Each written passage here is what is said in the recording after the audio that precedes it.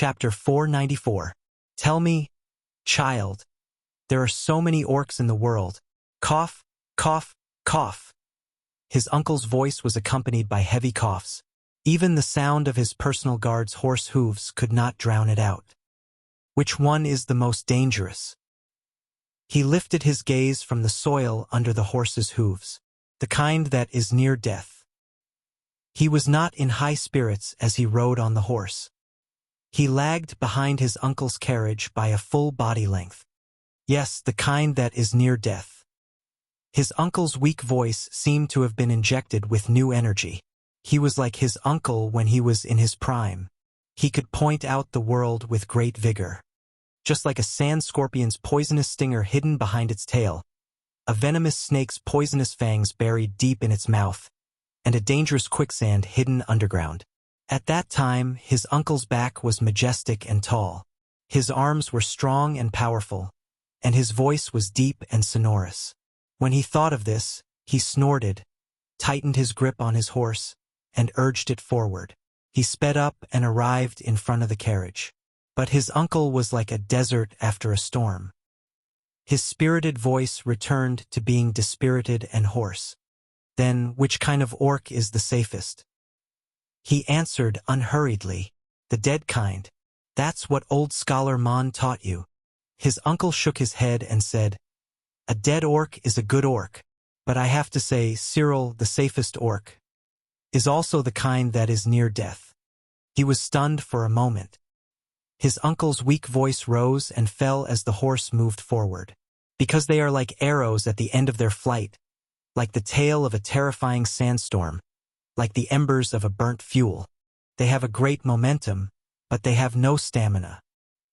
He tightened his grip on his horse's abdomen and frowned. This damn riddle, old man. Did you regain your masculinity last night and sleep with a priestess from Dark Knight Temple? Or worse, a male priestess? His uncle's voice fell silent for a moment. For a moment, only the sound of his personal guard's horse hooves could be heard. A few seconds later, all right. His uncle chuckled in resignation as he coughed. Perhaps this is why I like you. When he heard his uncle's coughing, which was worse than last week, his heart sank. He forced himself to be spirited. Like me. If those are your last words, old man, I have to say it sucks. He pretended to be relaxed and whistled. Everyone who hears this will think that you are an old pervert who likes to play with his nephew. Uncle was silent for a while more. The guards on both sides continued to march forward dutifully. Their expressions did not change, as if they had not heard their conversation at all. After a long time, his uncle's resigned and weak voice rose. Dying orcs are both dangerous and safe. So, why did the barren bone people say that the desert god is neither doomed nor forgiven? Because calamity and pardon can change back and forth with a single thought. That's why we have to be on guard at all times. He scratched his ear helplessly. His uncle continued speaking, and he became even more solemn. The royal relatives of the Blade Edge Hill seem to have turned over a new leaf, but it's hard to change one's nature. Sooner or later they will make mistakes. On the surface, the fat profiteer of Donghai has a wide circle of friends and is kind and harmless, but he is used to changing the direction of the wind and burning the bridge after crossing it. The land of cliffs pretends to be arrogant, neutral, and selfless, but they're just a bunch of rats that rely on the natural defenses of the mountains. As for that cowardly old bastard from the South Bank, he's even more conservative than a priestess. They can't be relied on. His uncle's voice became downcast. He listened quietly for a while before he suddenly said, "Old man, you really slept with a priestess?" Heavy hammering sounds came from the carriage. You... His uncle seemed to have choked again. Even his breathing became erratic. The corners of his lips curled up into a smile. In the end, his uncle suppressed his anger and sighed. Sigh. Forget it. In comparison, old Dylan from the Northern Territory is tenacious and constantly strives to improve himself. It's a pity that their positions are too bad. Once something happens, they'll be the first to bear the brunt, and it'll be difficult for them to help. As expected, if it were my uncle in the past, Hearing me joke about him like this. Feeling gloomy, he stopped thinking about it. Instead, he raised his head and looked at the increasing amount of vegetation on both sides of the Avenue of Blessings. You seem to have missed out on the most important thing? His uncle's breathing stopped. The carriages took a big turn. A few farmers who were driving the carriages by the side of the road shrunk their bodies in fear as they waited for the four-eyed skull flag to pass. After a long while, his uncle's weak voice rose again. It was filled with indignation and resentment that had not disappeared for years. The stars beyond the heavens are high above us. You can only look at them from afar and not be delusional. You can't trust them either. He felt a deep chill in his uncle's tone. Remember this. His uncle's words turned into a thick and ominous cough. He did not speak. After a few seconds, he released his grip on the reins, which were about to break. As his uncle coughed in discomfort, he took a deep breath and forced himself to smile. From what you've said, we should be mavericks and loners. We don't get along with everyone, and everyone hates us? His uncle stopped coughing, but he did not speak immediately.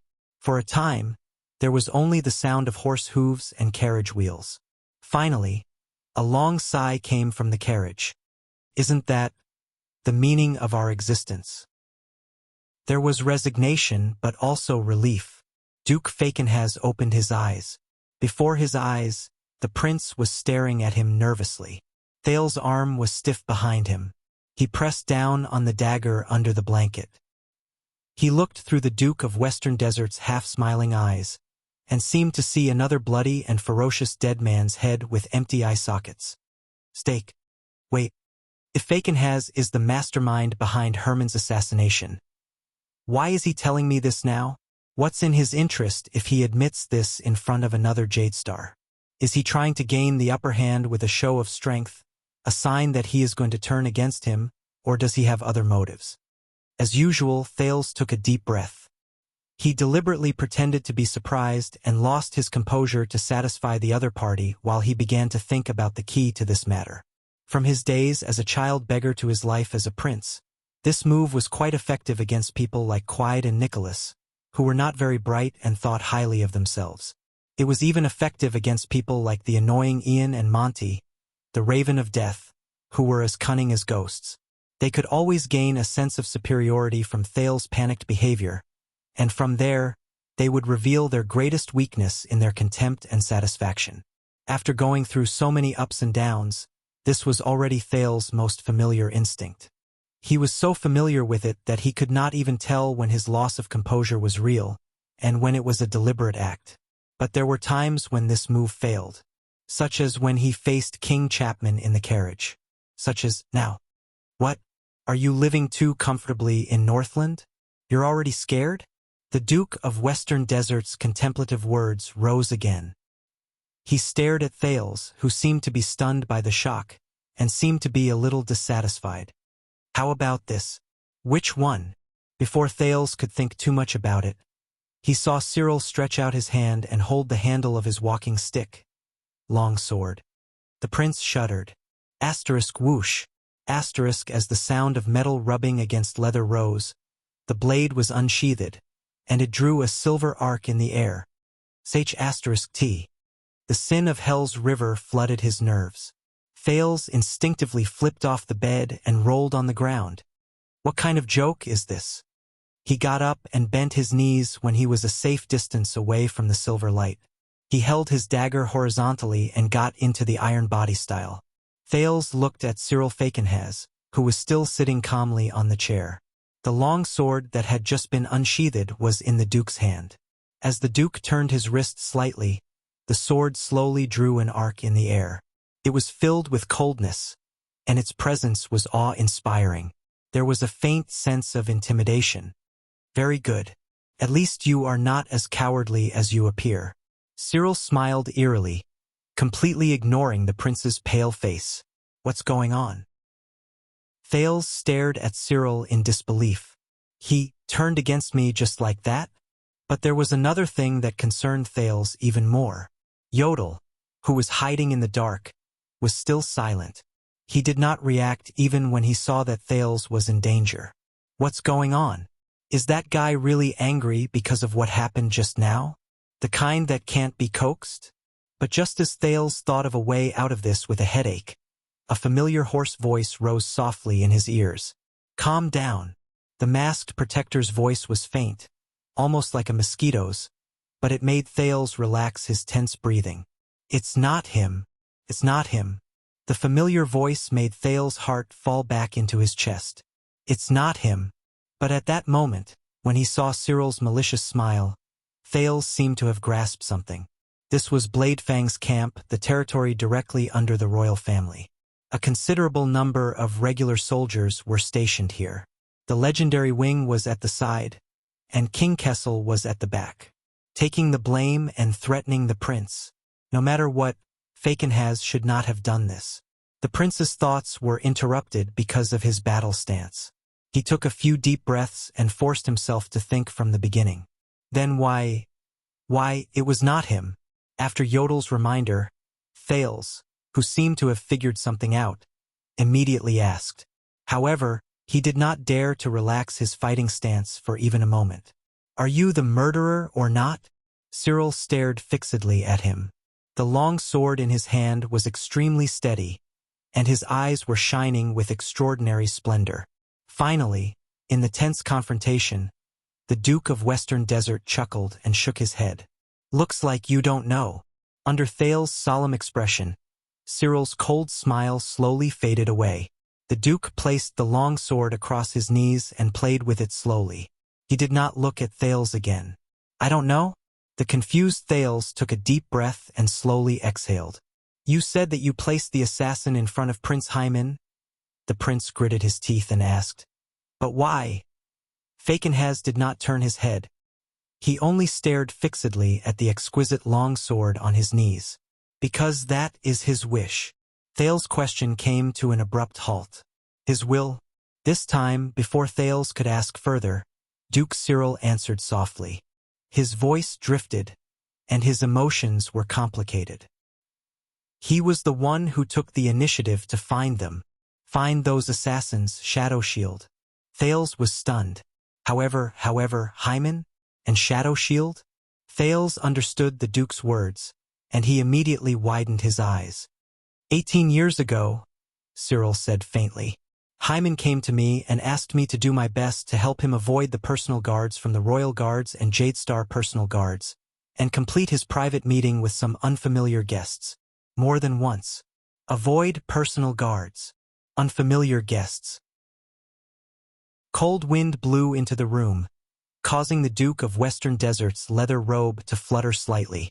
His gray hair fluttered lightly. The wind also brought up endless dust. Under the sunlight, countless particles that flew to and fro in a strange manner tumbled about in the air. Cyril's eyes were still spinning, and there seemed to be light in them. Until the last time. For some reason, Thales suddenly felt a chill run down his spine. Shadow Shield avoided the eyes and ears of the royal family to meet. So, Thales put down his dagger in disbelief and straightened his back. He moved his lips laboriously. The bloody year was done by him? Hyman! At the top floor of Ghost Prince Tower, the narrow room became quiet. Only faint noises could be heard from outside the window. There was also the fierce, chilly wind at such a high altitude. But the prince only felt that he had fallen into a deep and thick fog, and he was getting closer to the truth behind the fog. In the underground prison, Samuel's words, which were filled with hatred, rose in his mind. Is it the beauty Hyman who only has good looks and literary talent, but is narrow-minded, sinister, and ruthless? Is it the son who killed his father, or the brother who killed his brother? The fourth prince, Hyman Jadestar? Cyril did not answer, but Thales was only dazed for a few seconds before he immediately shook his head. Countless mysteries rushed into his mind. But why? If he is the Jadestar behind the scenes, then why did Shadow Shield want to kill him? This doesn't make sense. He stared at Fakenhaz, who seemed to be in a daze. The Duke closed his eyes gently before he opened them again. He placed his arms on his knees and leaned forward. He schooled his expression and turned to look at Thales. He smiled faintly but frighteningly. I want to know too. Thales was stunned. You don't know?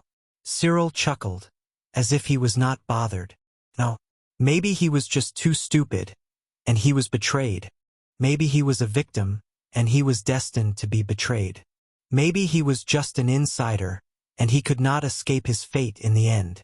Or maybe he was just unintentionally involved, and he wanted to turn the tide. Cyril lowered his head, and the corners of his lips curled up slightly. No one knew whether he was being sarcastic or mocking. But he didn't want me to know. He doesn't know. Thales was not satisfied with this answer. He took a deep breath, walked forward slowly, and sat at the end of the bed again. He was facing the Duke. Really? He asked you to do him a favor so that you wouldn't know the truth, and you agreed to it? You didn't even ask? Thales said coldly. Aren't you being too generous? Cyril turned his head around slowly.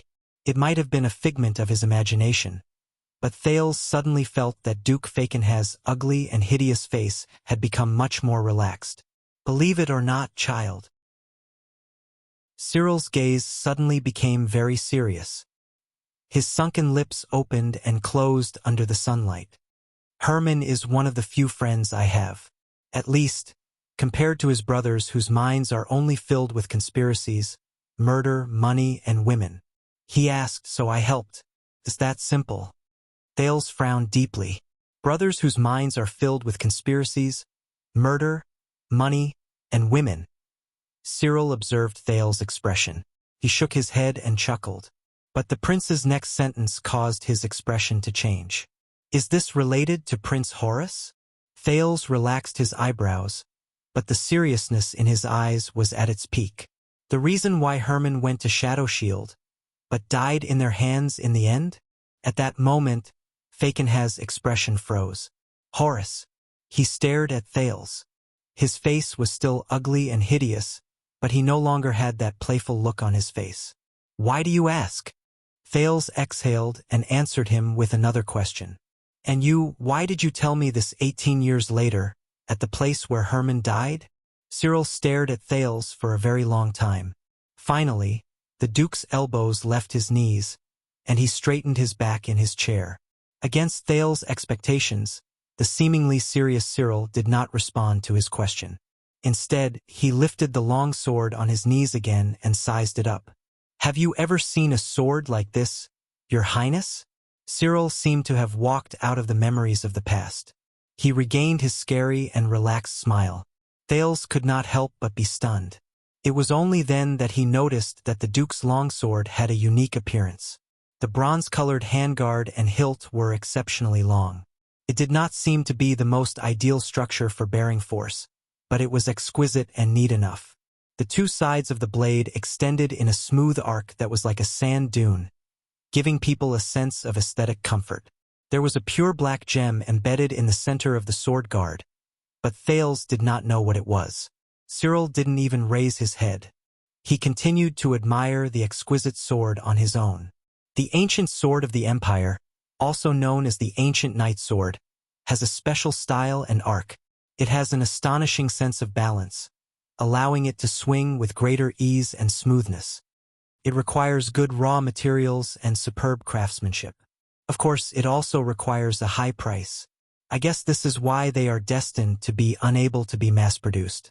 In the end, they disappeared from the battlefield, and only a few of them are valuable enough to become family heirlooms. Cyril turned the sword upside down so that Thales could see the bottom of the hilt. It was an unfamiliar letter of the ancient empire that Thales almost did not recognize. The carving of the letter looked rather crude. Compared to the other exquisite parts of the sword, it did not seem to be in harmony. Ancient sword of the empire? Ancient knight's sword? Wait a minute.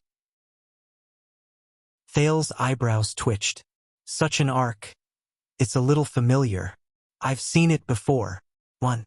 The eternal truth of Ricky's silver-hilt longsword with the same beautiful arc appeared in Thales' mind. But what does it have to do with what I'm asking, Herman and Horace? Thales asked vigilantly.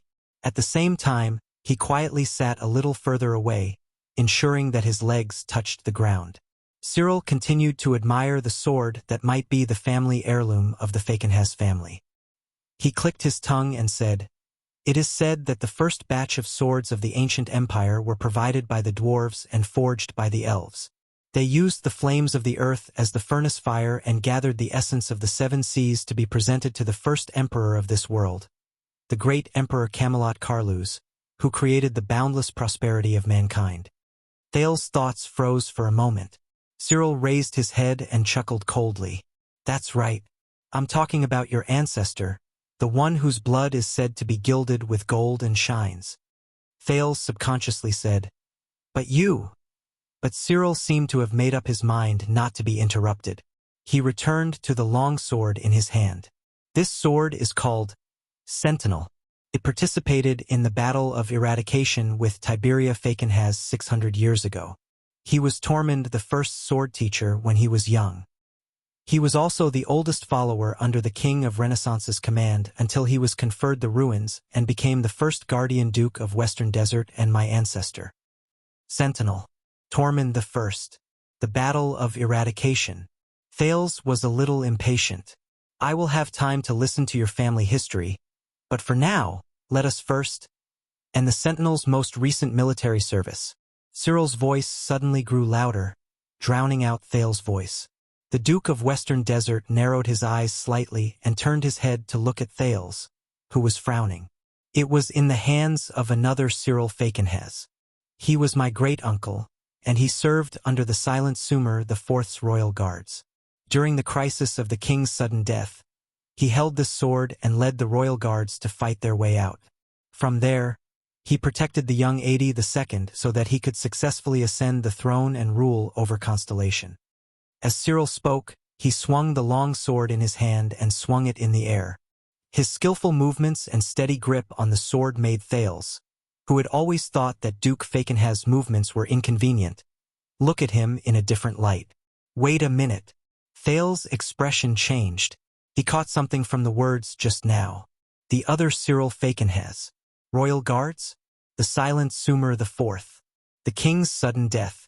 And Adi II? Thales stared at Sentinel. Before he could figure out what was going on, Cyril sighed. "Fakenhas is a family as old as Arund. It has been passed down since the age of the Empire, and it followed the Jadestar family to this day." The Duke stared at his sword of the ancient empire. "From the Battle of Eradication to the Bloody Year, just like this Sentinel, we have witnessed too much and understood too much." A strange light shone in the Duke of Western Desert's eyes. "Whether it is the rise and fall of Constellation, or the Jadestar royal family." Fakenhas removed the sheath from his cane and cast a sideways glance at Thales. There seemed to be a profound meaning behind his words. "A reign of terror." Cyril exhaled slowly and put Sentinel back into its sheath. "Compared to that, is the answer you seek still important?" Thales' eyebrows twitched. When he thought about what he saw and heard over the past few days, the prince suddenly had a guess. "Adi II, my grandfather. I heard that he was the one with the longest teeth among Sumer the Fourth's children, and he was also a male." Thales spoke slowly. "I believe that his ascension to the throne and coronation should have been smooth." He narrowed his eyes. "Where did the reign of terror you speak of come from?" The Duke of Western Desert put away his nostalgic expression and smiled slowly. He turned his head around and stared at Thales with a burning gaze. "Perhaps your history teacher did not mention your grandfather's stepmother, the witch Queen Vera from the Iris Flowers family, and her sister-in-law who was the Duchess of Blade Edgefield, your grandfather's aunt, the former Princess Helena. Iris Flowers family, the witch Queen Vera, the Duchess of Blade Edgefield, the Princess Helena." As he listened to these unfamiliar names, Thales' mind started to work. They also did not mention how they conspired to falsify an edict after Sumer IV passed away. They wanted to send your underage grandfather to Sunset Temple as a lifelong sacrifice, so that Queen Vera's biological son, John Jadestar, who was still in swaddling clothes, could replace his father and become king. Thales' eyes suddenly widened. John Jadestar conspired to falsify an edict. Thales could not help but tighten his grip on his dagger. Queen Vera's biological son. Replace his father with his son. Cyril put down his sword and could not help but sigh. Of course, if Queen Vera had succeeded 60 years ago, you and I would not have to worry here. If Queen Vera had succeeded, I would not have to worry here. Damn old man. Thales took a deep breath and calmed the shock in his heart. Enough, Duke Falkenhaz. From just now until now. Thales' expression darkened. What are you hinting at? This time, the second prince stared at the Duke of Western Desert. His attitude was hostile. Is it the late king's younger brother? The Duke of Star Lake, John, who had the chance to surpass my grandfather and ascend the supreme throne of Constellation? Falkenhaz curled his lips. Or is it the Covendier family of iris flowers who once tried to interfere with the succession of the throne? Cyril's smile did not fade. And the Duke of Blade Edgefield, the entire family of Princess Helena's husband who died 18 years ago, was also involved? As he watched Cyril's unhurried and calm expression, Thales gritted his teeth. Or are you hinting that during the Bloody Year, it was indeed one of my grandfather's princes who also wanted to replace his father, usurp the throne? Chapter 495. Constellation's history has never lacked bloodshed. Gilbert's words rang in the teenager's mind again. You are reading too much into my words, Your Highness. Cyril sneered. He took a fist-sized red fruit that Thales could not recognize from the plate and wiped it on his sleeve. I mean, as the oldest vassal of Jadestar, Falkenhaz has seen too many similar scenes in the reflection of Sentinel's blade, from the first day to the last. So many that we are numb. The Duke of Western Desert finished speaking. He ignored Thales' suspicious gaze and took a bite of the fruit in his hand in a contented manner. But Thales still looked at him warily. Is that so? Cyril's cheeks trembled. He seemed to be enjoying the taste of chewing, but his haggard face and frightening appearance only made his action more frightening. Similarly, the truth of the Bloody Year is no longer important. Just like today, 60 years later, will anyone still care about the crisis of your grandfather's coronation? Cyril leaned back, but his eyes, which were as lively as a viper's, were fixed on Thales. He said in a muffled voice, What is really important is what the Bloody Year has brought us, and how are we going to face it? Thales averted his gaze and tried not to look at the process of the fruit in Cyril's mouth, turning from solid to small pieces, and then to powder. The prince said solemnly, I do not like to deliberately mystify things. I also do not like to beat around the bush. Cyril swallowed a mouthful of fruit and snorted. He used his left elbow to support himself on the arm of the chair and leaned over. His gaze changed and he became aggressive. Then perhaps you are not suited to be a Jadestar. Thales turned his head slowly and looked at him. Cyril still maintained his teasing gaze, which was half genuine, while the prince's expression was calm.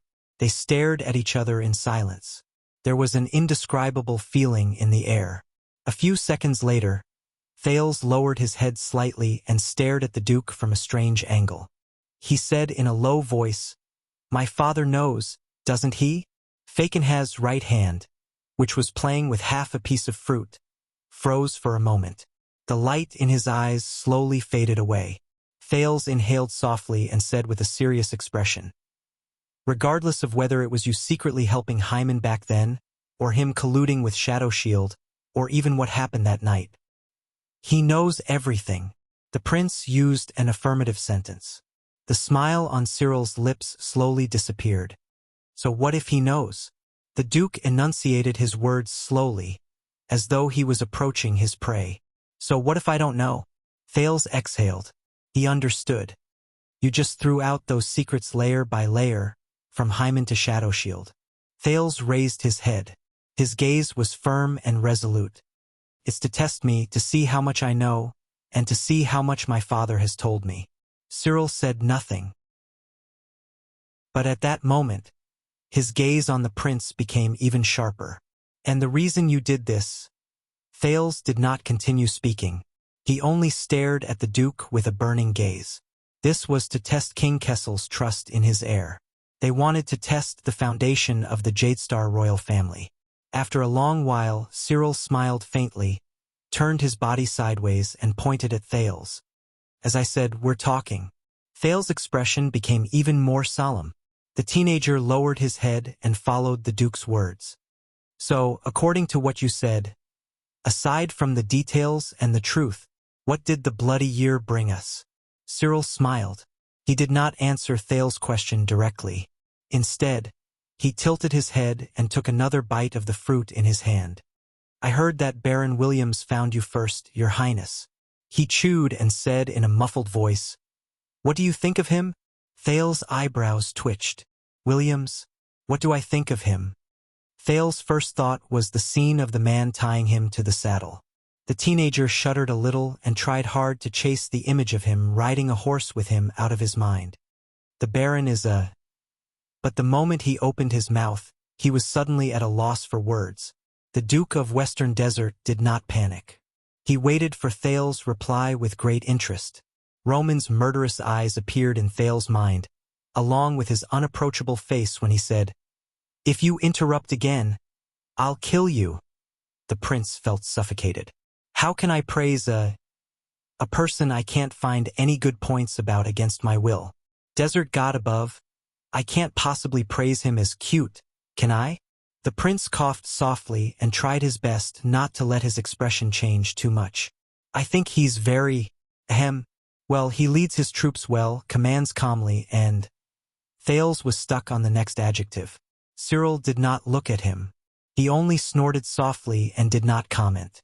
Thales, who had been racking his brains, remembered something and quickly added, And, he's extremely skilled and has an extraordinary appearance? Thank you, Desert God. I finally found a good point. Cyril snorted and nodded. He turned around and spat out the core of the fruit in his mouth. He tugged at his face, twitched his dented lips, and glanced at Thales with narrowed eyes.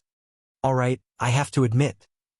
Even though he was slowly getting used to the Duke's face, Thales still felt goosebumps when he was stared at. Cyril sneered. Williams, that guy is indeed better looking than me. He smiled and raised his right hand. His thumb and index finger were very close together. The potholes and ravines on his face looked like they had been flooded. Just a little. Thales stared at Cyril's unique face and tried his best to hold back his awkwardness. Oh, is that so? When Cyril saw him, he finally could not hold back his laughter. While the Duke laughed, he extended his hand again and scooped up a second piece of fruit from his plate. Let's be straightforward. Everyone who has dealt with him knows it. Cyril scrutinized Thales. His terrifying face exuded a cold chill. Roman Williams. A cold glare shone in Cyril's eyes. That is a loner. Cold, arrogant, and arrogant. Shameless bastard. Shameless. Bastard? Thales resisted the urge to nod. He maintained a slight frown on his face. But Cyril did not seem to care about his reaction anymore. The Duke of Western Desert sneered and looked outside the window. Admit it. Since the first time he enlisted in the army during the bloody year, he has been more annoying than an ignorant and fearless brat, more irritating than a rude and unreasonable bully, more feared than a ruthless hooligan, more hated than an exploitative tax collector, and more disgusting than an arrogant tyrant. Thales sucked in a breath. He could not help but think of the legendary Wing's condescending look. The Duke did not care about his demeanor at all. He stared outside the window with a sharp and disdainful gaze. He seemed to have remembered something. All those who have dealt with him have suffered at his hands. That damn hot-tempered temper, that condescending look, that damned and hateful habit. He's just short of carving, I'm a *king idiot on his face. Thales quirked an eyebrow and listened to Cyril's vulgar words. Maybe the Baron is just not sociable. Duke Fakenhaz snorted coldly. Not sociable? Cyril took a huge bite out of the fruit in his hand, as if he was not biting food, but an enemy who could not live under the same sky as him. Have you ever seen him kill prisoners of war and collect heads on the battlefield? Have you ever seen his indifferent and habitual expression when he wiped off the blood on his face? Do you know that he has never shown mercy when he kills his own people? Thales remembered how the man had calmly dug out Steak's eyes and pried off the chin of a dead man's head while blood splattered everywhere. He felt uncomfortable. Cyril snorted coldly. Do you think that the commando team he formed in Stardust Unit is known as the Freaks just because of the few psionic prisoners he released? No. Thales pursed his lips and did not say anything. The Duke of Western Desert chewed on the fruit in his mouth and shook his head with a cold smile. That's because Roman Williams, the legendary wing, hides under that beautiful skin of his, is someone who does not understand the rules and does not care about benefits. He has neither sympathy nor loyalty. He has a strange temper, an unfathomable personality, is indifferent and cruel, and has strange interests. His way of thinking and logic are different from normal people. He is far from what we can understand, and he is far from what Renaissance Palace can command. He is truly— Cyril Falkenhaz's gaze turned cold. He enunciated his words clearly and firmly. Freak. Thales sucked in a deep breath and remembered how the legendary wing broke Norb's legs coldly and scornfully called the king a son of a b***t. Perhaps geniuses always have their own quirks. Cyril looked at the half-eaten fruit in his hand and curled his lips. Genius? The Duke raised his head. His gaze was profound. Then, I have to say, to promote a freak who is full of vices and sins, and who even the royal family cannot control, place him in the remote Western Desert, place him in the chaotic Western front lines, and do our best to provide for his regular army. Cyril's back was turned towards Thales. He looked at Blade Fang's camp under the window, and with a profound expression, he shook his head and clicked his tongue. Your father is probably also a genius. Thales frowned. He could not tell whether this was a sincere compliment, a bitter sarcasm, or a combination of both. But the prince understood a lot. Thales shook his head firmly. It's useless. As I said, I can't do anything about what has already been decided. You can't take back Blade Fang's camp from me, and you can't take back what you lost from my father. He had an indifferent expression on his face, as if he was 1,000 miles away from others. And you should leave. This is my mealtime, and I'm not used to sharing it with others. But against Thales' expectations, in the face of his obvious and resolute refusal, Cyril did not retort with a negative attitude, nor did he use his usual tone to mock and ridicule him. The Duke's expression relaxed. He did not smile, nor did he speak sarcastically. He just sat up straight and looked out the window quietly. Blade Fang's camp? What we lost. Your Highness, have you ever seen the former Western Desert? He stared at the bustling crowd under the window. Thales looked at Cyril's side profile and suddenly felt that Duke Falkenhaz was a little absent-minded at that moment. The former. The Duke snorted. He seemed to have remembered something, but he shook his head slightly. Do you know, 18 years ago, when I had just become the Duke, I received the General Edict of Constellation and rushed to Eternal Star City without stopping to listen to your grandfather's call to quell the rebellion with 18 other people? I never thought that Western Desert, which gave birth to me and raised me, would be the next. Thales' expression changed, and he sank into deep thought. 18 years ago. General Edict of Constellation. Call to quell the rebellion. But the prince raised his head and asked in puzzlement. Next? But Thales' vision immediately blurred. He instinctively wrapped his arms around his chest and caught the piece of bread the Duke of Western Desert threw at him. White bread. Thales watched in astonishment as Cyril calmly withdrew his left hand and stuffed another piece of fruit into his mouth. 18 years have passed. Very few youngsters nowadays know that before the War of the Bloody Year, before the legendary wing appeared, when the guardian Duke of Western Desert was still my uncle, the Duke of Western Desert bit on the fruit and said languidly, "What was Western Desert like?" Thales pursed his lips and furrowed his eyebrows. He looked at the Duke, who was obviously reluctant to leave. He opened his mouth in exasperation and resignation and bit into the soft and exquisite white bread. At that time, the ruler of this place, the Baron of Bladefang's Bar, Garrett Lummen, was an important vassal and guest of my uncle. He often went to the ruins of wastelands and could be said to have grown up with me. We were like brothers. The Duke smiled as he watched the teenager pull his face out of the bread in displeasure, but his gaze gradually froze. At that time, we enjoyed a rare peace with the great desert. Peace. Thales, who was trying his best to tear the bread apart, paused. Fakenhaz spoke slowly. If we don't go in, whether it's the 8 great tribes of the orcs or the 5 great tribes of the barren bone people, won't come. Our patrols and taxes follow the rules, and their plundering and herding have their own rules. They look at each other from afar, stay vigilant in silence, live their own lives, mind their own business, be fair, tacit, and natural. He allowed countless traveling merchants, herdsmen, mercenaries, and adventurers to freely enter and leave the desert. He allowed them to interact with desert bandits, exiles, orcs, barren bone people, and even those who came from the other side of the desert.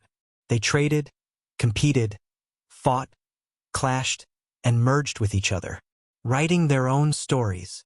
While Thales chewed on the bread, he frowned and thought of Tampa, the owner of my home. He remembered the history of Bladefang's camp that he once told him. It was the age of mercenaries. By the way, what happened to Tampa? At that time, there were even desert residents who longed for civilization who migrated to the western desert. When I reached the age of riding a warhorse and started patrolling the desert, I could still often see barren breeds coming and going at the borders. If you are courageous enough to step into the desert with the caravan, you will have a chance to see the face of the enemy of mankind. It is not strange to see the merchants haggling with the seemingly ferocious gray mixed breeds while pointing fingers at them and pointing fingers at them, causing their faces to turn red. The Duke's voice was different from his usual shrill and piercing voice. It became calm and smooth. There was a slight tremor in his breathing, as if he was trying his best to endure something. Barren breeds.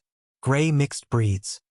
Thales first thought of Mickey, the barren bone man from Dante's Greatsword, then Raphael, who had dark red eyes, and the extraordinary orc who gave him his coming-of-age name, Kandarl Nushin. There are even merchant groups who set up fixed trading days in the Great Desert, just like the markets in our countryside. It is said that there are even merchant groups who found a magical trade route that is said to connect countless oases to the depths of the desert. They can even reach the Golden Passage, which proves that the area of the Great Desert is not smaller than the constellation that we are so proud of. There was an indescribable smile in Cyril's words, as well as a reluctance to part. Have you heard of the bardic poems of the 3 heroes of dawn who seek dragons in the desert? Have you heard of the story of Caligri, the desert city where countless treasures are gathered? Have you heard of the legend of the ancient battlefield in the desert of God of War from the barren bone people? Have you heard of the terrifying story of the evil god who hides under the yellow sand devouring everything in the world? Have you heard of the legend of the empire's countless treasures buried deep in the desert? At that time, they were all exciting stories that originated from the mysterious Great Desert. Countless people set out from here, entered the desert, and brought them out. They brought them back to the western desert, brought them back to Constellation, and became legends that were passed down through the ages. Bardic poems, stories, legends. The former desert and western desert. Thales listened quietly. For a moment he even forgot to eat his bread. The Duke sighed. The people of the western desert and the residents of the desert are like this. We are wary of each other, but we also need each other. Sometimes there are conflicts, but sometimes we cooperate. We maintain the strange but interesting ecology, enriching this land that has been dry for 1,000 years. The room was quiet for a few seconds. In the desert, there is an old saying among the people who worship, or rather, fear the desert god. Fakenhaz said airily, "The desert god has no disasters, but the world has disasters." Thales' eyebrows twitched. He instinctively followed suit. The desert god is merciful, and the desert shall be pardoned. Cyril's eyes lit up. He seemed to be surprised that Thales knew this saying. So, you already know. The Duke smiled softly. If the desert god did not have to take the initiative to send disasters, the mortal world would have long been filled with disasters. There is no need for the desert god to personally pardon us. The existence of the Great Desert is already its greatest tolerance. Cyril's face showed a look of lament. Do you feel it? The desert god reflected in this saying is neutral, detached, indifferent, and sees through all things, just like the great desert itself. Thales did not speak. He only remembered the warning the Barren Bone Man, Raphael, gave him before he left Dragon Cloud City. But at that time, the Barren Bone Man explained the meaning of this saying to him.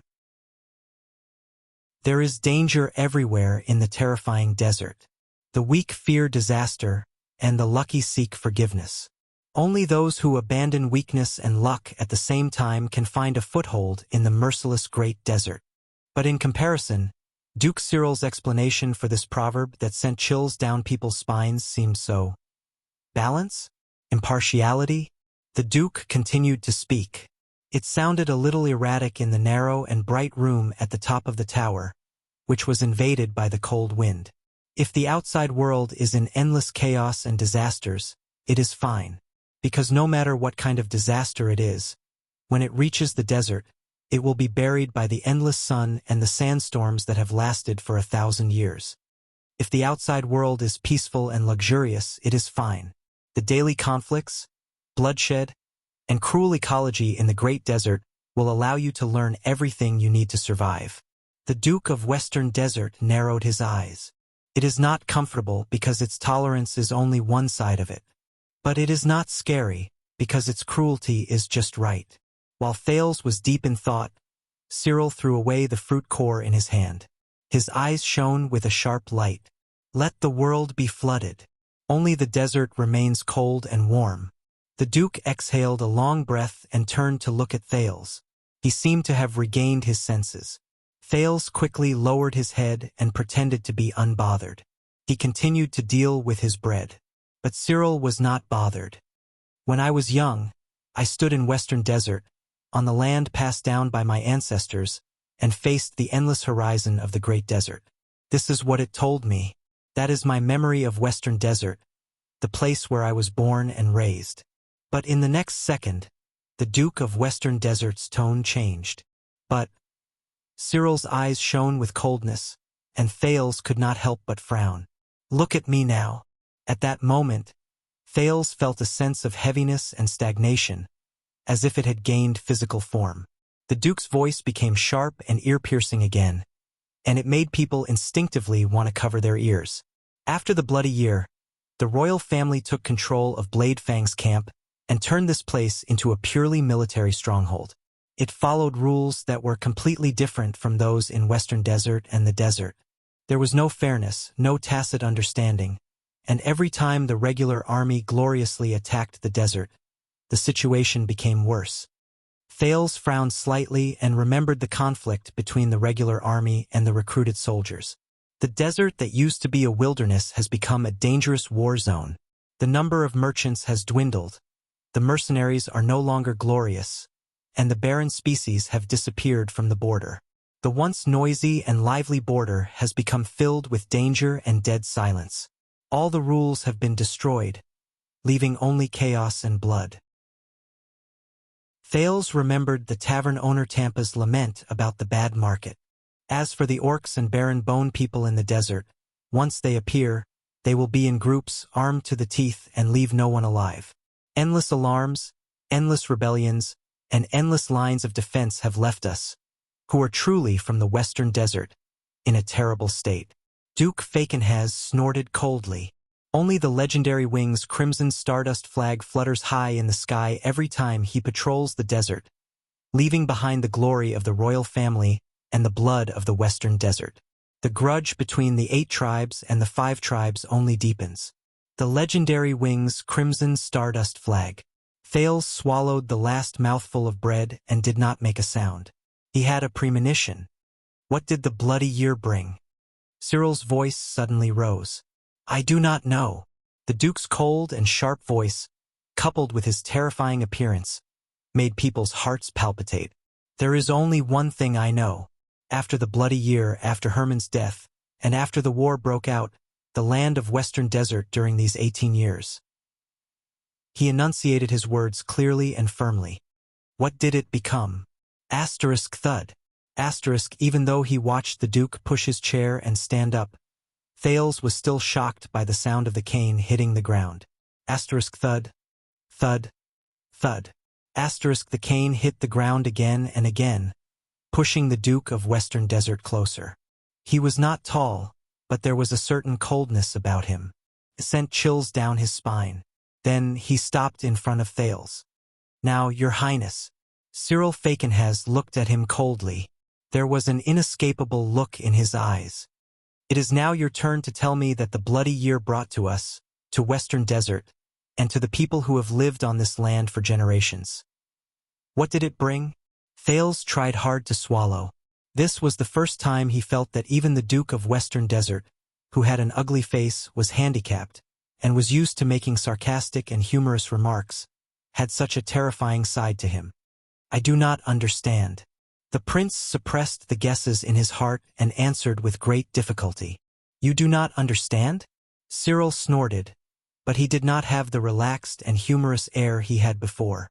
"Or do you not want to understand?" His withered face was like a skeleton that had been dried out for a long time. Bone-chilling wind shone from his deep eye sockets.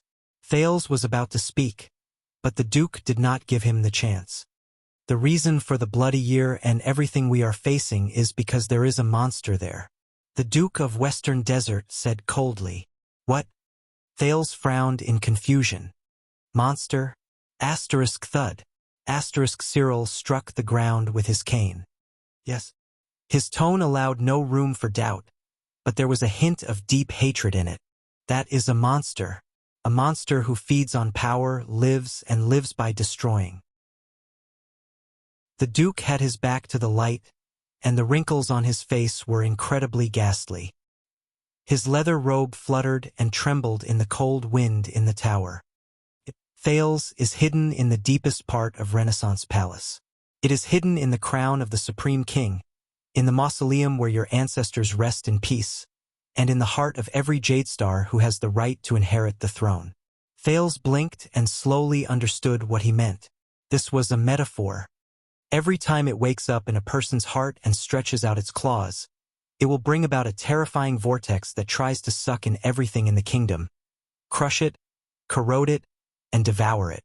Thanks to it, Western Desert, no, not just Western Desert, but everything that once belonged to Constellation is collapsing, being destroyed, dying, and no longer existing. In the tower, the Duke of Western Desert, Cyril Falkenhays, pointed at Prince Thales, who had a solemn expression and was on full alert. "And someone has to do something." End of this chapter. Chapter 496. A monster who feeds on power. The figure he had not seen for a long time involuntarily appeared in Thales' mind. That figure, who held a scepter and wore a crown on his head, was called Father, but was dignified and unapproachable. The prince was silent for a few seconds. "You don't like Western Desert's current state, and you don't want to forget the Western Desert of the past, the Western Desert that only belonged to Falkenhays? So you hope that I'll do something." The prince raised his head and looked at Cyril. His tone became wary. "You know, 6 years ago, when I left Eternal Star City, someone told me something similar." The Duke of Western Desert stared at Thales for a few seconds before he smiled. "No, Your Highness." Falkenhays exhaled slowly and turned to face the window. "Don't think of me as a fuddy-duddy who clings to the old traditions, or an idiot who is obsessed with the glory of the past and refuses to open his eyes to see the future, although there are plenty of such people among my peers." Thales snorted softly. "Then what makes you different from them?" This time Cyril was silent for a long time. He remained motionless, looking down at the bustling, picturesque scene of the camp below the window. "Why, Thales?" Finally, the Duke of Western Desert sighed with emotion. "How did we get to rule this land?" The vigilant Prince of Constellation furrowed his brows. The ruler of the Falkenhays family spoke slowly. "Regardless of whether it is me ruling the Western Desert as a duke now, or you being crowned king in the future and ruling all of Constellation, enjoy everything that is above human beings." Cyril changed the topic too quickly, and there were hidden meanings hidden in his words. There was also a faintly discernible sharpness and harshness in his words, which made Thales, who was used to Northlanders talking about things as they were, extremely uncomfortable.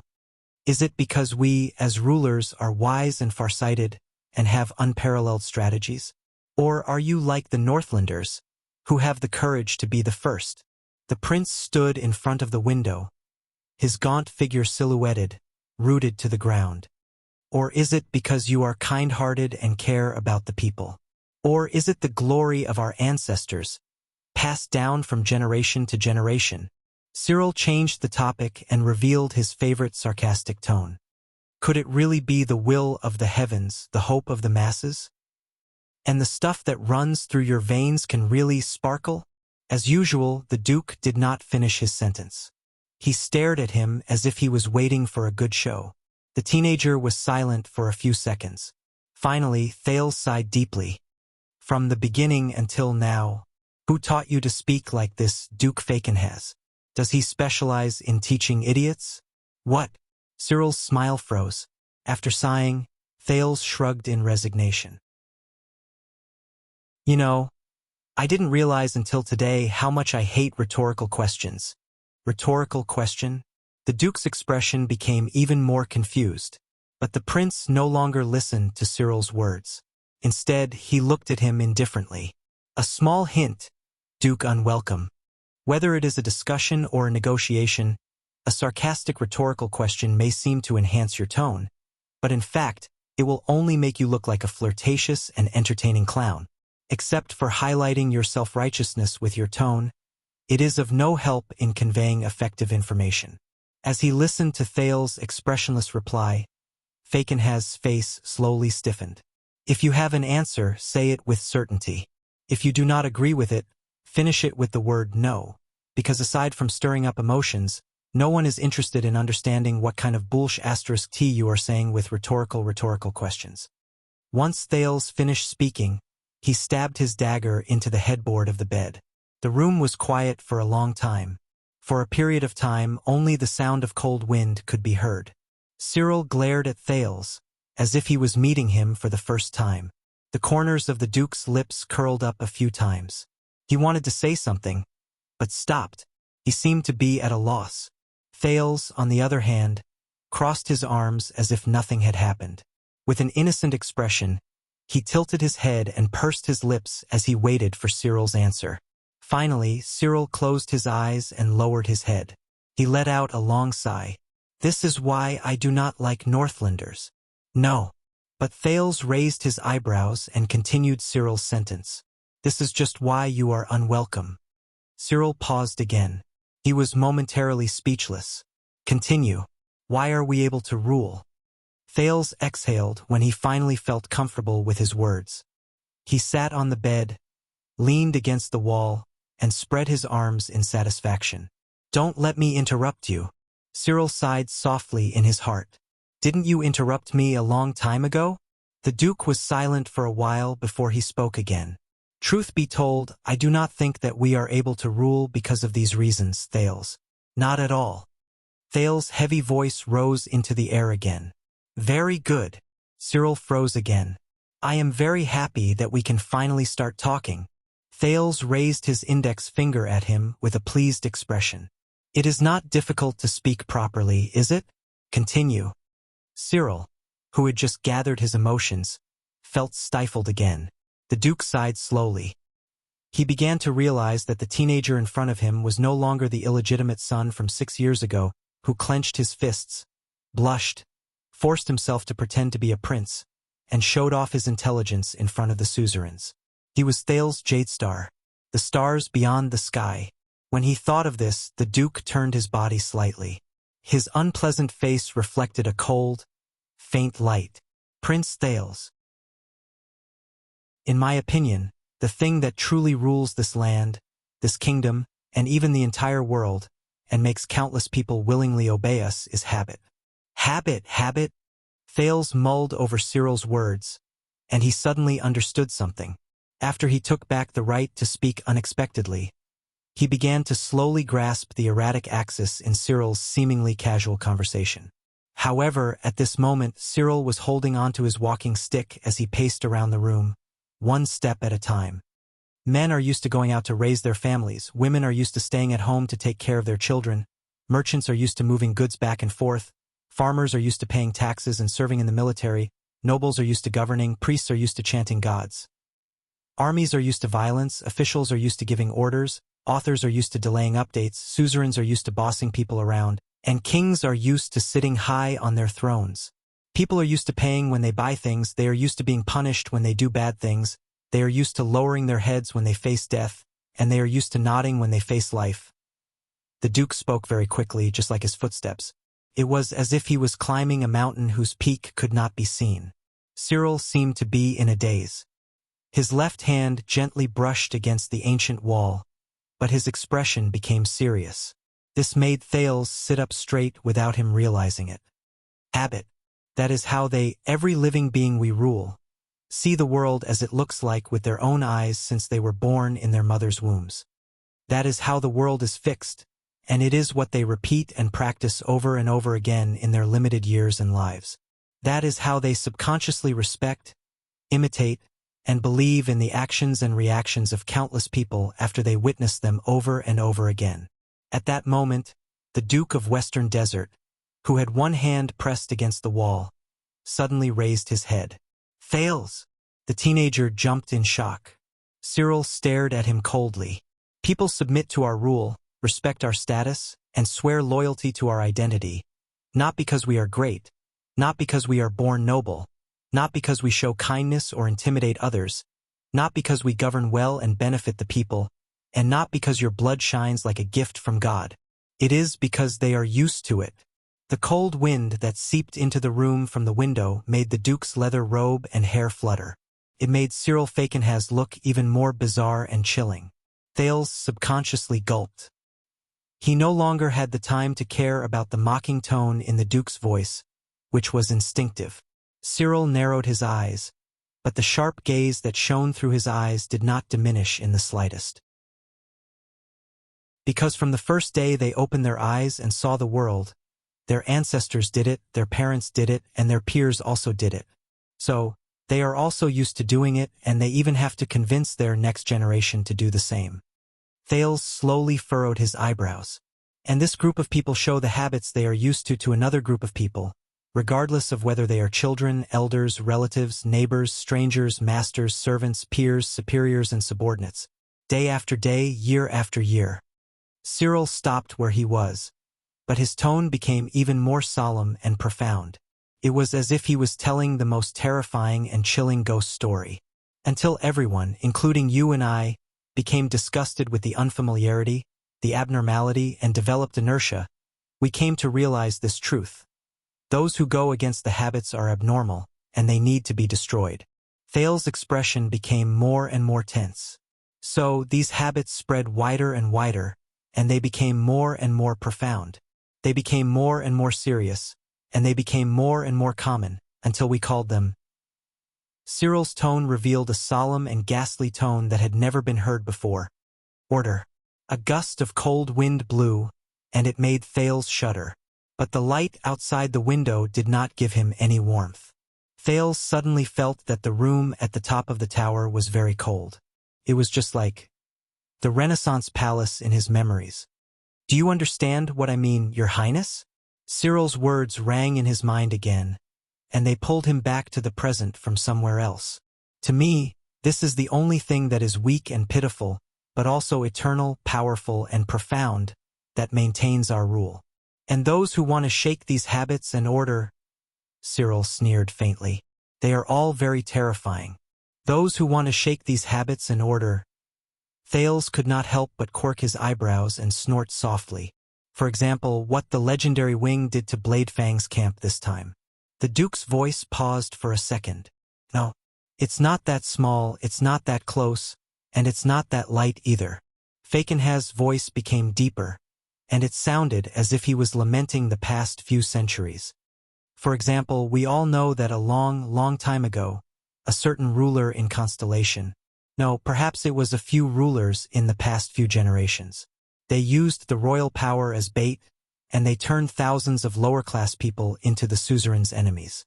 This sentence caused Thales' nerves to tense up. The royal power's bait. At that moment, Thales suddenly had a feeling that Cyril Falkenhaz, this unwelcome person who acted strangely and spoke out of turn, did not come here just to draw the second prince to his side. The prince became even more serious. With the help of the royal power, they slowly climbed up the ladder and fought against us, the feudal lords. Cyril slowly walked back to the window and looked at the desert camp under the window again. Hence, the rise and fall of families, the rotation of nobles, the rise and fall of countless people, the uncertainty of life and death, and the rise and fall of the kingdom today. The Duke's voice was deep and indistinct, but it left no room for doubt. Over the course of hundreds of years, from the succession of families, the rise and fall of noble titles, the adjudication of taxes, the appointment and dismissal of officials, the judgment of the law, and the mobilization of the army, Renaissance Palace has been seizing everything from the suzerain's hands in an orderly but unstoppable manner. It has been gentle, slow, but resolute. When he heard this, Thales could not help but remember the scene 6 years ago on Dragon's Blood's night. He had spoken passionately in front of the 5 archdukes and an archduchess about the current situation of Constellation. He also remembered the story he heard from the former members of the royal guards not long ago. The rise and fall of families, the rotation of nobles, the rise and fall of countless people, the uncertainty of life and death. Thales was deep in thought and did not speak. Even though every move of both sides is clearly seen, Cyril leaned forward, as if he wanted to take a closer look at the scenery under the window. What truly makes a chess game interesting is that there are countless possibilities within the number of steps that can be seen clearly. It was as if he was looking at his chessboard. Take one step and look at 10 steps ahead. Every move you make is not only related to the chessboard at that moment, but also to the next few steps, dozens of steps, or even hundreds of steps in the game. From there, the opponent who is 100 steps behind you will not be able to parry your move and will have to surrender. This is far more interesting than a face-to-face, fist-to-fist fight. For some reason, when he heard this, Thales suddenly thought of Black Sword. The teenager remembered the battle between that man and Giza. Black Sword led him into the Hydra Kilika's encirclement. From the initial position of the breakthrough to the path he chose to take, Black Sword calculated and considered all the factors of the battle from the very first step, and from there, he walked towards victory step by step. He was like a chess player who treated the battle as a game of chess. Cyril's voice was calm and steady. His sparse hair fluttered along with his robes in the cold wind. He quietly placed his chess piece without batting an eyelid, and he reaped 10,000 fruits in autumn. This is the virtuous king's brilliant path, isn't it? Virtuous king. Thales was slightly startled. Virtuous king? He subconsciously repeated. Cyril suddenly turned around and revealed a humorous smile that caused people to frown. His tone returned to his usual cordial tone. What? Do you really think that after so many years, from the ridiculous national conference to the wretched Wang family's bank, no one, no matter how stupid and slow-witted we are, can really not see through it? Thales' heart sank. The Duke raised his head and narrowed his eyes. Just like me, many of us are well aware of this. But there is nothing we can do. I know it. There is nothing we can do. Thales took a deep breath. He could not help but think of Lampard's distressed expression when he mentioned the virtuous king in the carriage. Once a chess piece is placed, 100 years of chess play is played. Thales' eyebrows furrowed even tighter. Why? Why do you look like that? The Duke looked at the scenery under the window. He was rather absent-minded. The old crow said in his letter that you are quite interested in the virtuous king. Am I not? Thales shook his head. The prince's words came to an abrupt halt. Wait. Thales realized something. His eyes widened abruptly. The old crow? The prince looked up abruptly and cried out involuntarily. You know him? Know him? Humph, Prince Thales. Cyril's laughter traveled along with the sound of the wind. When Merrill Hicks set off from Dragon-Kissed Land, passed through the 3 kingdoms of the Mystery Sea, entered Constellation, and traveled thousands of miles north to Extet, who did you think sent troops to escort her through the desert? Thales was stunned. Merrill Hicks crossed the desert and went north to Extet. But how did the Duke of Western Desert of Constellation and the old scholar from Enlenzo Dukedom know each other? Cyril seemed to have sensed his doubts. The Duke heaved a long sigh. There was a hint of nostalgia in his unpleasant voice. When I was young and mischievous, I once had a special scholar teacher from dragon-kissed land. Thale's ears twitched. When he said this, the Duke shook his head and laughed. Then, my uncle discovered that his scholar qualification was fake. In his rage, he stripped Hicks naked and threw him into the great desert. Ah, what a nostalgic youth. Thales blinked and took a few seconds to sort out the cause and effect. That means the guardian Duke of Western Desert and the old crow, Hicks. The surprise on Thales' face became even more obvious. Putre said that the old man had been the teacher of many important people. It seems that he really isn't. Bragging? You and I, Your Highness, we are connected in many ways that cannot be seen by others. The Duke of Western Desert's laughter grew louder until he turned away from the window. Cyril spoke in a seemingly casual manner. As for your question about who taught me to speak like this, and whether he specializes in teaching idiots, Duke Fakenhas slowly narrowed his eyes. At that moment, Thales suddenly felt his face stiffen. Asterisk thud. Asterisk Cyril's walking stick hit the floor loudly. I believe that Hicks has certainly taught idiots before. What do you think? The Duke narrowed his eyes and stared straight at Thales. There was a malicious look in his eyes that could not be concealed. Your Highness? At that moment, the air in the room seemed to have frozen. In the face of this question that he could not answer, after a long while, Thales tried his best to pull away the expression on his face, which looked as if he had just eaten a fly, and forced an awkward smile. Damn it! Under the Duke of Western Desert's vengeful gaze, Thales changed the topic with great difficulty. I think I know what you want to do. Thales raised his head. He was slowly getting used to the man's seemingly casual manner of speaking, but in fact, his words were sharp. You are powerless against Renaissance Palace, so you are counting on me, a new king, to change the kingdom from the throne? But against his expectations, Fakenhas shook his head again. First of all, it is not we, it is just me. Thales was slightly stunned. Second, change the kingdom? No, the Duke said in a low voice. With or without you, the kingdom has always been changing. Cyril circled the wall again and paced back and forth in a limp manner. His right hand would occasionally tap the furnishings in the room, as if he was reminiscing about something. To be precise, the entire world is changing. It is not just at this moment, not just 100 years ago, not just 600 years ago. The Duke of Western Desert's eyes shone with desire.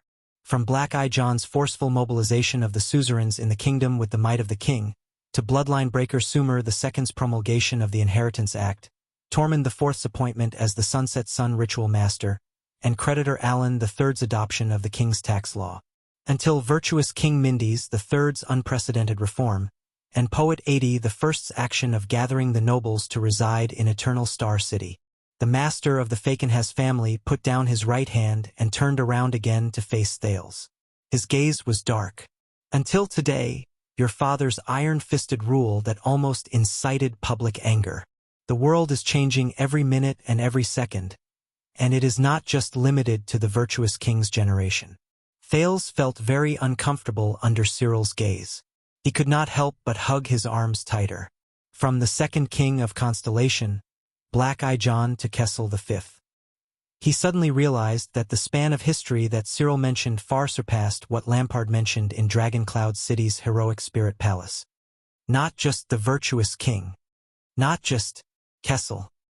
Changing every minute and every second. These words sound very familiar. The prince sighed. You are probably really the old crow's student. When Cyril heard this, he snorted softly. Hicks, he opened my eyes, my mind, and my heart. But his gaze immediately changed. But what about you? The heir of the kingdom, Prince Thales? Did you open them? Both of them were silent for a while. If I also opened them, what do you want me to see? Thales' expression darkened as he spoke slowly. Cyril did not smile.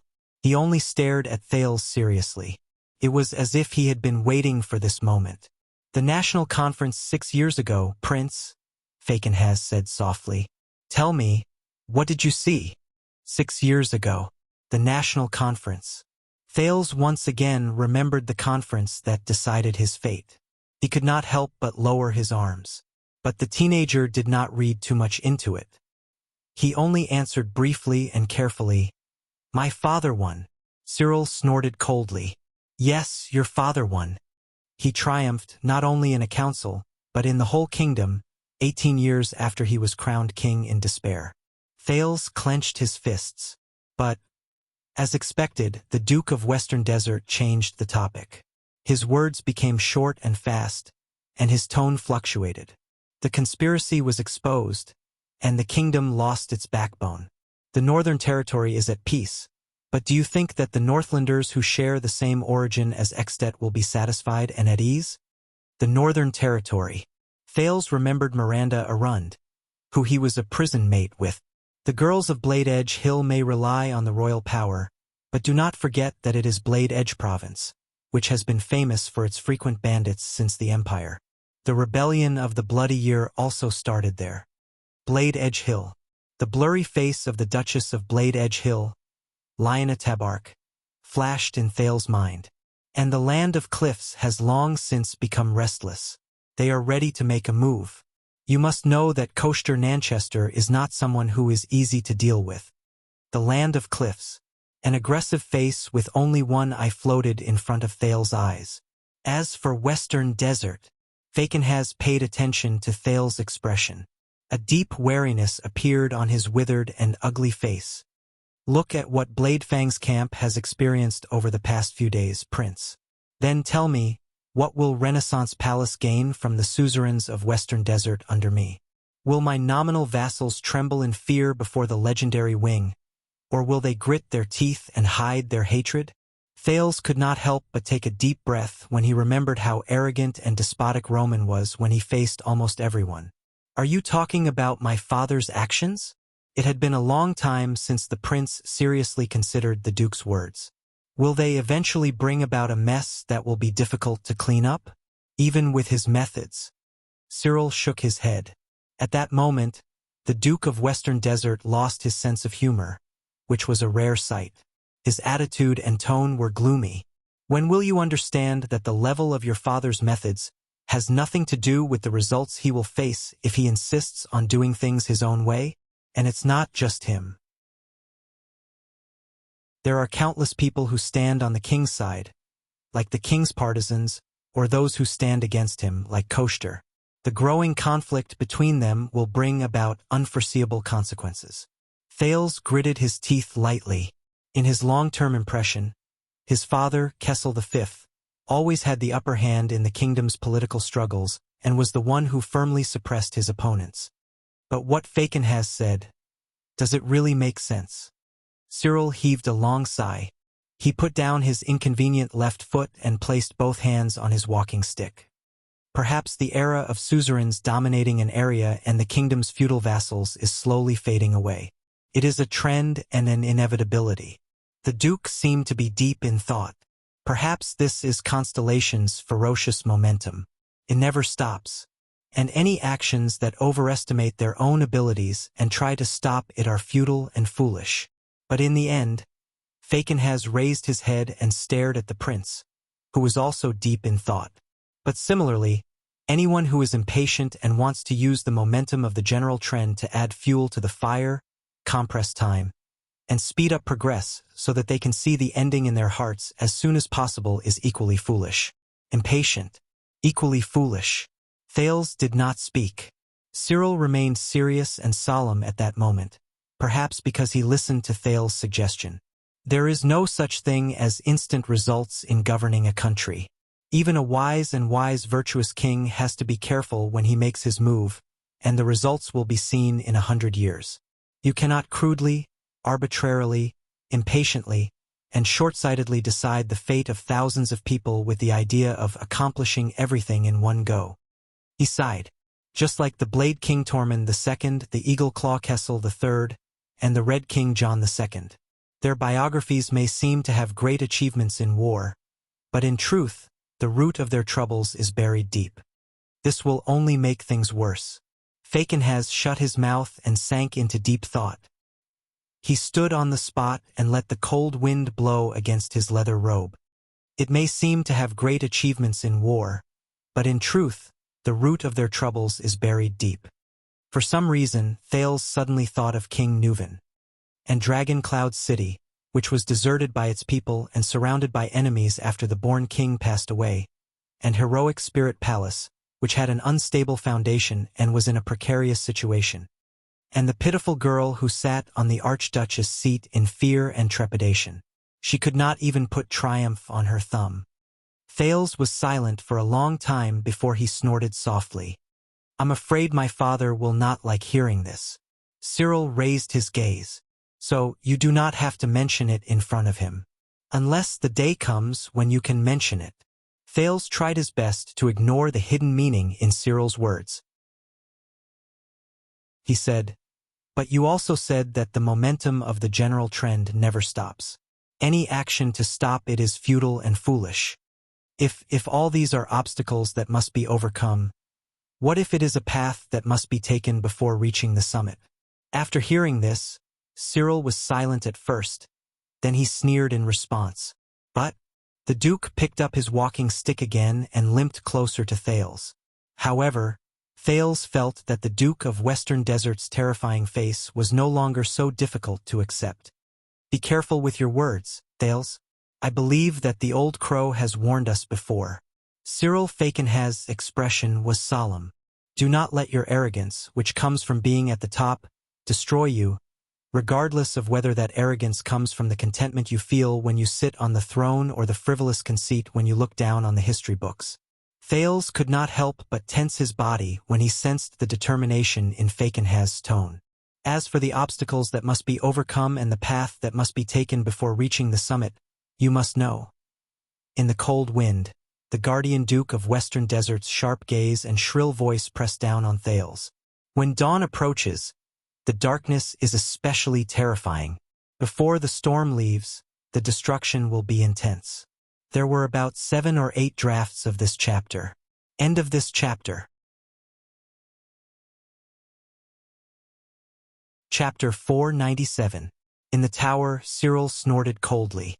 I dare say that even the virtuous king, when he sees the suspicious and hostile state of Constellation today, it is difficult to say that he will not feel a little regret for the decision he made back then. This time, Thales listened quietly and did not speak. But he remembered the words he used to convince the 5 archdukes in Heroic Spirit Palace when he tried his best to turn the situation around. Constellation's current weakness and turmoil is not a coincidence, but an inevitable result of walking down this path. This is what the virtuous king left for Constellation.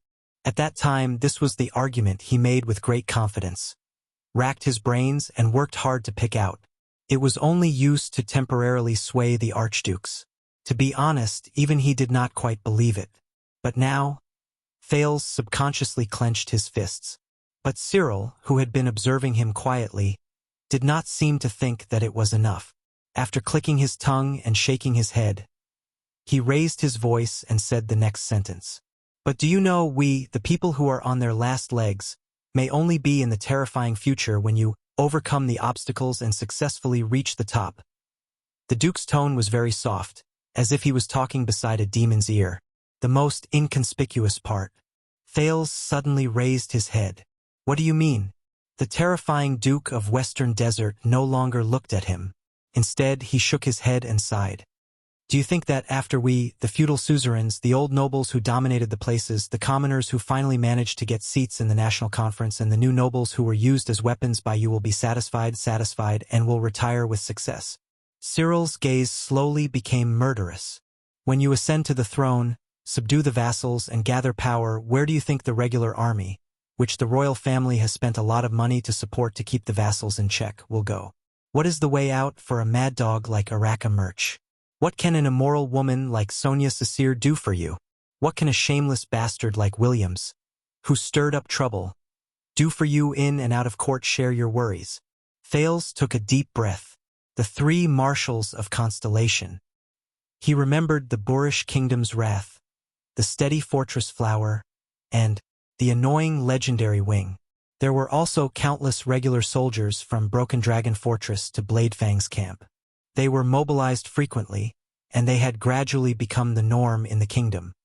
As for Cunning Fox Casso, Moneybag Kirkirkman, Soldier Reed, and even Old Man Godwin and Pointy-Faced Kenny, who were supposed to be loyal to you and take down the powerful nobles as their duty, after they succeed, what will they leave you and what will they ask from you? The Duke's words became increasingly dangerous.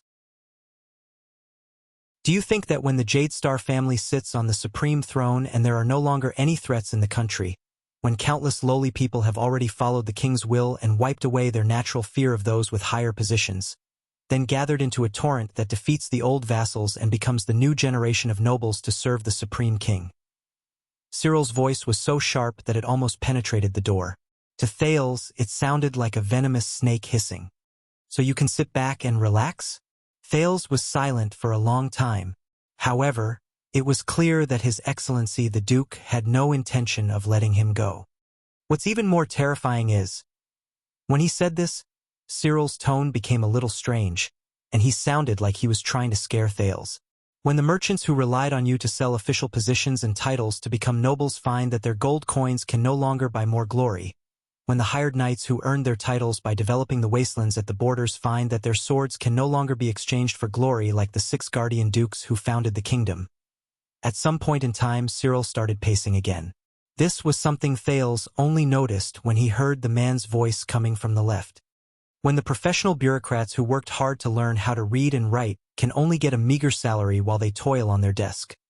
When the creditors in the royal bank find that the king no longer has the intention or ability to expand by confiscating assets from within the kingdom or expanding outwards so that he can give them special privileges, increase their debts, and increase their profits. When countless new nobles yearn for more power, status, and benefits, but they can no longer find a big target like us, no enemies for them to plunder, and no targets for them to demand. It was still the sarcastic and harsh words that were exclusive to the Duke, but Thales no longer felt that it was humorous. Asterisk thud. Asterisk Cyril's walking stick hit the ground hard. The guardian Duke of Western Desert blocked the window. His back was against the light, and his wide but empty leather robe covered him like the shadow of a solar eclipse. Who do you think will be the new target for the nobles, who have lost their respect for those with high positions and are eager for power? Will it be upwards or downwards? Fakenhaz said coldly, who will be upwards and who will be downwards? What will happen if we go upwards? And what will happen if we go downwards? Upwards. Downwards. Unknowingly, Thales' left hand had already gripped the JC dagger that was stabbed into the bedside table. Any change has a price. The teenager thought absent-mindedly. Some of the price might not be obvious at that time, but it was just like when Cyril talked about the chess game. After 100 steps. Then Thales Jadestar. Could it be that after 100 steps? Let's not talk about this first. These are all your guesses. Thales sucked in a deep breath and pulled himself together. He shook his head. If the general trend is really like this, then we can't avoid it. Then we will definitely have a countermeasure, such as readjusting the situation and balancing our interests. There will always be a better way out. However, Cyril sneered in disdain. It was not the kind of ridicule or sarcasm that he was used to using to offend people. Instead, it was a genuine disdain that came from the bottom of his heart. So, you have never been a ruler. Humph. Do you really think that your citizens are all sincere, loyal, and good people who know how to repay kindness? As long as the government is clean, they will live and work in peace and contentment. As long as you give them benefits, they will be satisfied. They will be grateful and support you, even if you have to go to hell. Thales turned his head away and frowned. I repeat, the prince was a little unhappy that he was choked. I don't like rhetorical questions. But this time, Cyril did not fall for his rhetorical questions. Go to hell, the Duke of Western Desert said coldly, not giving him any face. Thales swore that he could even hear some of the local Western Desert accent that only the locals were used to speaking. This is not a face-to-face transaction. Your people are not merchants either. You give them money, and they will give you goods in return. This is not a bar fight. where you can regain your dignity and subdue your opponents with just your fists. Asterisk thud. Asterisk the Duke moved and took a huge step forward. His robe fluttered in the cold wind, and it pressed down on Thales like a hunting vulture. This world is not that simple. It is not so simple that hard work will bring you rewards. It is not so simple that hard work will bring you rewards. It is not so simple that if you work together and pour your blood, sweat, and tears into it, you will be able to benefit the people for thousands of years. People are not so simple either. They are not so simple that they will repay kindness, give benefits to others, fear torture, and submit to authority. Cyril's tone was anxious and sharp, as if he was reprimanding Thales for failing to live up to his expectations. No. He looked at the slightly shocked Thales and hit the wall with his walking stick. I have been ruling Western Desert for more than 20 years, ever since I helped my uncle with political affairs. Believe me, your people will always give you unexpected and contrary feedback. One person may cooperate, be loyal and obey, but a group of thousands of people? Fakenhaz snorted coldly. His gaze was cold. He was vigilant and on guard, as if he was facing a flame that could not be touched. A group of people are huge beasts with bottomless appetites. They are sharks that are never satisfied. They will always give responses to their rulers that are beyond their expectations, and they will catch you off guard. Thales was slightly stunned. This Cyril. He's not his usual self. At the very least, he's not like how he was during the national conference 6 years ago, if he wasn't putting on an act. Cyril turned around and gritted his teeth fiercely. If you hate your people, they will hate you even more. If you love your people, they will not necessarily love you back. A high-handed authority may bring about even more intense resistance, but benefits that benefit the people may not bring about true loyalty. Good intentions lead to bad things, and actions that go against one's wishes are even more common. Asterisk thud. Asterisk thud. Asterisk thud. Asterisk the Duke paced faster and faster. He tapped his walking stick against the ground repeatedly, and it released a dull sound that made people's hearts palpitate. At the end of the era of multiple kings, the first king to use messenger crows to replace courier messengers on a large scale brought about an unprecedented change to the world. But in the end, he died of the absurd crime of indulging in pleasures and abusing the people. More than 1,000 years ago, Emperor Bashir was benevolent. He reformed the old system in a bold and decisive manner. He wanted to provide protection to his people who had nowhere to live, but he died of depression amidst endless complaints and surging public sentiment. Thales frowned as he listened to these historical stories that sounded unfamiliar yet familiar at the same time. Are you saying that we are walking on a path that we cannot control, and that we might be heading towards unexpected consequences that go against our wishes? We can't change it with human strength, and we can't turn around to avoid it either. The Duke did not comment, so Thales simply and mercilessly snorted in response. Then, what you said just now about the unstoppable momentum of the general trend, the worry and wariness you spoke of, aren't they all nonsense? But Cyril seemed to be angered. He first snorted angrily and slammed his walking stick against the ground. He stopped moving. No, what I'm talking about is, hoping to use simple and crude methods to obtain direct and effective results is often the opposite of what we should do. He stared straight at Thales. Even if the goal is correct and the direction is not wrong, if the method is wrong and the method is wrong, it is very likely that it will be in vain or even self-defeating. This is the problem we are facing. It is a mistake made by your father and his enemies. The goal is correct and the direction is not wrong. The method is wrong and the method is wrong. Your father and his enemies. A mistake made together. At that moment, Thales suddenly realized Cyril's meaning and his stance. Cyril said coldly, the powerful ancient empire guarded Thorn land with a large number of soldiers. The Duke of Thorn Birds ruled the southwestern province, which was known for its rebellious spirit, with an iron fist. He killed them until they were submissive.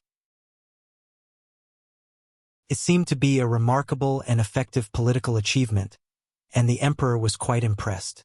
But the Duke's tone changed, and it became sinister and strange. However, when the moment of the empire's decline arrived, the people who raised the flag and rebelled were the strongest. In the end, they hung the heads of the provincial governor and the entire family of the Duke of Thornbirds on the flagpole, destroyed the army of the empire, and shattered the empire's territory. It was none other than these children of Thornbirds. As his mind became more and more agitated, Thales took a deep breath and leaned back against the wall. If I remember correctly, the Fakenhas who uses the four-eyed skull as their emblem, your clan saying is power arises from violence? He said softly and waited for the Duke's response. Power arises from violence. The Duke of Western Desert froze for a moment. He was silent for a long time, until a gust of cold wind blew. Yes, the Duke said faintly. There was a rare, complicated look in his eyes. But the people outside only know this saying. This is the worst saying.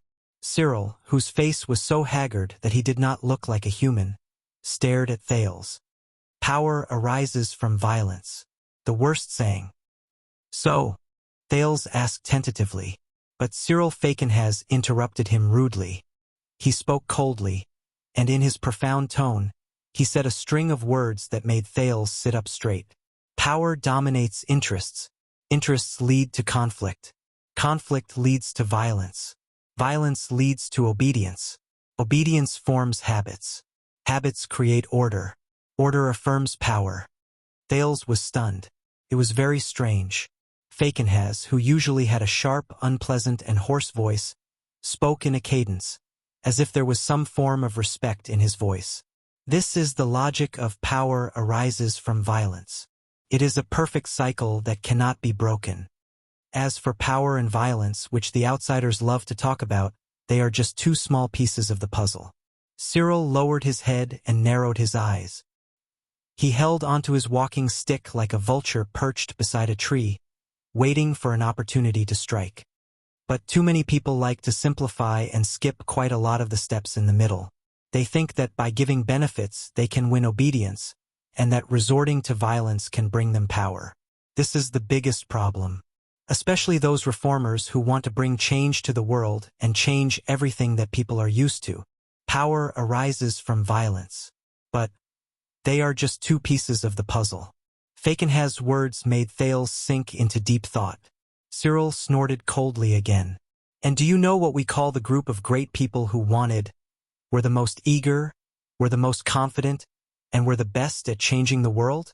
Cyril's next words attracted Thales' attention. Wizard. The room was silent for a few seconds. Thales let go of the dagger in his hand. He could not help but raise his head. He tried to hide his surprise and met the Duke's gaze with a solemn expression, which also seemed to be burdened. And do you know what they brought to the world in the end? Cyril did not continue speaking. Just like that, the two of them faced each other quietly in the ominous room at the top of the tower. One of them had a terrifying gaze, and the other was very puzzled. But Thales quickly shook off the untimely question.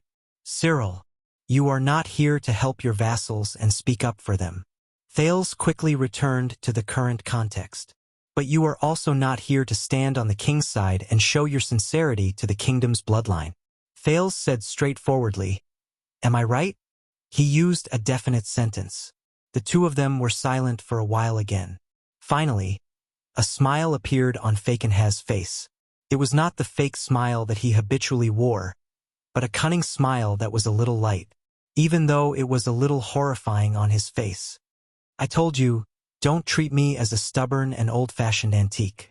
The Duke exhaled a long breath, as if he wanted to make a brief conclusion to this conversation.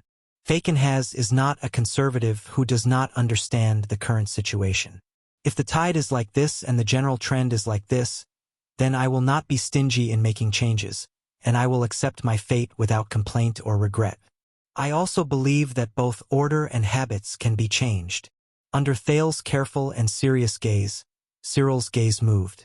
But this kind of change must be done step by step, bit by bit, drop by drop, and when the conditions are right, success will follow naturally, and it is only logical. And not like this. Cyril raised his cane and pointed outside the window. There is a change in the north, and the prince has returned.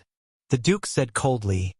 Therefore, one party took advantage of the situation and threatened the king with the life of the heir of the kingdom, forcing him to hand over the control of the western front lines. The other party simply feigned civility, and then used underhanded means to destroy the suzerains of the western desert's army, supplies, and stations.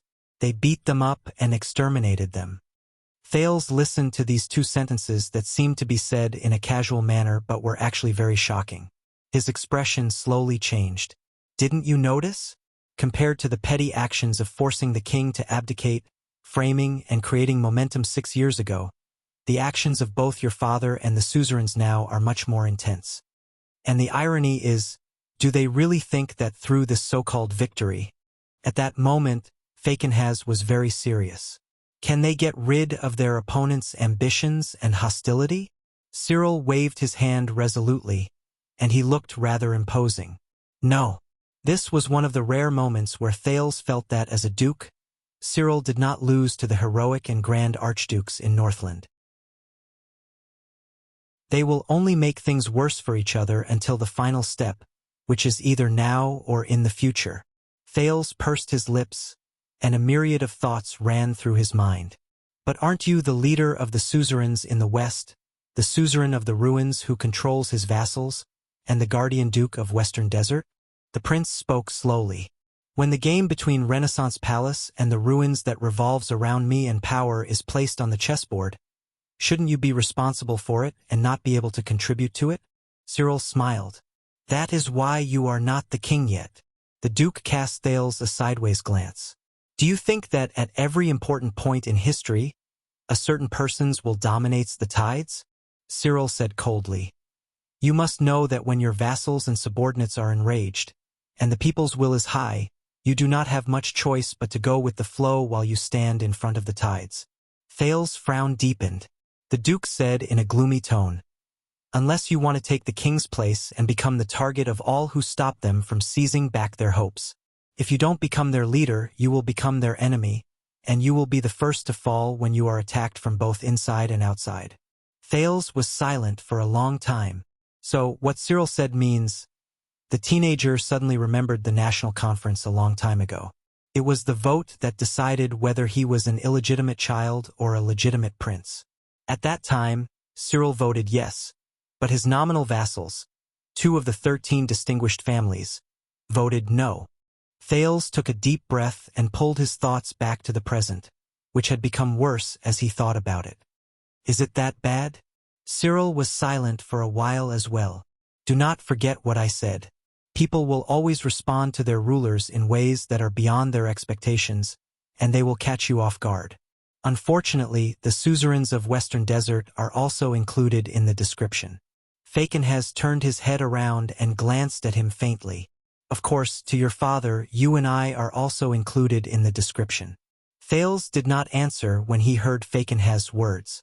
The duke turned his head around and looked at the gray sky outside the window again.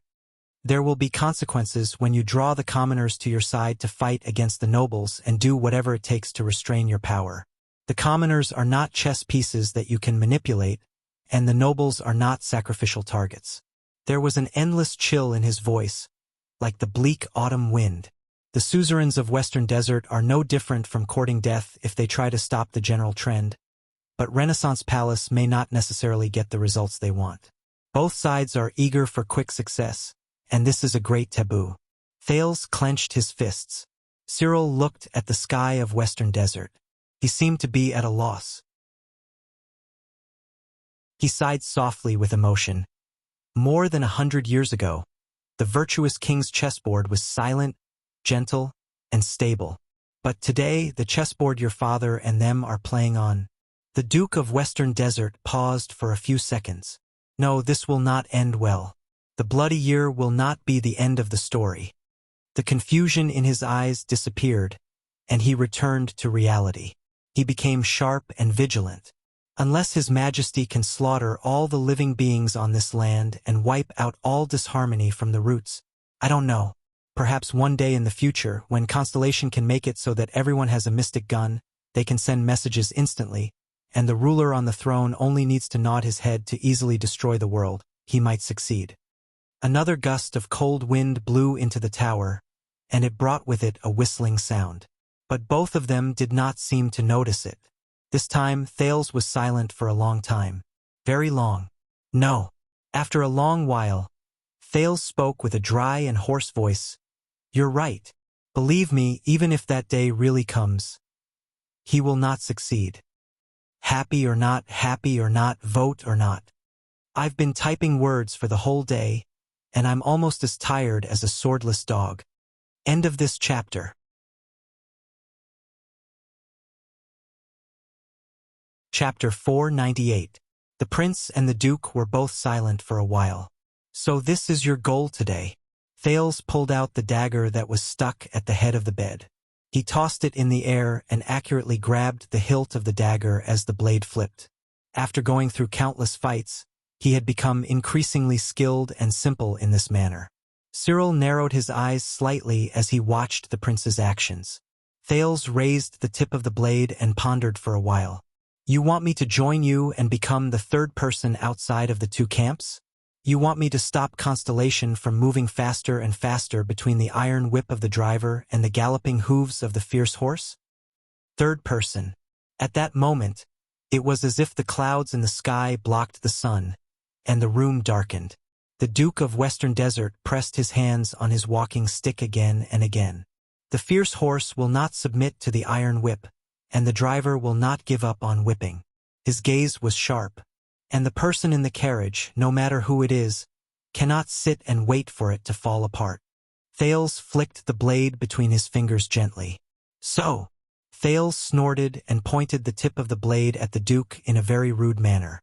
All of this, including your inexplicable appearance, your threat with your sword, your alarmist talk, your earnest words, and your arrogance, was all for this moment? Thales stared at Cyril with the ghost of a smile on his face. Cyril stared at him for a while and snorted softly. Do you think I would pull a random 14-year-old brat off the street and tell him all this? Cyril said coldly, if I can't first confirm what kind of person you are, if you are just an incompetent coward who has high standards but no abilities, if you are just an impulsive brat who was raised by the Northland barbarians to have a brain full of muscles, if you are just a stupid idiot who thinks he knows the truth of the universe just because he has read a few history books. Thales raised his eyebrows. The Duke sized him up from the corner of his eyes and said in disdain, Then you are not worth my words. The teenager was slightly stunned. Thales exhaled and stuffed the dagger back under his pillow.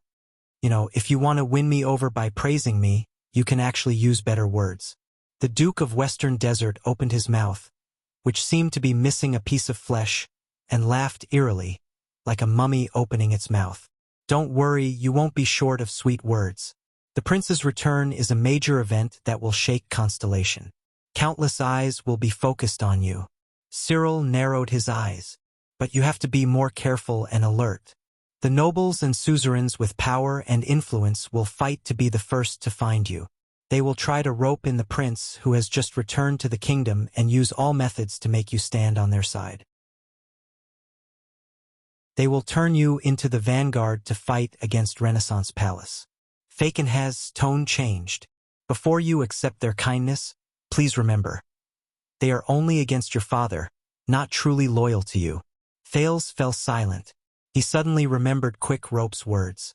The shackles of power. How was he going to live a different life? When he thought of this, Thales took a deep breath and raised his head. They won't succeed. But Cyril shook his head in disdain. When I said rope in, I didn't just mean knocking on the door and giving gifts. Thales frowned and retorted sarcastically. Of course, it might also include threatening me with a sword and telling me that the carriage must not fall apart. This time, it was Cyril's turn to be silent. A few seconds later, the Duke said airily, some words are nonsense to most people in the world. Thales was instantly confused. Cyril snorted softly. Remember what I said today. He extended his finger and waved it by his lips. All of it. Cyril's eyes shone with a cold glare. What if you can use it one day? He paused for a second and curled his lips in a rather evil manner. All of it. Thales stared at the Duke and felt uncomfortable. But Cyril quickly changed the topic. Compared to these, you have to be more careful of your father. Father! Thale's nerves slowly tensed up. The strong figure appeared in his mind again, and it made him remember the suffocating feeling he felt when he faced him. The Duke's voice echoed in his ears, and there was a different meaning to it. As you grow older, perhaps he will realize that you are no longer that pitiful child. Perhaps he will also try to win you over as a father and control you with the power of a king. But Falcon's tone changed again, but he suddenly became quiet.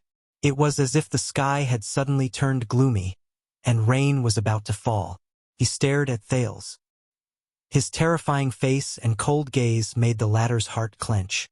When the news of Extet's upheaval, Nuvan VII's death, and the reshuffling of Northland's political power reached Constellation 6 years ago, everyone was shocked. The Duke's tone and rhythm became heavy and slow, reminding Thales of Putre when he was narrating the bardic poems. Who would have thought that a few months ago, we old bones were still living in fear, fearing that the arrogant Northland barbarians would invade the south again? Cyril exhaled softly and pointed at Thales. But someone only needed to gently poke holes in the domineering and overbearing kingdom of the great dragon, and they could not even fend for themselves. Do you know what that means? Incomparably tyrannical and overbearing. Riddled with holes, unable to even fend for themselves. What did that mean? Thales could not help but recall the nightmarish night in Dragon Cloud City. Dragon's blood. He looked at Cyril, who was pointing at him, and cleared his throat unnaturally. You think too highly of me. The prince sighed. 6 years ago it was just an accident and a tragedy. I did not contribute much to it. Cyril interrupted him coldly. I did not say it was your contribution. Don't flatter yourself. Thales choked on his words, and his expression became rather unpleasant. The unpopular Duke snorted coldly. As I said, from the Battle of Eradication to the Bloody Year, Falcon's has followed Jadestar since ancient times. He pointed at the ancient empire's sword leaning against the wall. In the past 700 years, Sentinel has witnessed a lot of history. Cyril was extremely solemn, more than you can imagine. Thales felt Cyril's cold gaze, and an ominous premonition rose in him. That's why I know. The Duke said softly, the so-called descent of calamity in Dragon Cloud City was definitely not an accident, nor was it some rare coincidence. The descent of calamity is not an accident. At that moment, Thales pressed his thigh tightly. Fortunately, Cyril did not look at him again. The Duke paced to the window and looked at the camp quietly. Every time they appear, they will be cleverly concealed, blurred, exaggerated, and whitewashed. As time passes, they will eventually become hearsay and bedtime stories of passers-by. But I know that they exist, and they are real. Exist, and they are real. Thales exhaled. He breathed deeply to hide the change in his emotions. Cyril's voice became sharper and more urgent. And every time they appear, they are inseparable from our world. The next moment, the Guardian Duke of Western Desert turned around abruptly, and his eyes were like lightning as he stared at Thales. No matter what happened in Dragon Cloud City, it was your father's doing. He said resolutely and decisively. He and that old viper Morat used some method. It was your father's doing. Thales stared back at the Duke quietly, enduring the rolling bloody memories in his mind. But no matter how hard he tried to ignore them, he could not help but recall those scenes. The blue light in Asda's eyes, the purplish lines on Giza's face, the tears on little Rascal's cheeks, Black Sword's wounded body, the strange gash on Raphael's arm, and King Nuvan's head on the ground. Your father's chessboard is cold and merciless, and you do not know what his next move will be. Will he ignore the rules, or will he overturn the chessboard? The Duke's expression was solemn, and his tone was cold. My child, be strong. Do not become a chess piece that can be manipulated and sacrificed at will. Manipulated at will. Sacrificed at will. Sensing the Duke's obvious provocation, Thales inhaled deeply and exhaled slowly. I am his heir. My interests are the same as his. There was a hint of rejection in the prince's tone. My safety is related to the stability of his rule, and he is my father. But this only led to another sarcasm from Cyril. Who knows? Duke Falconhas said coldly. 400 years ago, Ascension King Alan Jadestar I killed his son as a sacrifice to pray for victory. Killed his son as a sacrifice to pray for victory. Thales's breathing froze. He clenched his fists. The Duke stared into the distance, and his tone was drawn out. And every day, your father creates new history. Thales closed his eyes. Your father and his enemies. 6 years ago, because of your appearance, the outcome of the first round was decided.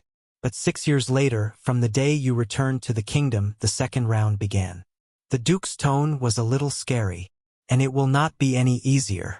The room fell silent again, until Thales slowly opened his eyes. So, Your Grace, you are a third party who is neither a noble nor loyal to the royal power. Cyril narrowed his eyes slightly. He could feel that the prince was a little different at that moment. If that day really comes, Thales stared straight at him. Can I count on your strength? Both of them were silent for a while. It was as if they both knew what this moment meant. A few seconds later, the Duke spoke slowly. There was not a hint of a smile on his face. If I were the one-eyed dragon in the land of cliffs, I would say yes. Thales snorted softly. But you are not. The Duke nodded slowly, then shook his head. I am not. The prince sighed softly. Of course, he understood. But Thales immediately thought of something, and he snickered. Do you know that Northlanders do not ask whether they can do it or not? The prince's tone was nostalgic. They only ask whether they can do it or not. The Duke could not help but be stunned. But a few seconds later, Falconhas chuckled. Sometimes, I am quite grateful to the Northlanders. No matter how brainless they are, at least they raised an interesting prince for us. Thales also laughed. This is the third time you have scolded them. Why do you hate Northlanders so much? Duke Cyril paused for a moment. There was a complicated expression on his face. Because my wife is a Northlander. Thales was stunned. The Duke looked at Thales and waved his finger in a seemingly serious manner. Let me give you a piece of advice. Don't learn from me. Once he finished speaking, before the stunned Thales could react, the Duke of Western Desert laughed out loud. As the Duke laughed in a shrill and mean manner, Thales' expression gradually turned cold. How can I be sure? The Duke's laughter came to an abrupt halt. The prince stared at Cyril. His words were filled with caution. A third party. Even though you make it sound like it's nothing but an exaggeration, how do I know that you do not just want to push me to the heart of the struggle and use me as a shield and a battering ram? The room was silent for a moment. Then, Falconhas exhaled slowly, as if he had figured something out. He snorted and looked at Thales again. A year ago, when you were still playing with snowmen in Dragon Cloud City, your father sent a secret letter asking us to mobilize the army to rescue his heir to the throne. Thales' heart froze slightly. A year ago, the princes returned to the kingdom. How long has this game of chess been set up? Cyril seemed to be in a daze as he continued. The suzerains of Western Desert, my vassals, thought that they had seized a rare opportunity. Hot-headed, they seized the chance to make things difficult for us and extort us. They wanted to take back Bladefang's camp from the royal family's custody, and His Majesty readily agreed to it. When he said this, Duke Falconhas' gaze froze. But one of my courtiers tried to dissuade me from sending troops. He thought that it was a trap with malicious intentions. Thales frowned. The Duke stared coldly at Bladefang's camp beneath the window before he suddenly turned around. But Falconhas still sent troops, even though I knew that there was a problem. Do you know why? Thales quietly stared at him for a few seconds before he averted his gaze. You said it before. The prince looked elsewhere and spoke in a slightly mocking tone. When you face your vassals, you don't want to be the one who replaces the king and prevents the suzerains from regaining their power. You don't want to fall under a pincer attack. He mocked. Like now, aren't you being pushed out by them to regain their dignity? A third party? This time, Faken has stared at him for a long time. No, the Duke spoke slowly, because, from the cold king to the zealous suzerains of Western Desert, I am the only one among the participants in this power struggle. The only one? Thales was a little stunned. When the legendary wing and my vassals had their eyes on Bladefang's camp, no one cared about the serious matters in the desert, and no one cared about the heir of the kingdom who was supposed to be the main character. Cyril slowly became serious. I am the only one who believes in it. I believe that compared to the ownership of Bladefang's camp, the noble's power, and His Majesty's success or failure. The Duke bent his back so much that his head was almost pressed against his cane. He cast a sidelong glance at Thales from afar, and his right hand, which was pressed against the cane, pointed at the second prince. To save you, to save Prince Thales Jadestar, and to return home safely. This is what everyone should really care about, the most important thing. Thales stared at Fakenhaz blankly. His emotions were complicated. Cyril straightened his back, hiding his old and haggard appearance from just now. His gaze was very sharp, as if he could see through everything. All right, Thales spoke laboriously. You're not bad when it comes to pretty words. But the Duke spoke again and cut him off. So, I stopped some suzerains from secretly leaking information to Extet and obstructing you from returning to your country. Cyril raised his voice. Thales was stunned. The Duke's tone became melodious, and it greatly reduced the shrillness in his voice. So, Baron Gertz led the most efficient Raven Whistle Light Cavaliers to go against his direct superior's orders and spare no effort in searching for you. He did not even spare the orcs. Thales could not react to it for a moment, but he soon realized that something was wrong. Baron Gertz, Raven Whistle Light Cavaliers. The familiar name made Thales raise his head swiftly. Who? He glared at Cyril. Who are you talking about? But Fakenhaz only watched him with interest. 2 seconds later, as if the Duke had enough of enjoying Thales' expression, he slowly said, You're right. He then said slowly, So, after you and your merchant group parted ways with Kandarl Nushin, who was acting suspiciously in the desert, you were able to have a smooth journey and reach Bladefang's camp without any obstacles. Thales' thoughts stopped for a moment. Merchant group. Kandarl Nushin. Smooth journey without any obstacles. Impossible. Thales stared at the indifferent Duke in a daze. How did you know?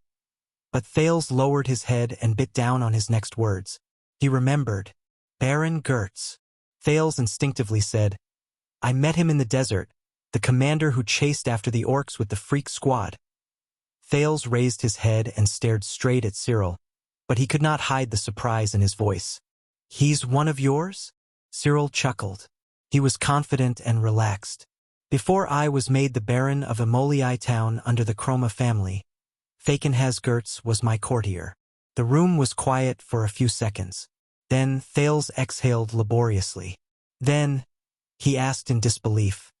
Then, whether it was when I met the army in the desert or when I entered Bladefang's camp, you always knew? Also, if that Baron is one of my people, then what he heard in my tavern. The Duke let out a disturbing chuckle. That's not all. At that moment, Cyril's ghastly and cold laughter was incredibly terrifying. I also knew that Bladefang's camp, which was within my grasp, was filled with inauspiciousness. I knew that there was something fishy about the movements of the regular army of the royal family. I knew that William's mercenary lackeys were eager to take action. I also knew that it was not a coincidence that Gertz met the orcs in the desert. The Duke's words were like a steel blade that reflected a sharp, cold light. What did he say? Thales breathed in shock and bewilderment. Bladefang's camp is filled with inauspiciousness. The movements of the regular army. The mercenary lackeys are eager to take action. The orcs are definitely not a coincidence. This information, this intelligence, this means... Thales frowned and looked at the Duke. You knew everything, but you did not show up, did not come to me, and did not interfere in the battle in the camp. When the legendary wing recaptured the camp, you did not help the suzerains of Western Desert. You only, Cyril exhaled in relief. I only asked Gertz to make sure that you entered the camp and then fled far away. I only asked the Fakenhas family skull guards to rotate out early so that they could stay far away from the center of the vortex and away from this trap. I let that bastard Williams complete his hunt. Thales could not help but ask. Why? Before everything started, you clearly had the intelligence and ability to turn the situation around, but you watched the conflict between the royal family and Western Desert happen. You watched as your vassals suffered great losses. The Duke of Western Desert smiled, because this conflict was necessary, and it could only end like this. Cyril looked at Bladefang's camp outside the window. He seemed to be deep in thought. The suzerains of Western Desert lost this round, lost their men and prestige, and were dejected. His Majesty won this round, protected Bladefang's camp, and dealt a blow to his opponent. Both sides will just return to the previous situation. A thought appeared in Thales' mind, and he suddenly understood. As expected, Cyril turned his head around. But imagine this.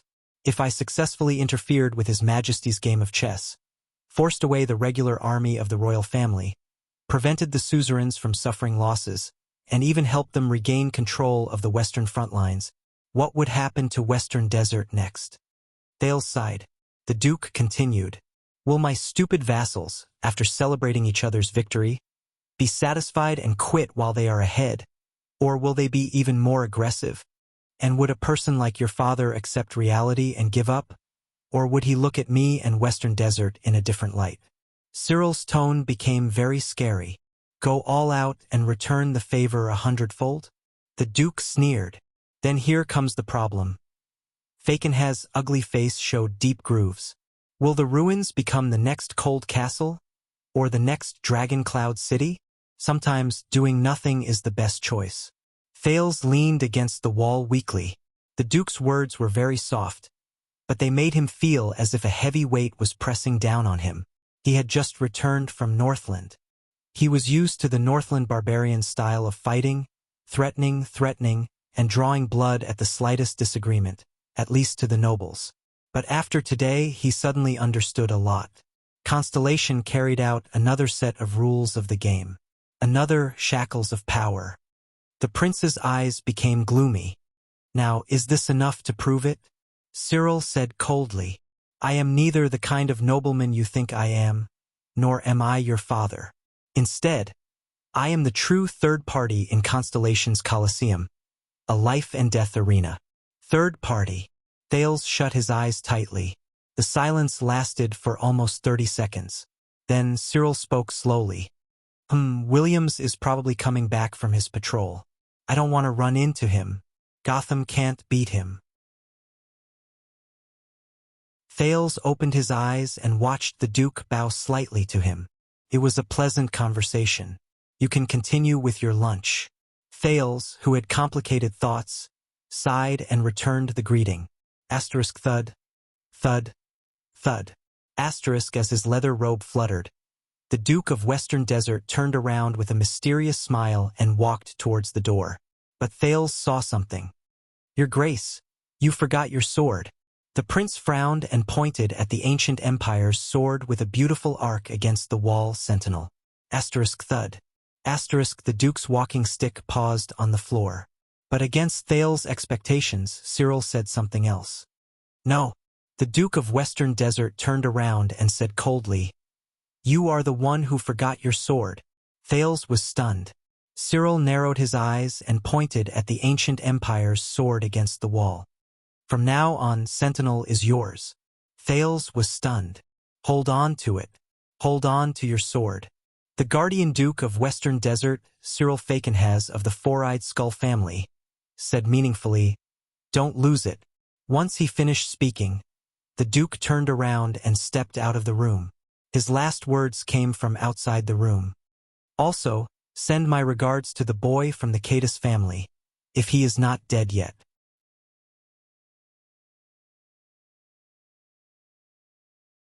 Chapter 499. Thales stared incredulously at Fakenhas's back as he walked away. He listened to the sound of his walking stick getting softer and softer until it was barely audible. After a long while, the prince exhaled indignantly. Yodel, do you know that guy? Thales grabbed the sword of the ancient empire left behind by Cyril and digested the shock he just experienced. A faint voice traveled from the air behind him. Not familiar. Not familiar? Thales furrowed his eyebrows slightly. The youth felt the weight of Sentinel as he slowly pulled back the cold blade. Its hilt was so long that it could be held with both hands and used as a greatsword or even a spear. It was slightly lighter than Ricky's everlasting truth, but its center of gravity was perfectly balanced. It was a rare and good sword. But why just to show off to the outside world? The Duke of Western Desert gave the prince a treasured sword. Damn Fakenhez. Thales sighed and looked at the black gemstone at the center of the sword guard, which looked much more inconspicuous than everlasting truth. Do you believe what he said? Thales twirled the long sword in his hand and slowly familiarized himself with this new weapon. The masked protector's voice rose airily. What about you? Sentinel paused in the air. Thales took a deep breath and slowly sheathed his sword. Fakenhez. I always thought he was just an elite monster. Thales stared at Bladefang's camp beneath the window. His gaze was unfocused. In the end, Thales said absent-mindedly, it's a boss. The room was silent for a moment. I don't understand. Thales placed the long sword on the table, shook his head, and snapped out of his daze. It's nothing. It's just a common saying I learned from Extet. But this time, Yodel replied very quickly. There's no such saying in the Northland. Thales froze for a moment, but he quickly reacted. Ah, you didn't follow me to the Northlands. But the youth suddenly thought of something. Wait a minute. Yodel. Northland. Thales suddenly turned around and looked behind him. Yodel, when I was in the north. Thales stuttered a little. I met the Red Witch Kalshan. There was no reply. Thales could only hear the sound of the wind outside the window. This made him extremely uneasy. She said she's yours, and she and the Black Prophet. Thales raised his head and looked at the empty space that he could not rely on. Is it true? There was still no answer. Thales exhaled softly. Yodel? The room was still quiet. Thales lowered his head in disappointment. He understood the other party's silent resistance. All right, that's it. Continue to ignore me. Thales sat back in his chair listlessly and brought the tray over again. Cold violence. He murmured. But this time, the masked protector's voice sounded with an unnatural tremble. My background is classified, but it's not glorious. I don't want to trouble you. Thales' hand, which was holding the grilled fish, stopped in midair. It was not glorious. It bothers you. Thales put the food in his hand down and sighed. Is that so? But wasn't he the same? When Thales thought of this, his lips curled up. In the next second, Thales turned around and looked solemnly at the air. No, Yodel, he said seriously. To me, you will never be dishonorable. The air was as quiet as ever. Thales did not get a response, but he was not discouraged. Also, the prince smiled. You have never bothered me. There was still an unbearable silence, but Thales was no longer conflicted. He only laughed self-deprecatingly, turned around, and continued to eat his food. But at this moment, thank you. An extremely soft and hoarse voice drifted into his ears. It sounded like it was squeezed out of nowhere. Thanks to Thales' senses, which had been trained by the sin of Hell's River all year round, he did not miss it. Thales paused for a moment, but he did not hear anything else. That's it. The teenager did not turn around. He only shrugged. Just as he expected, there was no sound behind him. Thales sighed in pity. Even if, say one more word? Thales did not worry about it anymore. He got rid of the grudge in his heart and focused on the food in front of him. But it seemed like the desert god did not like to see him eat in peace. Thales only finished a few pieces of meat and a few mouthfuls of cold porridge before hurried and uneasy footsteps rose from the stairs below the room. Thud, thud, thud, thud. His footsteps were even heavier than Fakenhas. Thales instinctively grabbed Sentinel by the side of the table, and he heard the door to the room open with a bang again. A clear and pleasant voice that was not polite to the ears abruptly rang out.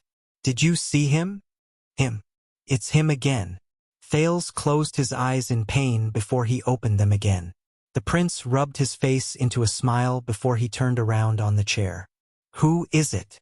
Just as he expected, the Baron of Bladefang's teeth sect, Roman Williams, walked into the prince's room with sand all over his body. He did not even take off his headscarf. He walked fearlessly into the prince's room in an aggressive manner, leaving his subordinates Frank, Snake Shooter, and the dozen or so people behind them trembling in fear. They did not even dare to breathe loudly. Who else could it be? Even though he was travel-worn, Roman still looked radiant. His eyes were spitting fire, and it was obvious that he was in an incredibly bad mood. He sized up the room with a gaze as if he was searching for an assassin. He said furiously, "That stinky, ugly old thing, Fakin has, he came to you? What did he say to you?" Stinky, ugly old thing. Thales muttered this title in his heart. If there was one thing that the Duke of Western Desert and the Baron of Bladefang's teeth sect had in common, it was their impression of each other. At the very least, their descriptions of each other were appropriate. Thales coughed and put down the weapon in his hand. "Actually, I have nothing to do with him." But before Thales could finish speaking, the legendary Wing, who had pulled off his headscarf, strode forward with an oppressive aura and extended his hand. Slap. The prince was stunned. Roman grabbed Thales' left wrist tightly with an aura that could freeze a person to death. Under Thales' astonished gaze, the legendary Wing held the hilt of his sword coldly and pulled Sentinel's blade out of Thales' left hand before he let go of Thales. Thales stared at the empty scabbard, and his eyebrows twitched. "This?" Roman swung the long sword back and forth with a murderous expression. In the end, he fixed his gaze on the crude mark at the bottom of the sword hilt. "F." Roman stared at the mark and raised his head coldly. "F. Fakin has F." Thales instantly felt troubled. He swung the empty scabbard in his hand. Yes, but this?" Roman snorted coldly and did not give him a chance to speak. "What a good sword." The legendary Wing spoke with a tone that even Nicholas could hear, full of mockery. "What a good prince. I let you stay here, but it makes it easier for you to give and take bribes behind my back. Right? Take bribes?" Thales was stunned. He stared at Sentinel in Roman's hand, and he suddenly felt that he had been wronged, but he could not defend himself.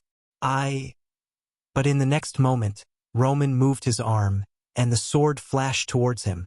Everyone was taken aback. Thales only had time to raise his scabbard to block the attack. Whoosh, the sound of leather rubbing against metal rose.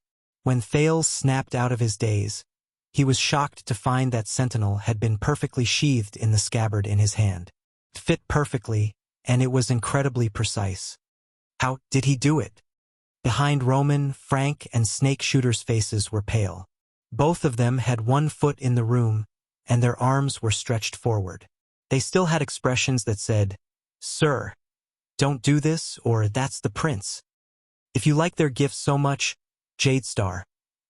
Roman lowered his arm and used his gaze to force his subordinate to swallow his grievances. He then stared coldly at Thales, who was still in shock. "Then you can get lost tomorrow, along with those lords. Get out of my territory," the legendary Wing said fiercely. Then turned around and left. Thales stared at Sentinel in his hand. He had yet to recover from his daze. But Roman's footsteps paused beside the door frame. "As for you, Nameless," the legendary Wing did not even turn his head around. "Did you know that when you thought you hit it perfectly, the dents on that wooden board were very obvious?" Thales was shocked. He looked at the floor in the room. But if he did not use Hell's senses, he would not be able to tell what was wrong with the flat floor.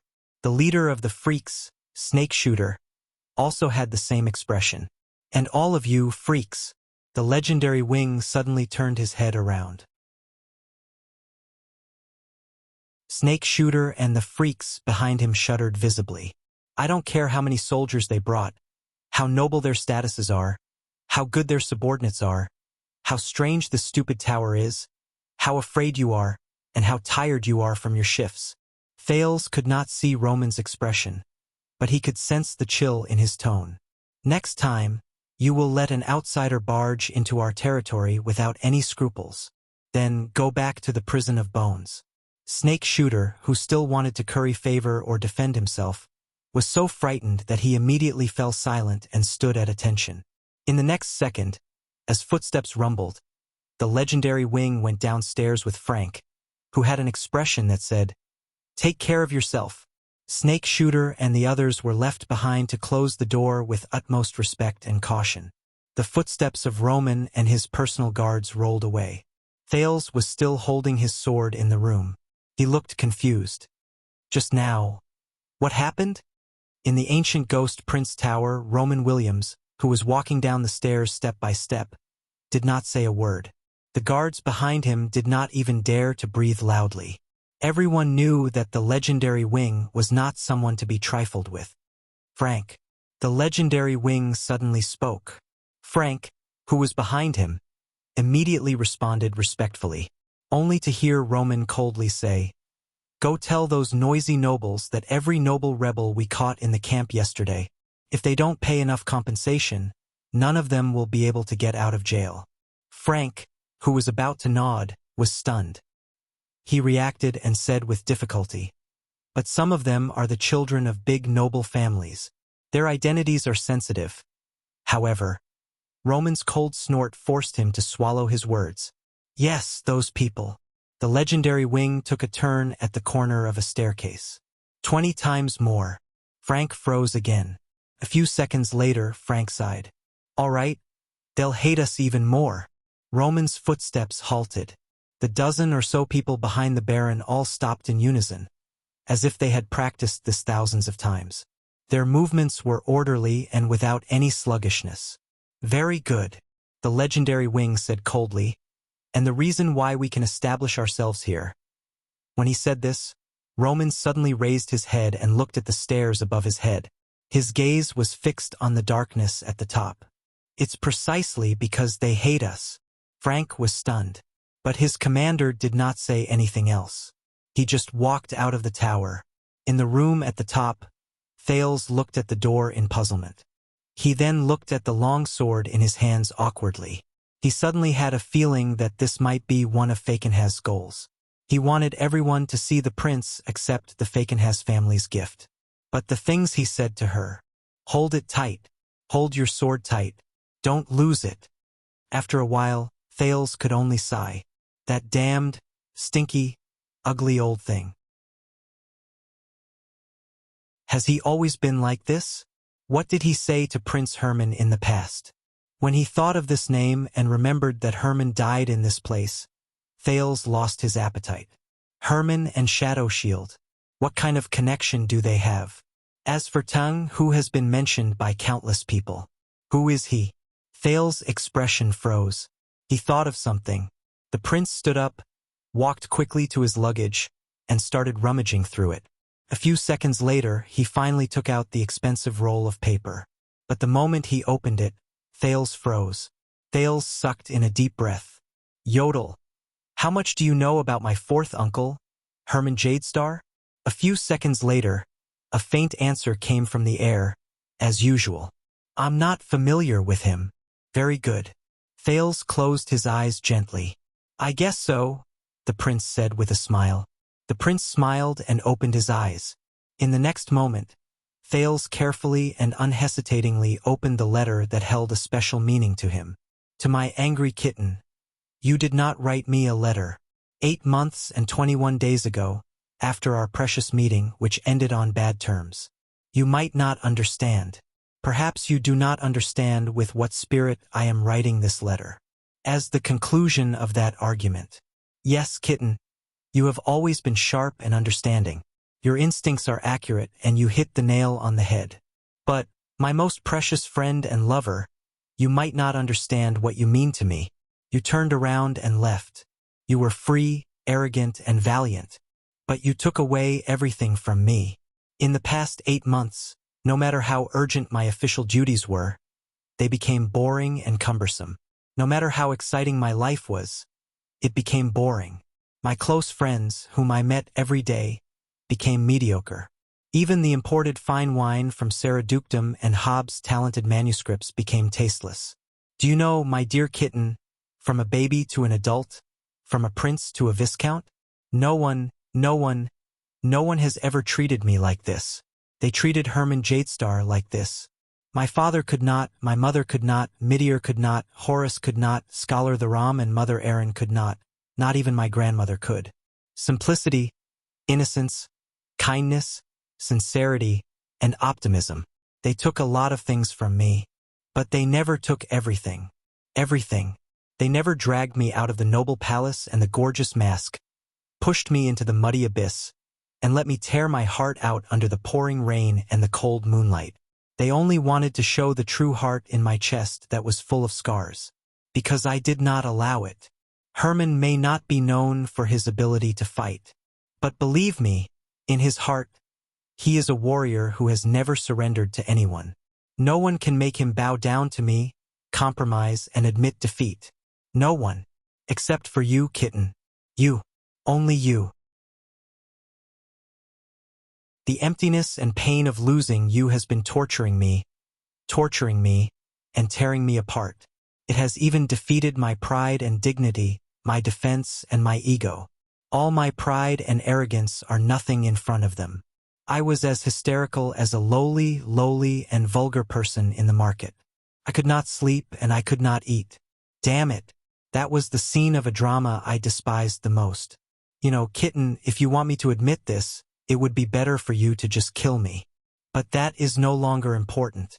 Before I met you, I was high-spirited and full of self-esteem. After we parted ways, I was useless and full of self-reproach. But that is no longer important. If one of us must lower our heads in the midst of our arrogance and indifference, then I want you to know, kitten.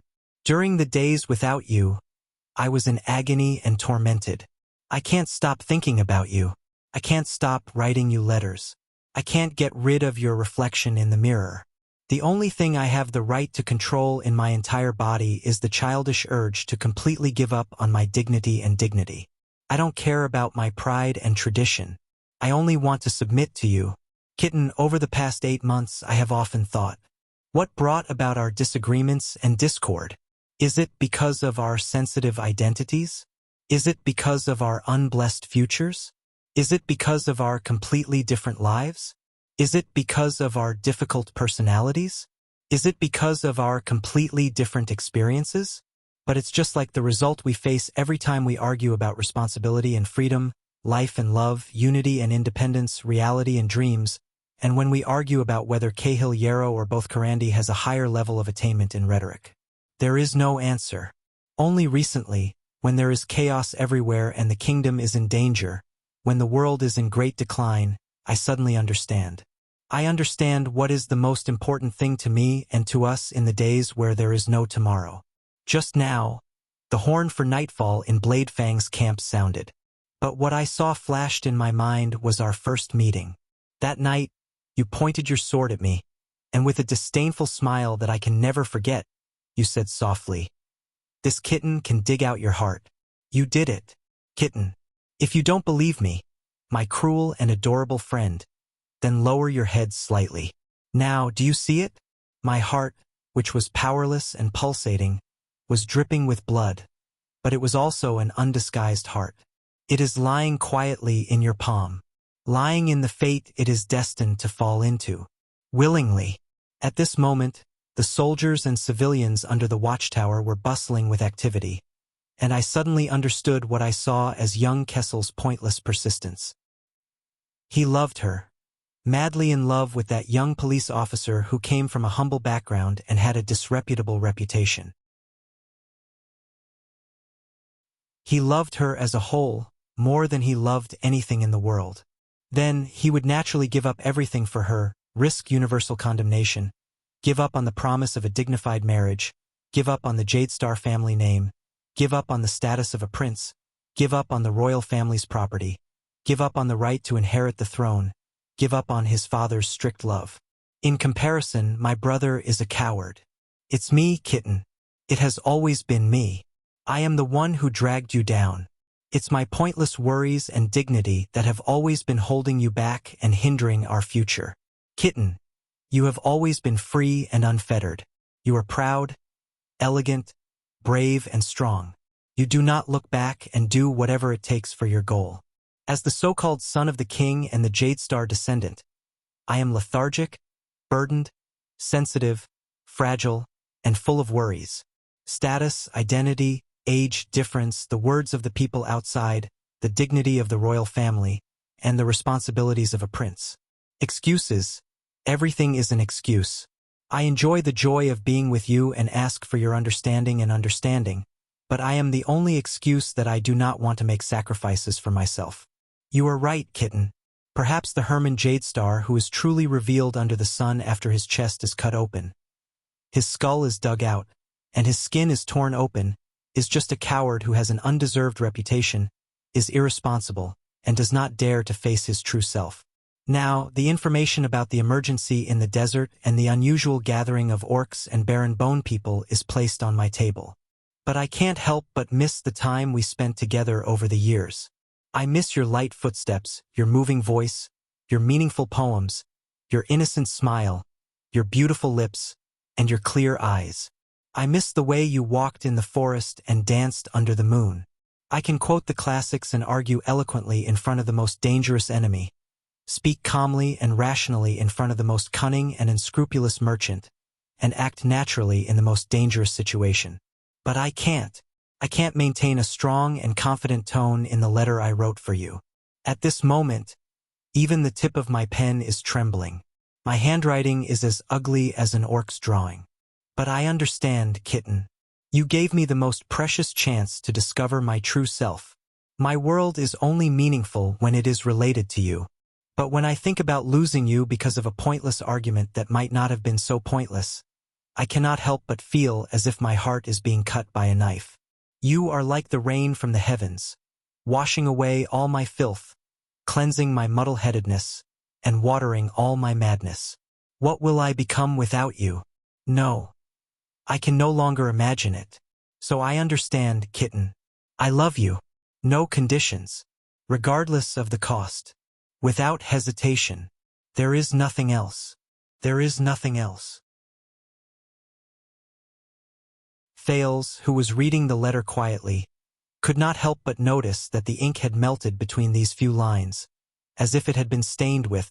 The words gradually became a little messy, but it still maintained a different kind of beauty. Tear stains.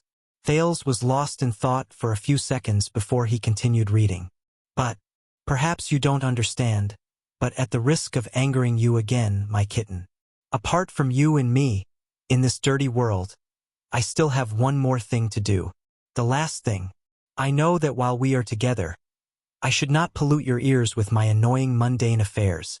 I also know that you are tired of me worrying about boring and meaningless government affairs. I also know that you have never been used to seeing me worry about everything. I'm sorry, but ever since you left, I have no one to talk to. I can't tell you how difficult the situation is now. Blood relatives, family, kingdom, politics, history, future, everything is intertwined. I can't get rid of it, I can't struggle free. I'm sorry, kitten. I love you. But I can't just walk away at their most desperate moment. I want to beg you to forgive me, my kitten, my love, my heart's blood, my inborn sin, the source of my madness. Forgive me. Forgive me for walking into this bottomless whirlpool myself, even ignoring our future that has just begun to see the light of dawn. But just as you said, you love me not because of my body, not because of my poetry, and not because of my status.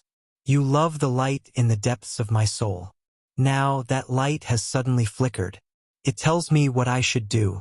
After we're done, my kitten, no matter how heavy the shackles the cruel reality places on our bodies, no matter how many obstacles our identities will leave behind for us, no matter what kind of answer our Father will give to our love, no matter what blessing or curse fate will bestow upon our union, none of that matters anymore. Anyway, in the history of our family, We have always been the ones who arrogantly offended the gods, and the gods have never protected us with mercy. I love you, kitten, forever. Wait for me. Wait for me to settle everything in this suffocating whirlpool and pay off my debts. Wait for me. I love you, and I hope that you love him. HN Jadestar on the night of the 19th of January, at Bladefang's camp. Fate is like a poem. How do you know the rhythm? V.S. I will have Roman deliver this letter. Ever since Tinnen, whom you are familiar with, unfortunately passed away, he has been my most reliable messenger. He knows the route to Half Tower, but he has a worrisome temper and is sometimes a little mischievous. Bookmarked for easier reading.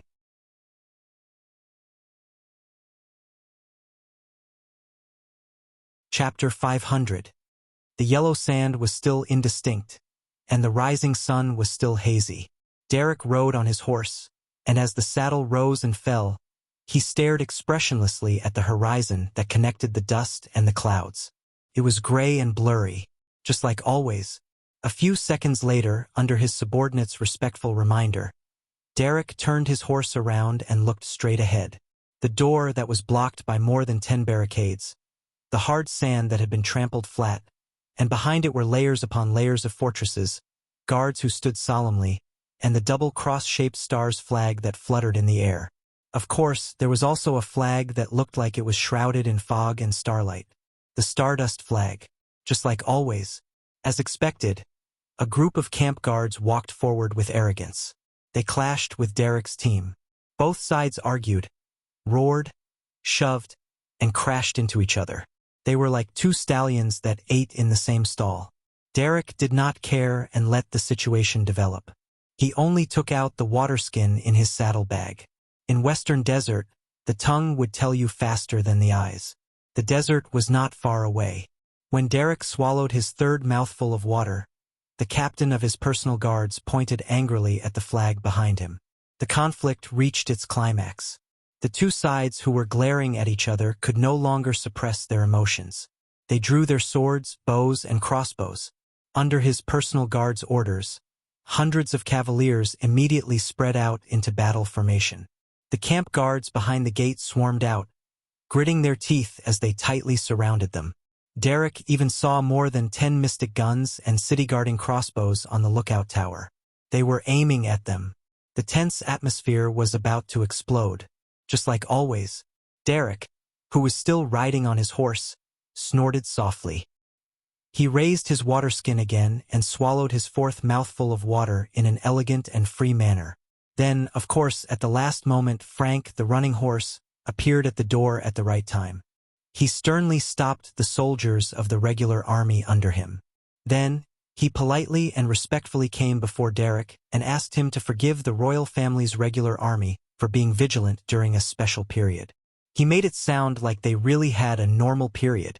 Then, Frank, who looked much older compared to 11 years ago, represented the Baron of Bladefangs to welcome them happily and warmly. He also apologized sincerely for the Baron being busy and not coming to welcome them. Just like always. Therefore, their team stepped into the camp under disdainful and hostile gazes. They walked onto the main road and welcomed the hustle and bustle of the crowd. Derek, on the other hand, cast away the lethargy and fatigue from the journey. He straightened his back and tightened his shoulders. He allowed his beloved horse, Army Knife, to move forward in a leisurely manner without losing its elegance.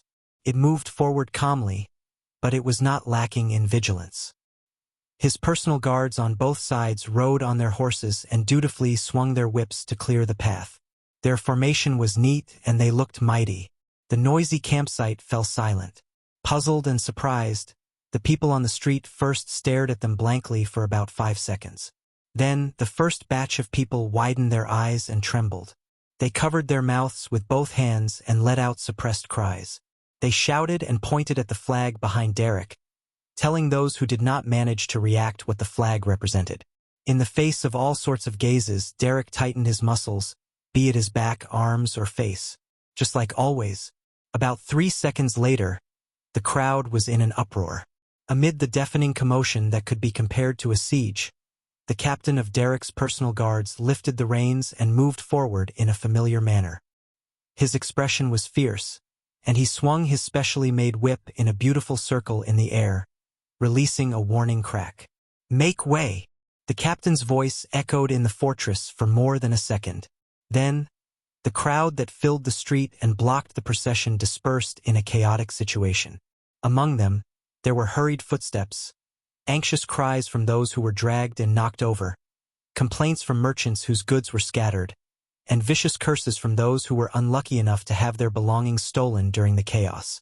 In the end, only the figures on both sides of the street and at the entrances of alleys were left. Most of the people tried their best to squeeze their bodies closer to the corners. At the same time, they put on respectful and curious gazes. Occasionally, they would sneak a glance at Derek's group, and quite a number of them were focused on Derek. Just like always, he had accumulated his might for hundreds of years, and he had been influenced by what he saw and heard. At least in this land, there were very few people who dared to go against the flag behind Derek. Very few, but it was not that there were none. Derek swept his gaze over the street that was filled with dust and filth. He retracted his gaze from the two sneaky and unkempt ruffians. Before he could react, his personal guards who were patrolling the road ahead of him came forward and whipped the two ruffians, causing them to cry and wail as they crawled away from the empty street.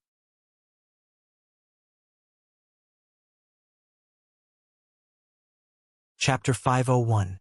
As he listened to the man's self-introduction, Thales could not help but clench his fists.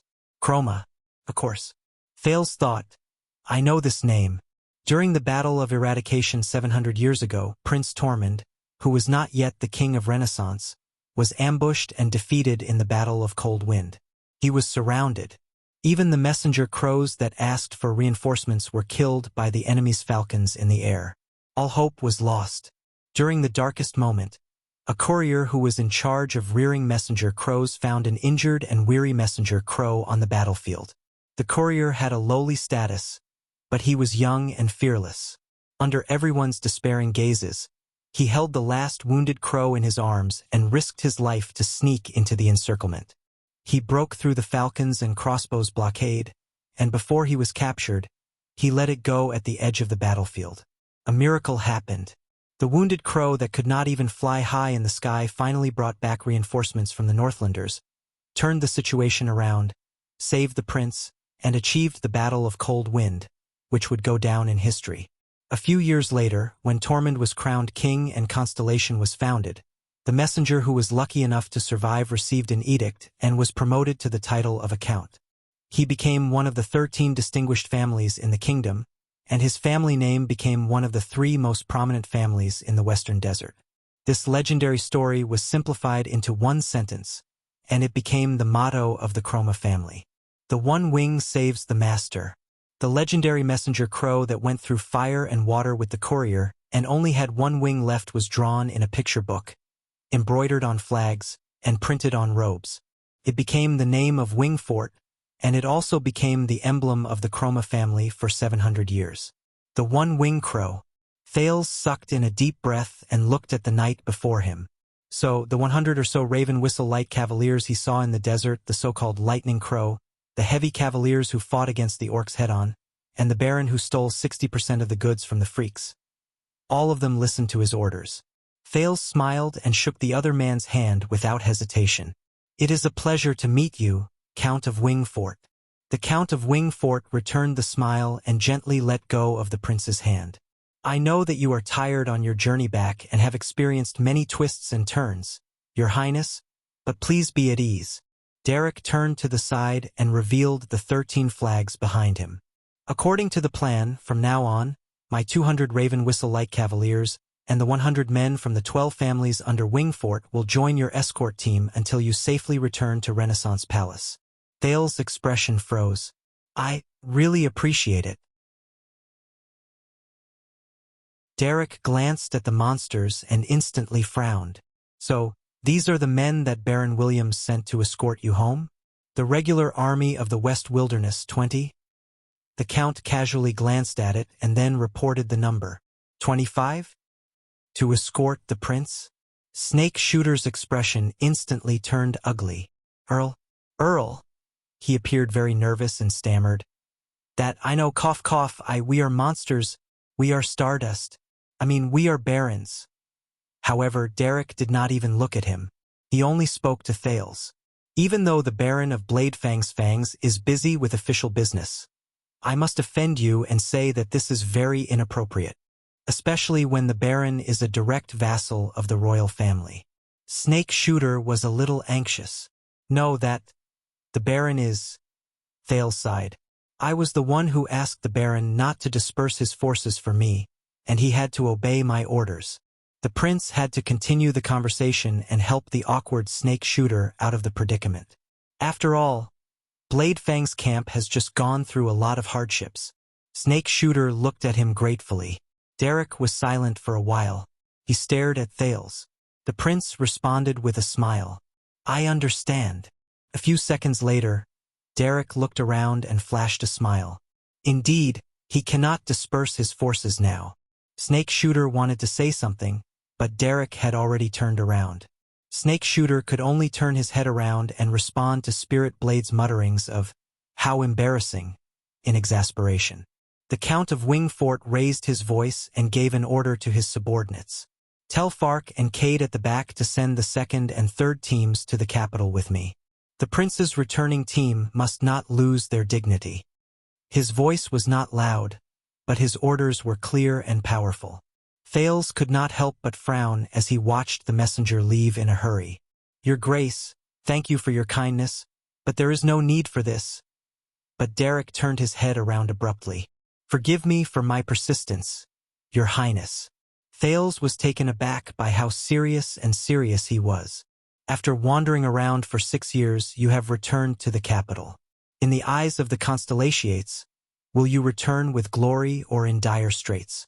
Derek stared at Thales as if he wanted to stare his soul out. This is very important. Prince Thales. Thales stared at him in a daze. For a moment, he could not understand the Count in front of him. Derek narrowed his eyes. And we cannot be too careful. After all, you will never know where the threat will come from. As he faced the very serious Count, countless thoughts flashed through Thales' mind.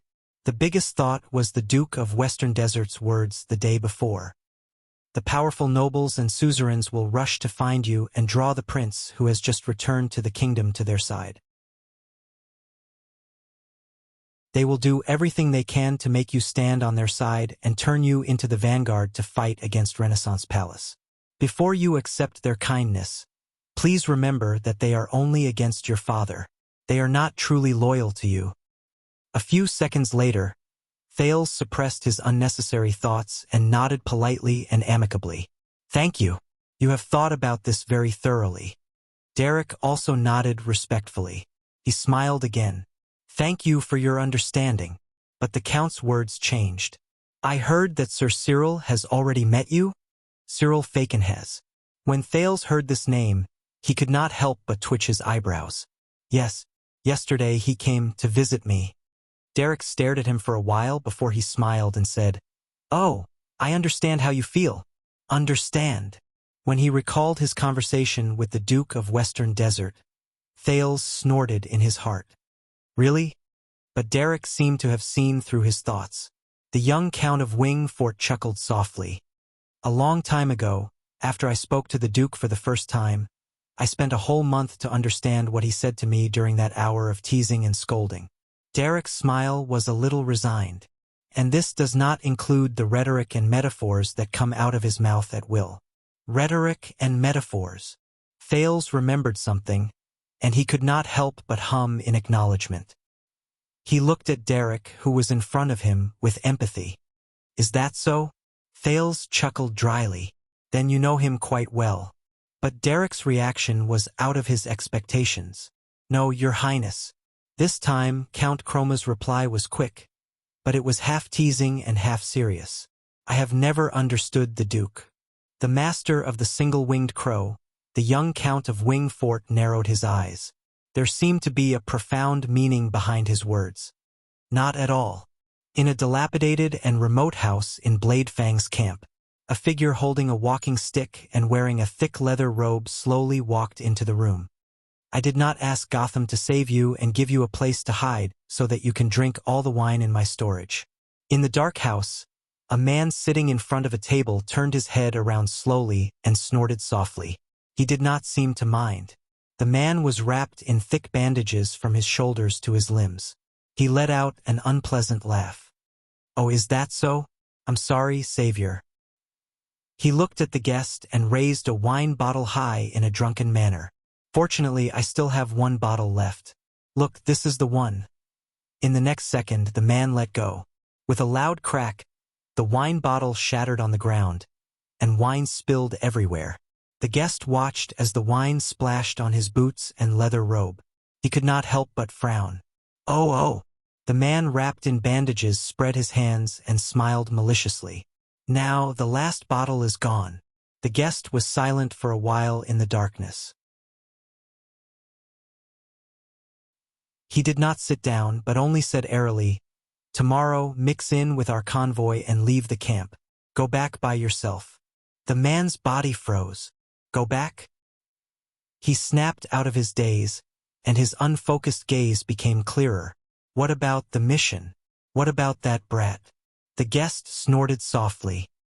His gaze was sharp, and his voice was dry and unpleasant. "I went to take a look. He is being protected." "Impossible." The man paused for a while.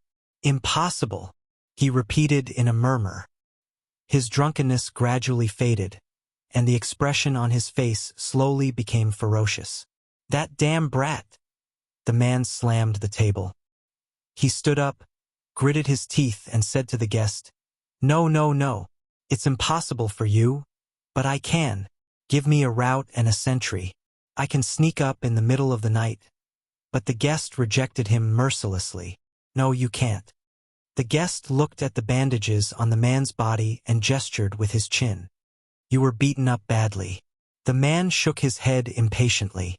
He snorted and waved his hand. "It's just a small injury.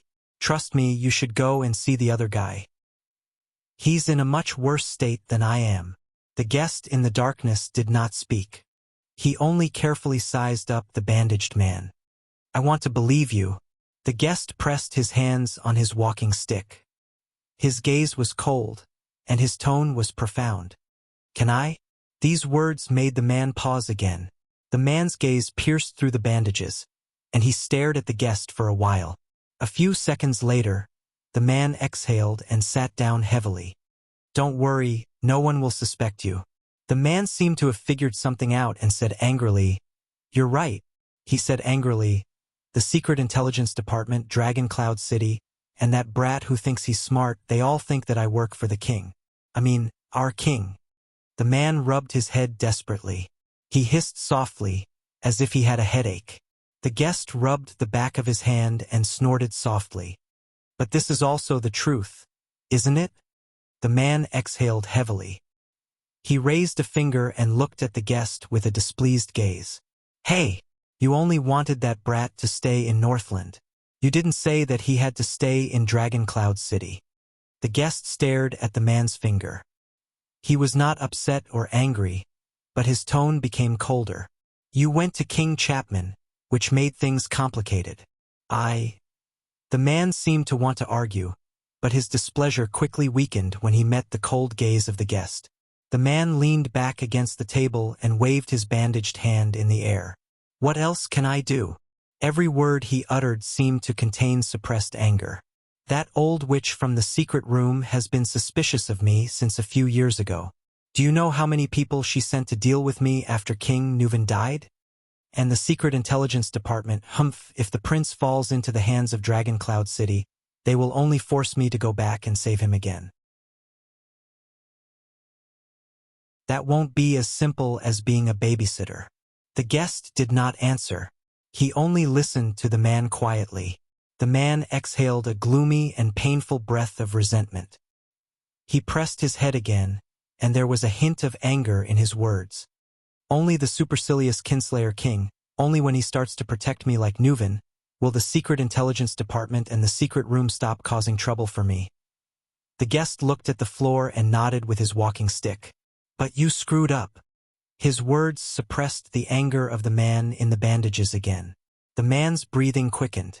After a few breaths, he opened his mouth and let out an unpleasant sound. Ha! Of course it's easy to just talk while standing. This time, the man's words were filled with anger and humiliation. Why don't you go and fight the Star Killer head-on and fight for half an hour? But the guest obviously did not buy it. He only sized up the man and sneered. You're covered in burns. You don't look like you've been stabbed. The man was momentarily speechless, but he quickly raised his voice. That's not the point. And that damn mask. His skills are better than 10 years ago. It was already not easy to fool him by pretending to be unconscious. I even had to drag my injuries into the desert and hide while I chased after him. And I was so King unlucky along the way. I either ran into a large group of orcs or a large army. The man stood up. His complaints became more and more urgent, and he became more and more displeased. And when I chased him here, contacted the Kinslayer King's people and was ready to take action. You damn Constellations, stupid southerners, you actually King caused internal strife in Bladefang's camp. Do you know how much effort I had to spend to escape from thousands of rebels and mobs? And that brat, he suddenly disappeared from the camp and came back with the legendary Wings troops? CK me. And isn't this your territory? The man spoke angrily. He heaved a sigh of anguish and indignation, and pressed his hand to his forehead. The guest was silent for a while. I told you before, once you reach Constellation's sphere of influence, things will become very troublesome. The guest's voice rose along with the sound of his cane. And now, the secret room, the kingdom's secret intelligence department, Black Sand region, the city of faraway prayers, and Dragoncloud City. Each of the 5 parties has a reason to settle scores with you. The man pressed his head. He felt his head ache even more. The guest raised his eyebrows.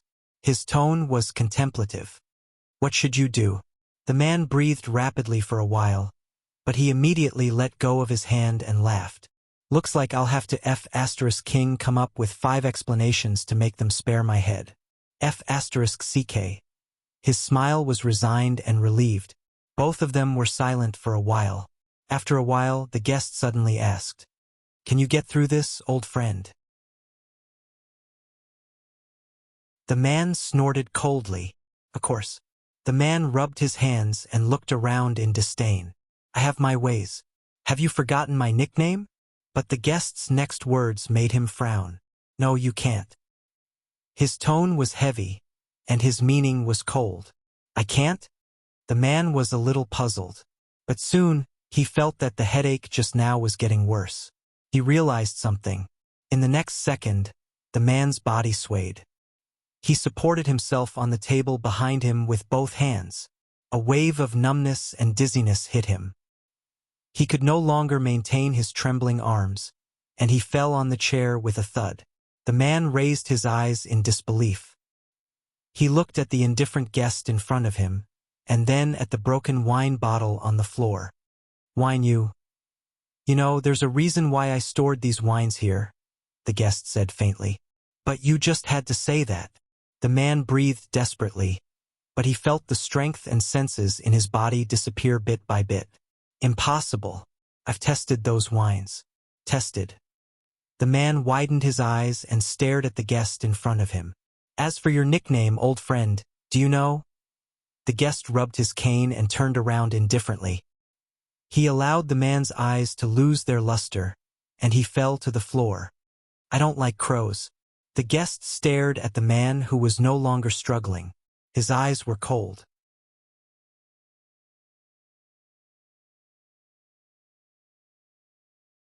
Chapter 502. The sun set in the west.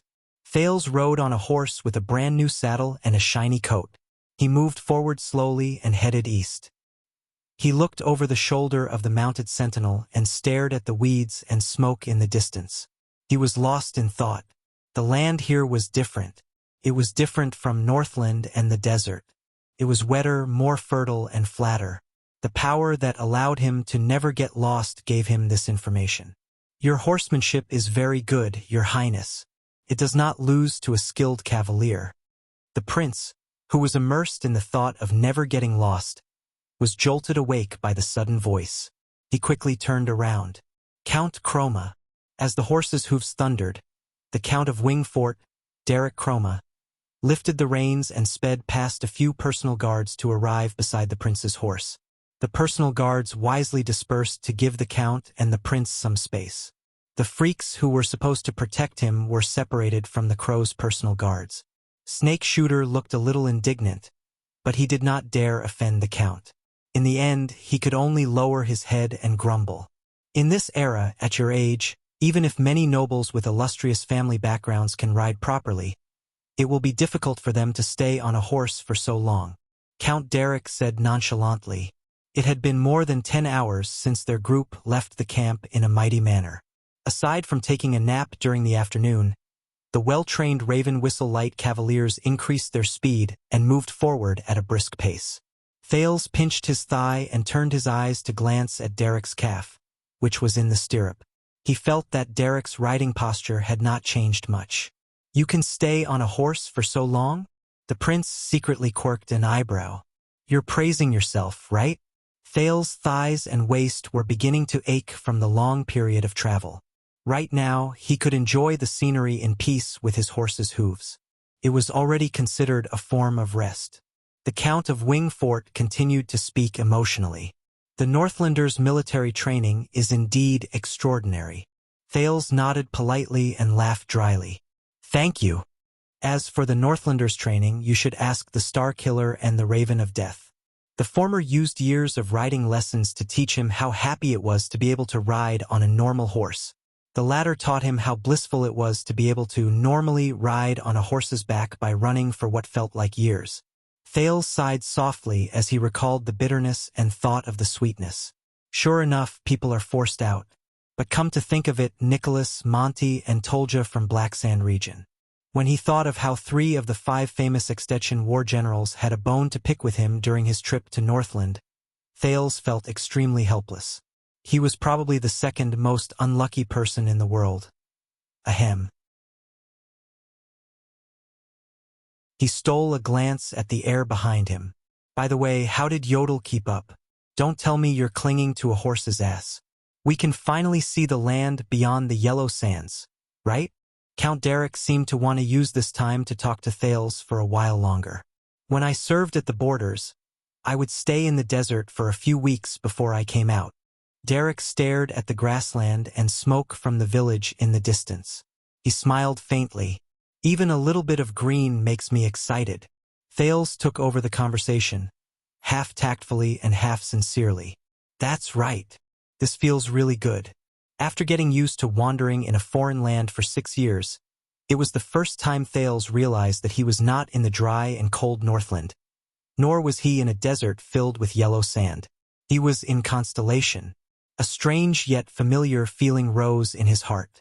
When he noticed where Thales was looking, Derek pointed at a few small houses at the end of his line of sight. These small villages belong to Blessings Town. It is our supply point today, and it is not far ahead. It is the farthest town in the west of Western Desert, and it is also the closest town to Bladefang's camp. Over the years, it has provided reinforcements and protection for the western front lines. Blessings Town. Derek's explanation stirred up Thales' interest, which he had not felt for a long time. It was a leisurely and carefree feeling that he could not imagine when there was danger ahead of him and pursuers behind him. And we will turn into the Avenue of Blessings there. The road ahead will be much easier. Derek was obviously considerate enough to understand the prince's emotions and the soreness in his muscles from riding for too long. He continued his explanation. The Avenue of Blessings. When I was in Northland, I read about it in a book. Thales tried his best to stick his head forward to see the road in the distance. But this is the first time I've walked. Count Derek smiled.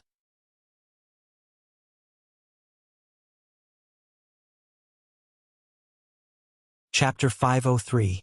Under Count Louis' strange inquiry, Derek's expression remained the same. The one before you is Thales. But Lewis immediately burst into laughter and waved his hand to interrupt Derek's introduction. "Don't be nervous.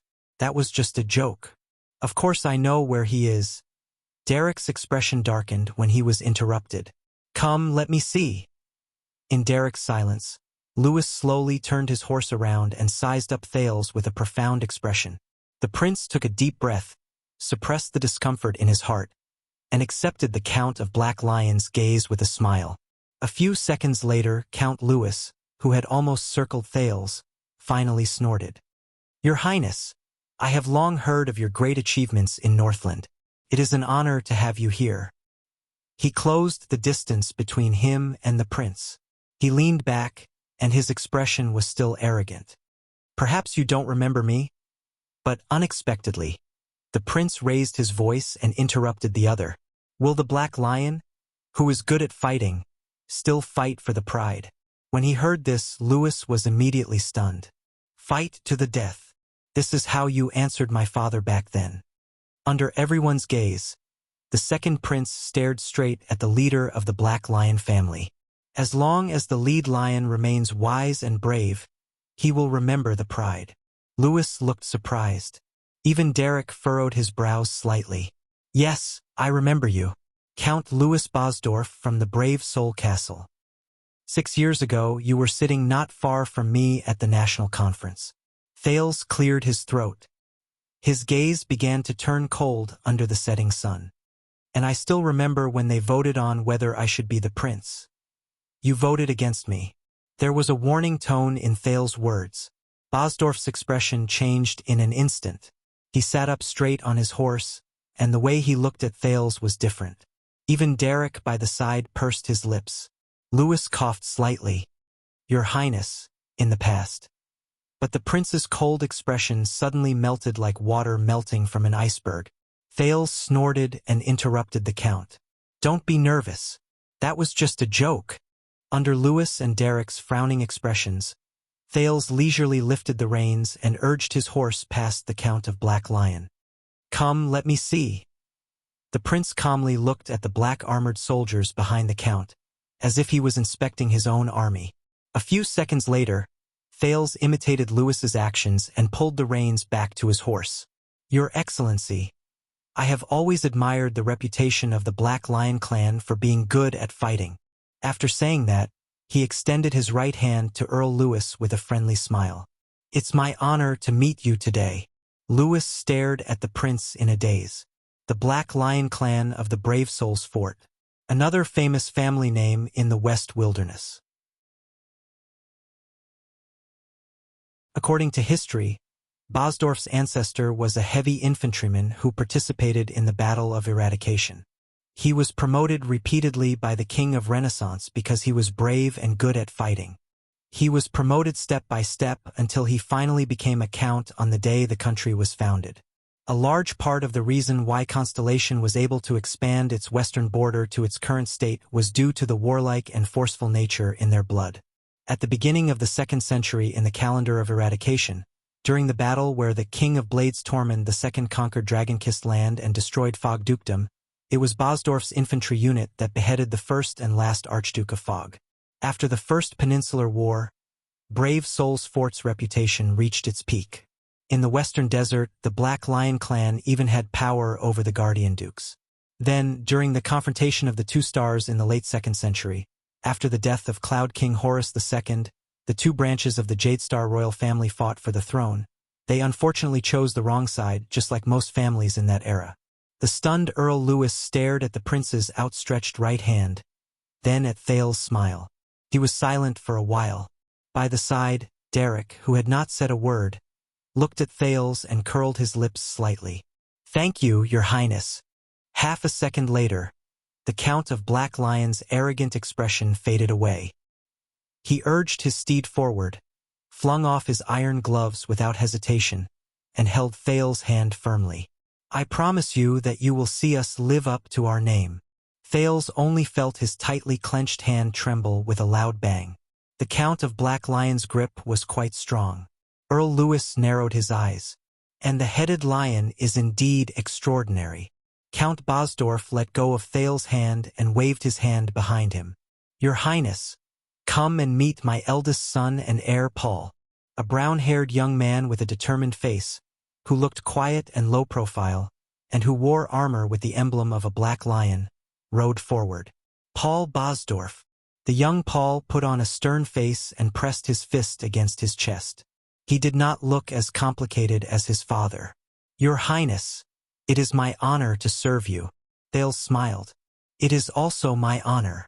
Count Louis, who had been sizing Thales up, laughed and extended his hand to the black-armored soldiers behind him.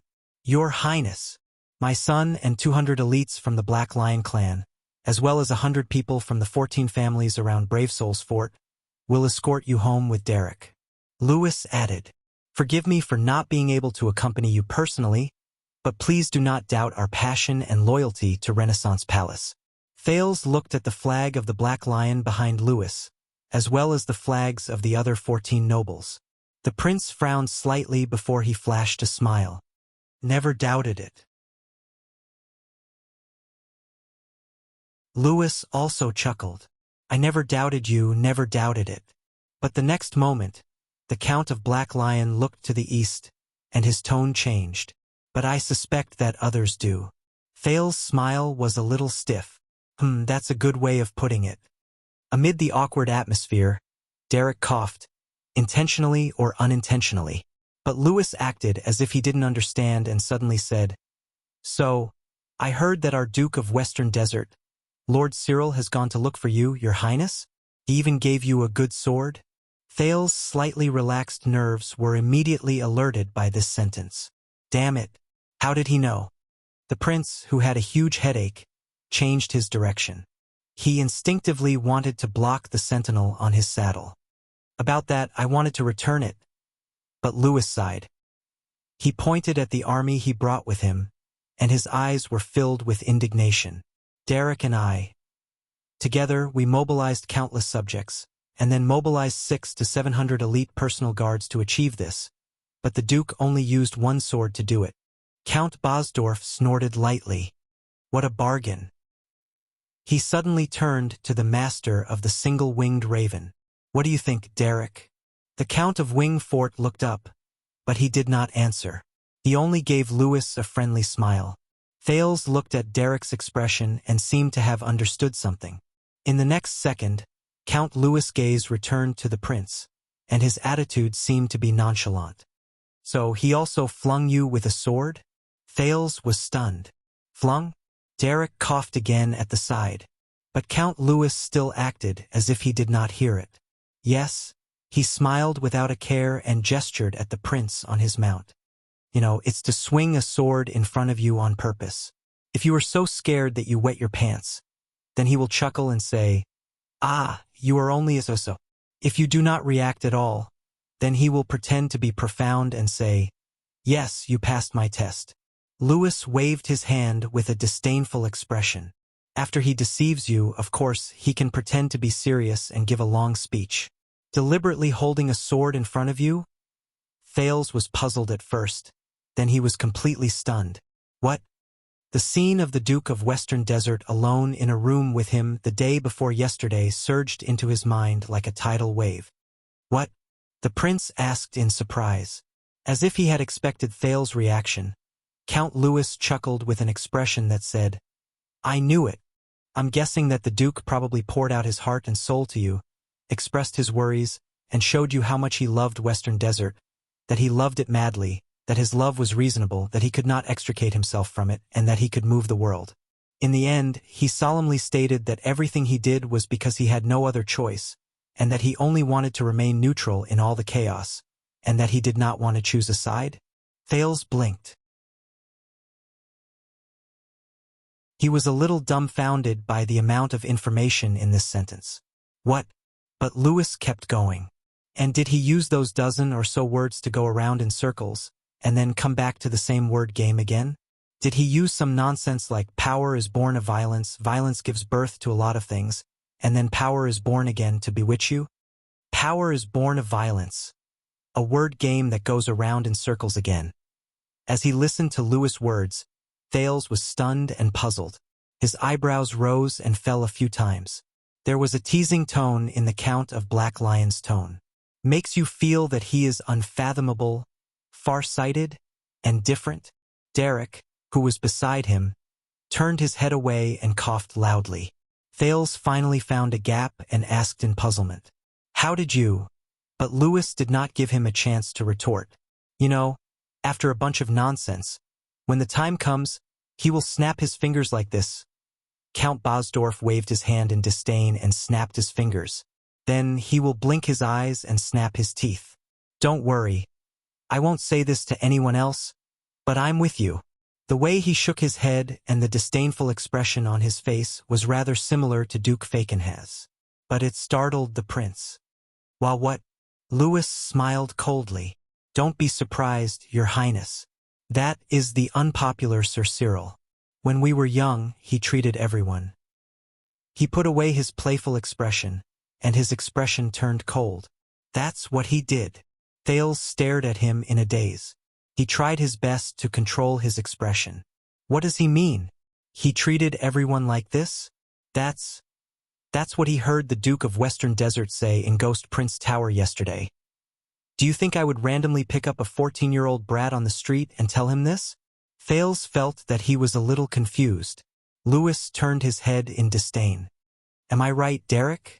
In the room, Derek bowed politely, but he still smiled and said nothing. Looking at Derek's behavior, the Count of the Black Lion snorted coldly in dissatisfaction. But at this moment, Thales' heart was already in a mess. That Duke of Western Desert who looks like a boss. Actually, but no. Then, I am going to the camp to visit the Duke today. I hope he will not use the old method to brush me off. Lewis snorted. But no matter what, be it the beginning or the end of this farce, we really have to thank you, Your Highness. Count Bosdorf stared at Thales, who was trying hard to think. And from the ruins to Wingfort, whether it was Sir Cyril, Derek, or so many suzerains under us, if it were not for your arrival, Western Desert would rarely have such a gathering. You must be our savior, Your Highness. Whether it was 6 years ago or now, you allowed us to reunite after we were separated. Don't you think so, Derek? Derek curled his lips for the third time and smiled politely. Looking at the stubborn Count of Wingfort, Bosdorf shifted his gaze to Thales again. And I still have a gift. The Count of the Black Lion waved his hand. In the next second, a few strong and powerful soldiers in black armor raised a flagpole and waved a ridiculously tall and extraordinarily large flag in the air. Thales was just about to thank him, but his smile froze again. Do you miss your family's coat of arms, Your Highness? While the citizens on both sides of the town cried out in surprise and burst into an uproar, the flag was unfurled in the wind. It was a 9-pointed star flag. However, the 9-pointed star on the flag seemed to be made of a special material. As long as the flag moved slightly, it would shine with a piercing silver light. It was as bright as the starry sky, making it hard for people to ignore it. Many people, including Thales, subconsciously raised their hands to cover their eyes. F***CK. This is too. Thales turned his head around awkwardly. I am very grateful for your gift, but this is too high profile. High profile? Lewis quickly interrupted him. He raised his arms indignantly at the surrounding town and fields. For the sake of the goddess, this is your kingdom, your home, and we will all be your vassals. We should be free to walk in your own home. Thales said softly, embarrassed. I'd rather keep a low profile, but Lewis acted as if he did not hear him and continued to speak loudly. And if there comes a day when you, as a member of the Jadestar royal family, have to be overcautious and full of doubts even when you reveal your identity in your own home, then perhaps. Lewis leaned forward and pressed his palm on Thales' shoulder. The exaggerated expression on his face suddenly turned cold. There is a problem with this family, he said coldly. What do you think? Thales felt a chill in his heart. Lewis pressed on Thales' shoulder, revealing a sense of incongruity that made people feel extremely uneasy. Thales took a deep breath. A second later, the corners of his lips curled up, but he did not say anything. He only released a flawless smile. Forgive me for interrupting. At this moment, Derek, who had been silent for a long time, finally spoke. "It is time for you to depart, Yu. Your Grace, it will take us half a day to reach Bladefang's camp from here." Thales was unusually grateful for the interruption. Perhaps it was because of Derek's help, or because he finally had nothing else to say. Count Louis only remained silent for a while before he let go of Thales. He put away his strange expression and smiled faintly. "Of course, don't let me disturb you. Paul, protect the prince with your life." Louis instructed his son in a meaningful manner, just like how this prince risked his life to protect his home for the past 6 years. Paul pressed his hand against his chest and lowered his head solemnly. "I will, Father. I will." Count Bosdorf curled his lips and pointed at the shining silver flag with a 9-pointed star with his thumb. "Also, remember, although that flag is heavy, you must ensure that it is erected in the air. Don't let it fall." Louis clicked his tongue. Thales did not know who he was talking to. "It will hurt someone." Thales' expression did not change. This time, Paul did not answer. He only nodded silently. Then, "Have a smooth journey, Your Highness." The Count of Black Lion reined in his horse. The cold expression on his face faded away, and he smiled confidently.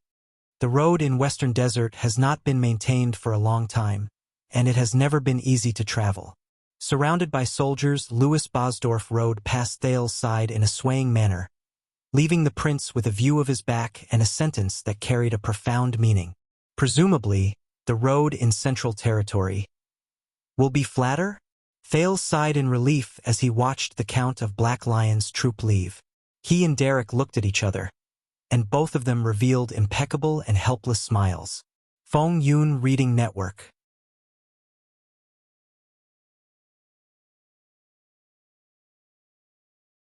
Chapter 504. The next morning, on the flat and wide Avenue of Blessings, the prince's escort team became twice as long because of the addition of the Bosdorf family's soldiers. "Please do not mind Count Bosdorf's attitude." Derek rode beside Thales on his horse. "He is one of the leaders in taking back Bladefang's camp. He is very unhappy with what happened over the past few days, so he shows his dissatisfaction on his face." "Unhappy?" Thales thought quietly. "Show it on my face? Bro, you probably haven't interacted with Northlanders before. When they are unhappy, they usually show it on their swords." He could only tease himself. "Please do not vent your anger on Paul." The Count of Wingfort turned his head and looked at the silent Paul Bosdorf, who was a few steps behind them. "He has a tough life with such an overbearing father." Thales smiled and nodded, but he sighed in his heart. "Speaking of which, such an overbearing father. Alright, this is something I can relate to. At the very least." Derek turned his head around and looked at a certain horse behind him. The 9-pointed star flag was immediately rolled up and wrapped up tightly the moment the Count of Black Lion disappeared. He sighed and said, "At least Paul is easier to talk to than his father." Both of them were silent for a while, but in the next second, Thales suddenly spoke. "So, what Count Bosdorf said about the Duke of Western Desert treating everyone the same way. Is it true?" As if someone had blown out a lamp, the color between the prince and the Count suddenly darkened.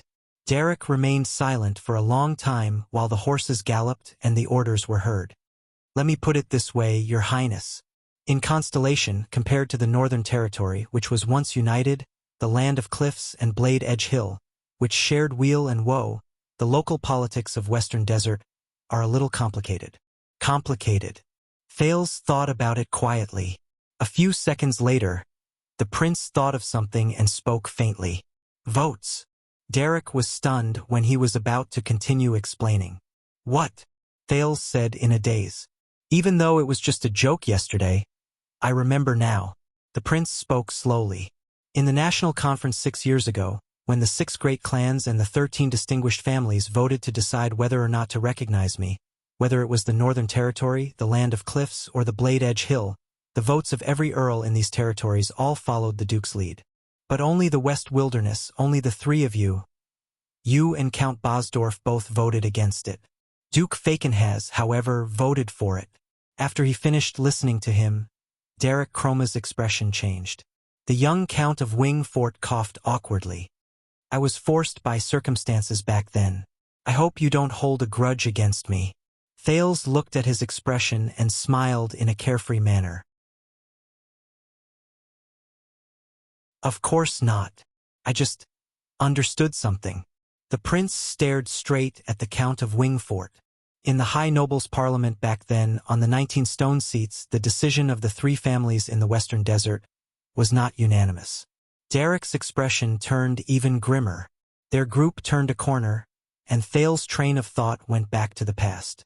In the national conference back then, the final vote on whether Thales could officially become the second prince was 10 people in favor, 8 people opposed, and 1 person abstained. The king's party turned the situation around with a slight advantage of 1 vote. With the plump Duke Cullen as the leader, the 3 families in Eastern Sea Hill voted in favor at the last moment. But now that he thought about it, Land of Cliffs, Northern Territory, South Coast, Western Desert, Blade Edge, Eastern Sea, Thales recalled the votes of the 19 nobles back then, and he suddenly understood many things. The prince frowned. According to the order of the votes and the results of the votes back then, the person who truly held the crucial vote, who turned the situation around with just a raise of his hand, and who made Thales the second prince in the end, not Duke Cullen. After they passed a junction with a different slope, they began to gradually increase their speed on the road. Please do not misunderstand. Derek adjusted his sitting posture and took a deep breath before the wind against his face grew stronger. The suzerains of the Western Desert still respect the four-eyed skull emblem quite a lot. His expression was a little solemn. But in recent years, among my noble peers, especially people like Count Bosdorf, they feel that the Duke is more or less content with the status quo. Derek's gaze sharpened, especially when it concerns the royal family.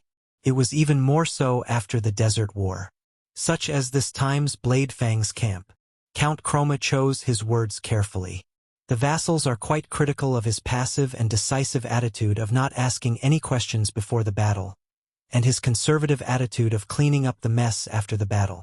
Thales was silent, content with the status quo, passive and decisive, conservative attitude.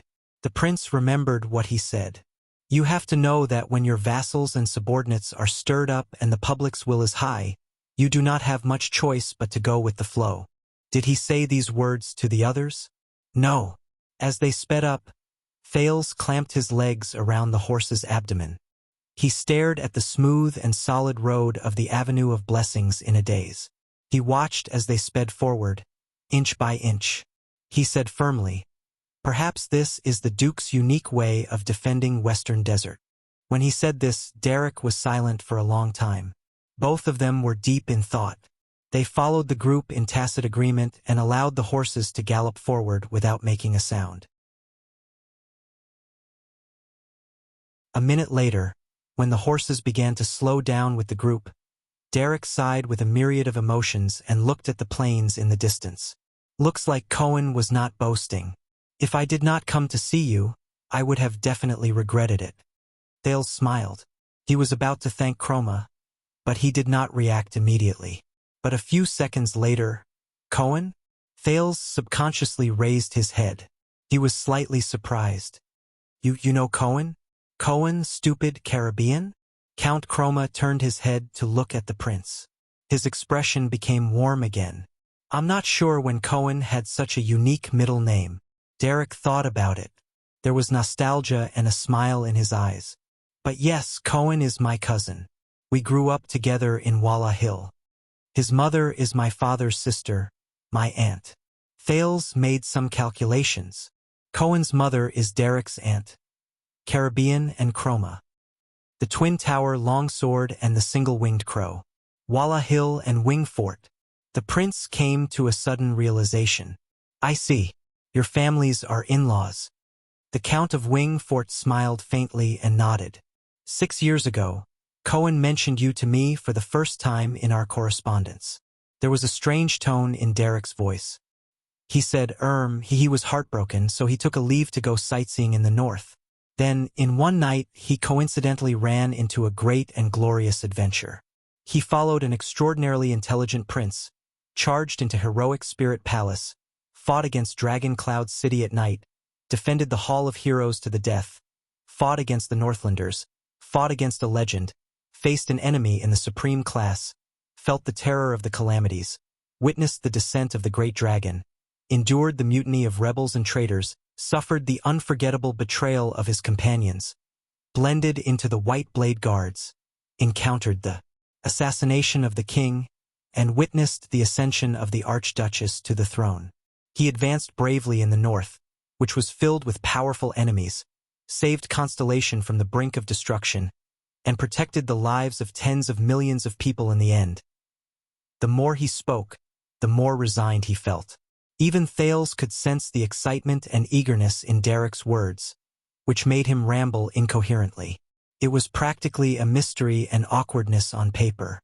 In the end, Cohen complained that even though the Secret Intelligence Department came to his door at night to warn him not to divulge national secrets, his superior did not believe him and refused to give him any leave or travel expenses reimbursement. So, he hoped that I could understand him. Derek pondered for a while. When I received the letter, I was still thinking that perhaps he had indeed been single for too long. Delusions and illusions. I mean, it's true that you are young and intelligent, Your Highness, but Northland? Extet. There are so many things. I really doubt. Derek stopped talking and stared straight at Thales. Until now. Thales hesitated for a second before he forced a smile that was both polite and awkward. Cohen, you awesome. After a while, Thales squeezed his fake smile back into the depths of his muscles and coughed. Is Cohen all right? Derek smiled. I think so. He's still at the police station in the capital, doing a job that most nobles can't understand, including my aunt and uncle. Derek shrugged helplessly. They've always been worried about his marriage. For more than 10 years, my aunt was afraid that he would marry his classmate, the warrior lady from the Arund family. Thales squeezed his eyebrows together. Miranda? The prince snickered. Oh no, that's impossible. Derek exhaled. Yes, I know. Lady Arund is probably the person Cohen fears the most. That boy once said that he always had this illusion that he would suddenly become stupid in front of Lady Arund. Thales smacked his lips and recalled the way Miranda and Cohen interacted. Yes, that was indeed an illusion, because he definitely did not suddenly become stupid. But more than 10 years have passed. My aunt doesn't care about that anymore. Derek shook his head. At the same time, he felt amused and helpless. Now, as long as Cohen is willing to marry, she doesn't care if the other party is a warrior, as long as it's a woman. Thales and Derek looked at each other, and they laughed in unison. After a while, Derek's voice became deeper. So, it's true. Cohen said that he fought with the Fire Knight in Heroic Spirit Palace, fought with the legendary anti-mystic equipment, and fought for 300 rounds. The Fire Knight, 300 rounds. The prince felt a headache coming on. My attendant can testify that they fought, but 300 rounds. Thales did not continue. He only smiled sheepishly. Derek's gaze moved, and he nodded in understanding. Then, he said that he faced the Red Witch, who is as famous as Lord Hanson, and faced her persuasion to surrender, and that he would rather die than submit. Faced the Red Witch, neither humble nor arrogant, and would rather die than submit. The prince was stunned and blinked. About this, how should I put it? It's basically not up to the Red Witch to persuade him to surrender. He's that. This time, without waiting for Thales to say anything, the comprehending count raised his eyebrows and seemed to be deep in thought. I get it. Then, he said that he faced the legendary warrior who never aged, the undefeatable ground shaker Caslin, and that he risked his life to fight against him, and that he had to sacrifice an arm. Risked his life to fight against him. Thales twitched his lips awkwardly. About that. Once again, when Thales was still hesitating about what to say, Derek raised his eyebrows in a very considerate manner. Oh. When he saw the Count's expression of sudden realization, Thales suddenly felt guilty for betraying Cohen. That's not right. I'm the one who's telling the truth. But Derek's next sentence made Thales' heart sink. Then, the great dragon? Thales was silent for a while. The scenes of the past reappeared in his mind. It's true. Derek's eyebrows twitched. Count Chroma narrowed his eyes, and he looked rather solemn. This explains why the messenger crows that passed by the north were all late that month 6 years ago. The legend is true. The great dragon spreads its wings, and the sky is forbidden from flying. Derek said softly, "Then, the calamity?" This time, Thales' expression was as calm as still water. He lowered his head. He did not speak. He only gritted his teeth and remained silent for a long time. Derek stared at the prince and did not continue asking questions. Humph. The count shook his head and sighed. You know, the first Count of Wingfort left behind a record of the calamities he saw. But in my family, there were a few generations who believed that those were just the ravings of an old man before his death. Derek was silent for a while. Then, King Nuvan was killed by the calamities? Thales raised his head. He seemed to see the dawn when thousands of arrows were fired at the same time, and the bloody head that rolled to his feet while wearing a crown. The assassin's flower, young Charlton, and the flying locust blade. The prince said firmly, and Chapman Lampard. Derek drew in a soft breath. The air became so quiet that only the sound of horse hooves could be heard. The count raised his head slowly. You have suffered, your highness. Perhaps many people do not believe it, and even more do not know. Derek let out a long sigh. His gaze was grave, but he was incredibly serious. But I want to say, the entire kingdom. We owe you a debt of gratitude. Thales gritted his teeth and forced a smile. Thank you. The prince nodded stiffly. Count Chroma. But Derek shook his head. Derek. The Count of Wingfort first flashed a warm and friendly smile at the teenager. He then extended his right hand, as if this was the first time he formally introduced himself. This is my name. Thales paused for a moment. He cast a profound glance at Derek before he smiled as well. Of course, Derek. The second prince extended his right hand sincerely and shook Derek's hand. Thales. Their gazes met in the air, and they nodded at each other. Derek let go of the prince's right hand, but his words changed abruptly. From the perspective of a Western Desert noble, Thales, I know how Renaissance Palace views us. I also know what we are facing. I also know your sensitive and awkward situation. Derek stared at Thales seriously. Thales also stared back at him seriously. If this were any other time, I might say something like, Western Desert is not your enemy, and neither are the people of Western Desert. Derek sighed. But you are Cohen's friend. Derek's expression was a little sad and resigned. And from the perspective of his cousin and his friend, I have to remind you, Thales. The next moment, Derek lowered his head slightly. A few words that seemed more precious than gold and weaker than a fly popped out from between his teeth. Be careful of Sir Cyril. What? Thales first thought about the name, then he frowned. What do you mean, Duke Fakenhas? What do you mean? Derek was silent for a few seconds before he spoke softly. The Duke is good at manipulating people's hearts, even those who don't like him. Manipulating people's hearts? Thales was stunned for a second. The first person he thought of was the Red Witch in Northland. But Cyril Fakenhas? Unwelcome? Count Bosdorf said that the Duke is equally ambiguous towards everyone. He remains neutral and never takes sides. Derek's expression was unprecedentedly serious, as if he was facing a great enemy. That might be because Sir Cyril, the master of Western Desert, wants him to think that way. The Duke of Western Desert wants him to think that way? Thales was stunned. It must be admitted that from the first minute of their meeting, Derek had impressed him as cautious, thoughtful, tactful, and never out of line. But now... And if Count Bosdorf does not like Lord Cyril, said Derek coldly to him, that's probably because the Duke wants him to dislike me. Thales breathed in a daze. Then, the reason why the Duke is unwelcome. Derek nodded, lowered his voice, and continued the second half of the sentence. Because he doesn't want to be popular. Thales stared at Derek in a daze. He suddenly felt that the person in front of him was different. Wait, if this is true. The impression Duke Fakenhas gave him was also, Thales, perhaps you know that due to historical reasons, my family is quite experienced in the business of taming messenger crows. Derek spoke again. Thales tried his best to shift his attention to the present. Really? The Count of Wingfort said warily.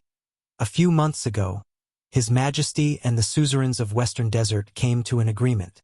We will send troops to the Alliance of Freedom, Force Extet, and rescue you. Yes, Thales answered instinctively. Derek's gaze became sharp. The week we came to an agreement with His Majesty, my raven whistles detected a few long-distance messenger crows flying north across the border. The week we came to an agreement. Flying north across the border. Long-distance messenger crows. Thales furrowed his eyebrows. What do you mean? Derek was silent for a few seconds before he said airily. That batch of messenger crows flew very high in the sky, were abnormally vigilant, and were good at hiding. Even with the Raven Whistle Light Cavalier's abilities, we almost missed them. Those are not postal messenger crows that travel between two places, have fixed routes, are inflexible, and have simple training. Instead, they are military messenger crows that are strict, intelligent, agile, know their way around, and will recognize their masters. They are not easy to tame, and the fees are high. Only the rich suzerains can afford them. Military messenger crows. High fees. Great suzerains. Thales' expression changed slightly. Thales. Someone leaked information about you from the moment you escaped to the moment you returned. Derek's tone was very solemn. Someone leaked information about you to the Northlanders from Constellation. I guess this is why your journey back home was full of accidents. Leaked information about me. My journey back home was full of accidents. Thales' breathing froze for a moment. At that moment, King Chapman's figure suddenly appeared before his eyes. He also remembered King Chapman's sudden visit to Dragoncloud City just to meet Thales. No way. The prince looked up vigilantly. Are you talking about Duke Fakenhas? Derek shook his head. I can't be certain, but Thales, not all of them. Derek narrowed his eyes. His tone was cold, and Thales could not help but clench his fists. In this country, not everyone welcomes your return, Wang Chong said with a smile. At that moment, a few Raven Whistle Light Cavaliers dashed back from the path in front of them. Amidst the endless dust, they brought a message that made people nervous. Be on guard. Sentries are in contact. Multiple cavaliers. What? Derek and Thales looked at each other and frowned at the same time. The Raven's entire troop immediately stopped moving forward. Hundreds of cavaliers reined in their horses at the same time. For a moment, horse hooves thundered, and horses neighed. Everyone moved. Quite a number of Raven whistlers rushed forward and surrounded the two important figures. Count Derek. Paul also urged his horse to rush over from behind. The air of Brave Soul's castle had a solemn expression. But the Count of Wingfort remained calm. Don't be nervous. The Raven Whistlers are elite scouts. This is only the first message. It proves that the other party is at least a few miles away. Soon they will confirm their identities. Their confident questions were mixed with the countless sounds of horse hooves, and it made Thales feel much more at ease. Soon the second and third messages arrived. The new information made the three nobles feel even more solemn. 25 cavaliers. No flags. Identity unknown. Refused to respond. They are between light cavaliers and heavy cavaliers. They are well-equipped and skilled. The report from the Raven Whistlers in the sky. There are more troops behind them. More cavaliers and infantrymen. Hundreds and thousands. More? Hundreds and thousands? Thales was shocked. Derek and Paul looked at each other. Their expressions grew darker. Who would bring an army to the prince's side at this time? Paul said coldly, Do we need to gather our main force? Stay calm, Derek replied in a steady manner.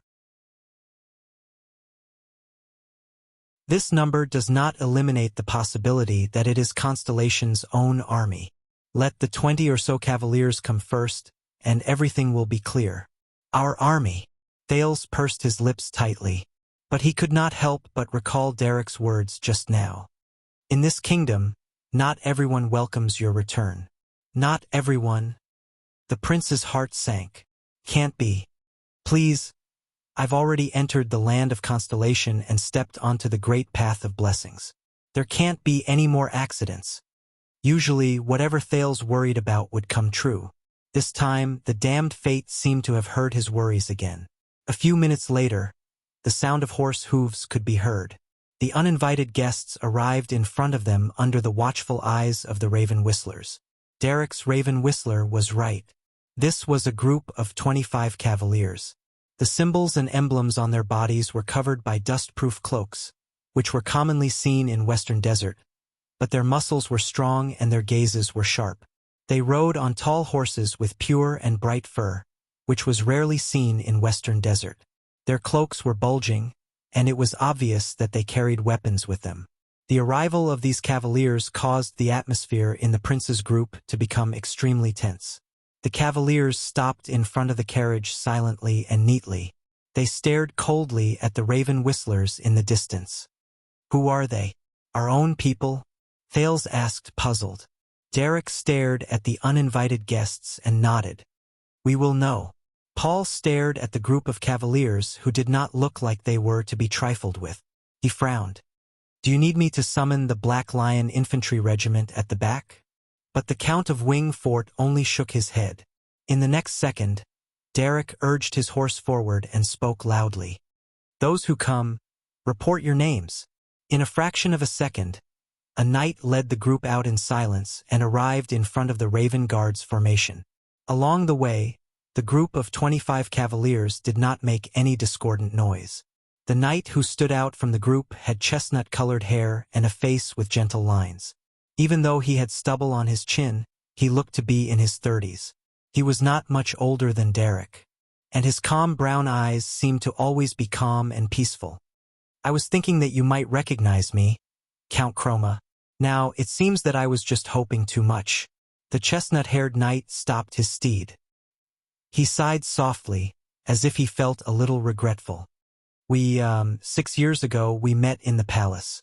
Derek's eyebrows twitched slightly. I don't remember meeting you. In the palace 6 years ago? Thales thought of something. The chestnut-haired knight smiled faintly, unconcerned. He waved his hand to signal to a blonde knight beside him. His actions were elegant and natural. You should at least recognize Doyle. His family is related to all of you.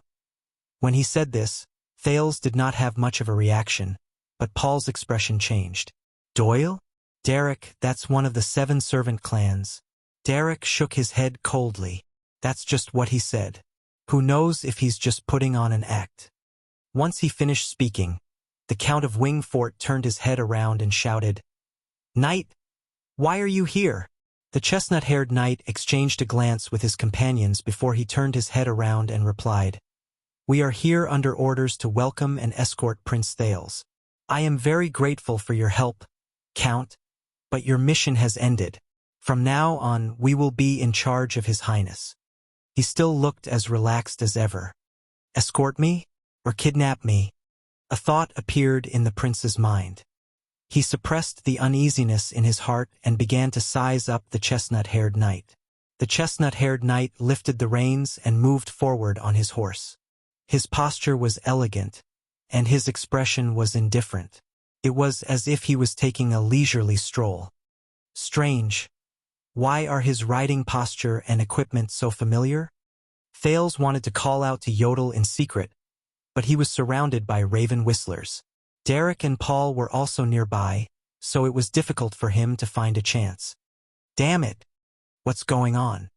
In the next second, Count Derek swung his right hand resolutely. Load! In the next second, nearly 100 elite Raven Whistlers from the Chroma family moved at the same time.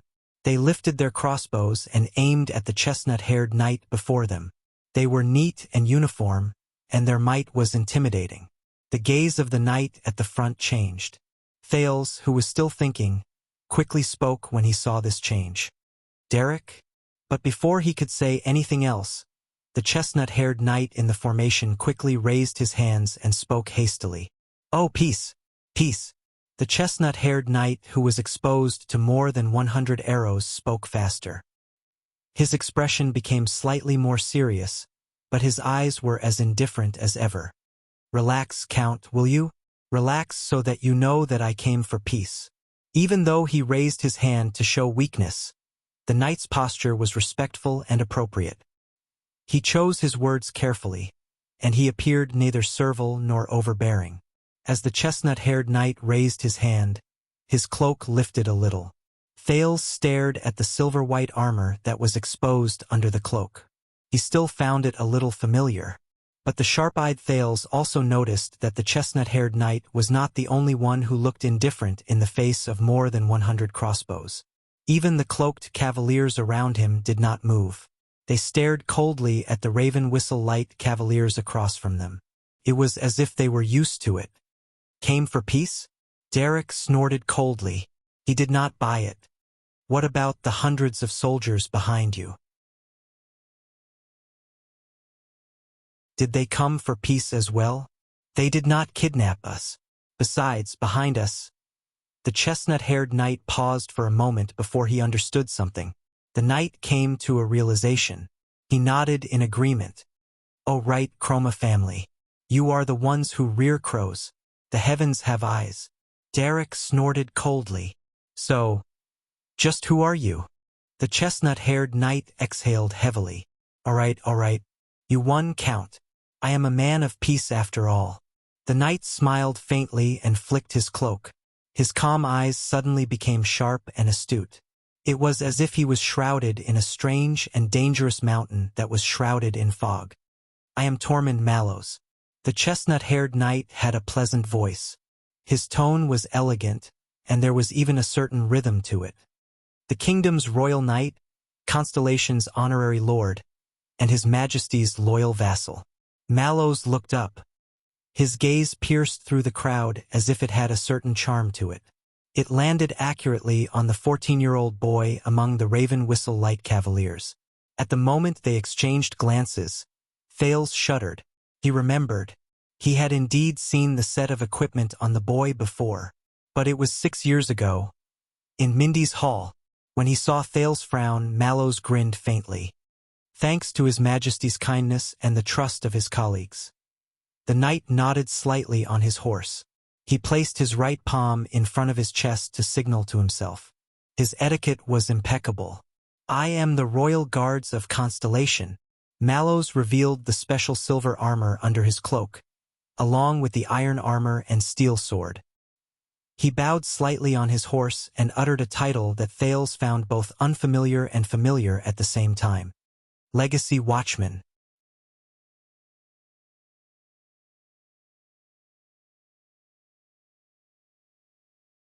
Chapter 505. The chestnut-haired knight's self-introduction made everyone quiet for a while. He sat calmly on his horse and allowed everyone to size him up.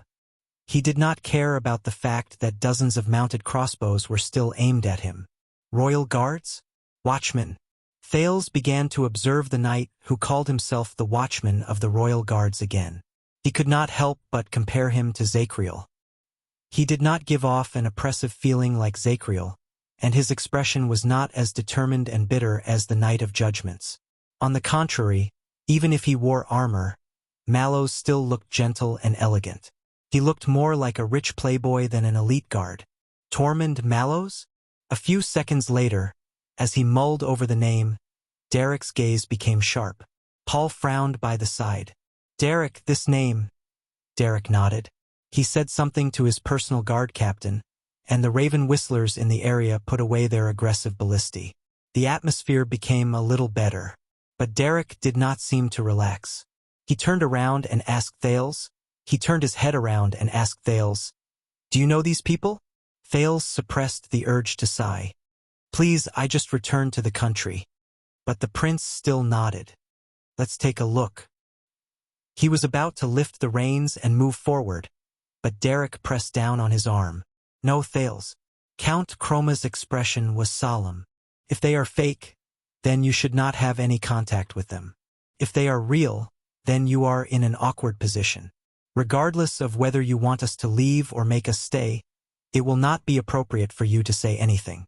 Thales narrowed his eyes and looked at the other man's serious gaze. So, I will speak up, Derek said in a low voice and let go of the prince's arm. The Count of Wingfort turned to Mallows. You said that you are the watchman of the royal guards, but based on what I know, the position of watchman has been vacant for many years. The last one was before the Bloody Year, and the watchman has an extraordinary status. He has always been a person of virtue and prestige. Before Derek could finish speaking, he was interrupted by someone behind Mallows. Your information is outdated, Count of the Western Desert. The knight who spoke had short brown hair. He had a stern face, and he seemed to be very displeased with the Count's questioning.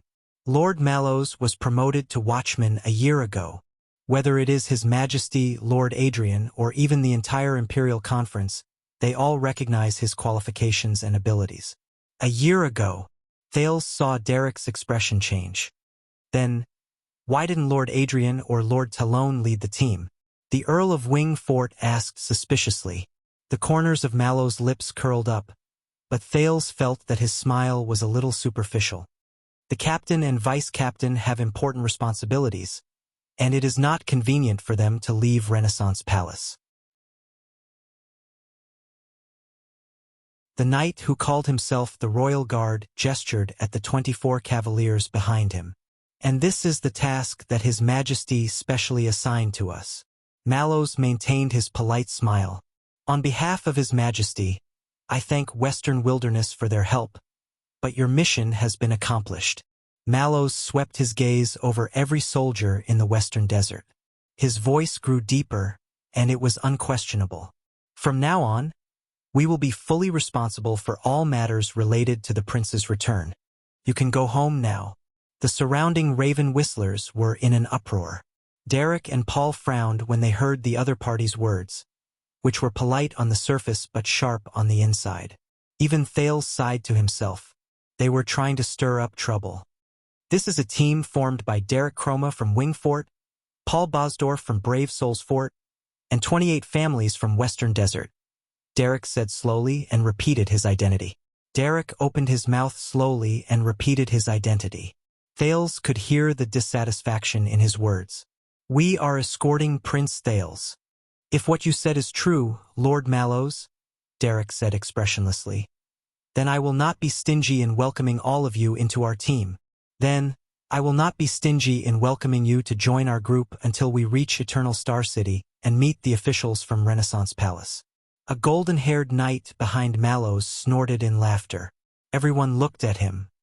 From what I know, 6 years ago, Black Sand Region's Chapman Lampard also insisted on sending soldiers to escort Prince Thales to Dragon Cloud City. The blonde knight looked at them in amusement. He had a dignified appearance, but he shook his head. Guess what happened down there? Derek and Paul were stunned for a moment before they instinctively looked at Thales. As someone who had experienced it personally, Thales' face instantly darkened. The leader, Mallows, coughed loudly. Doyle, do not talk about national affairs. The knight named Doyle raised his eyebrows. His tone was relaxed. Of course. Whatever you say. Mallows coughed. Also, be friendly. According to the family records, Count Chroma is your. Mallows' words stopped at the tip of his tongue.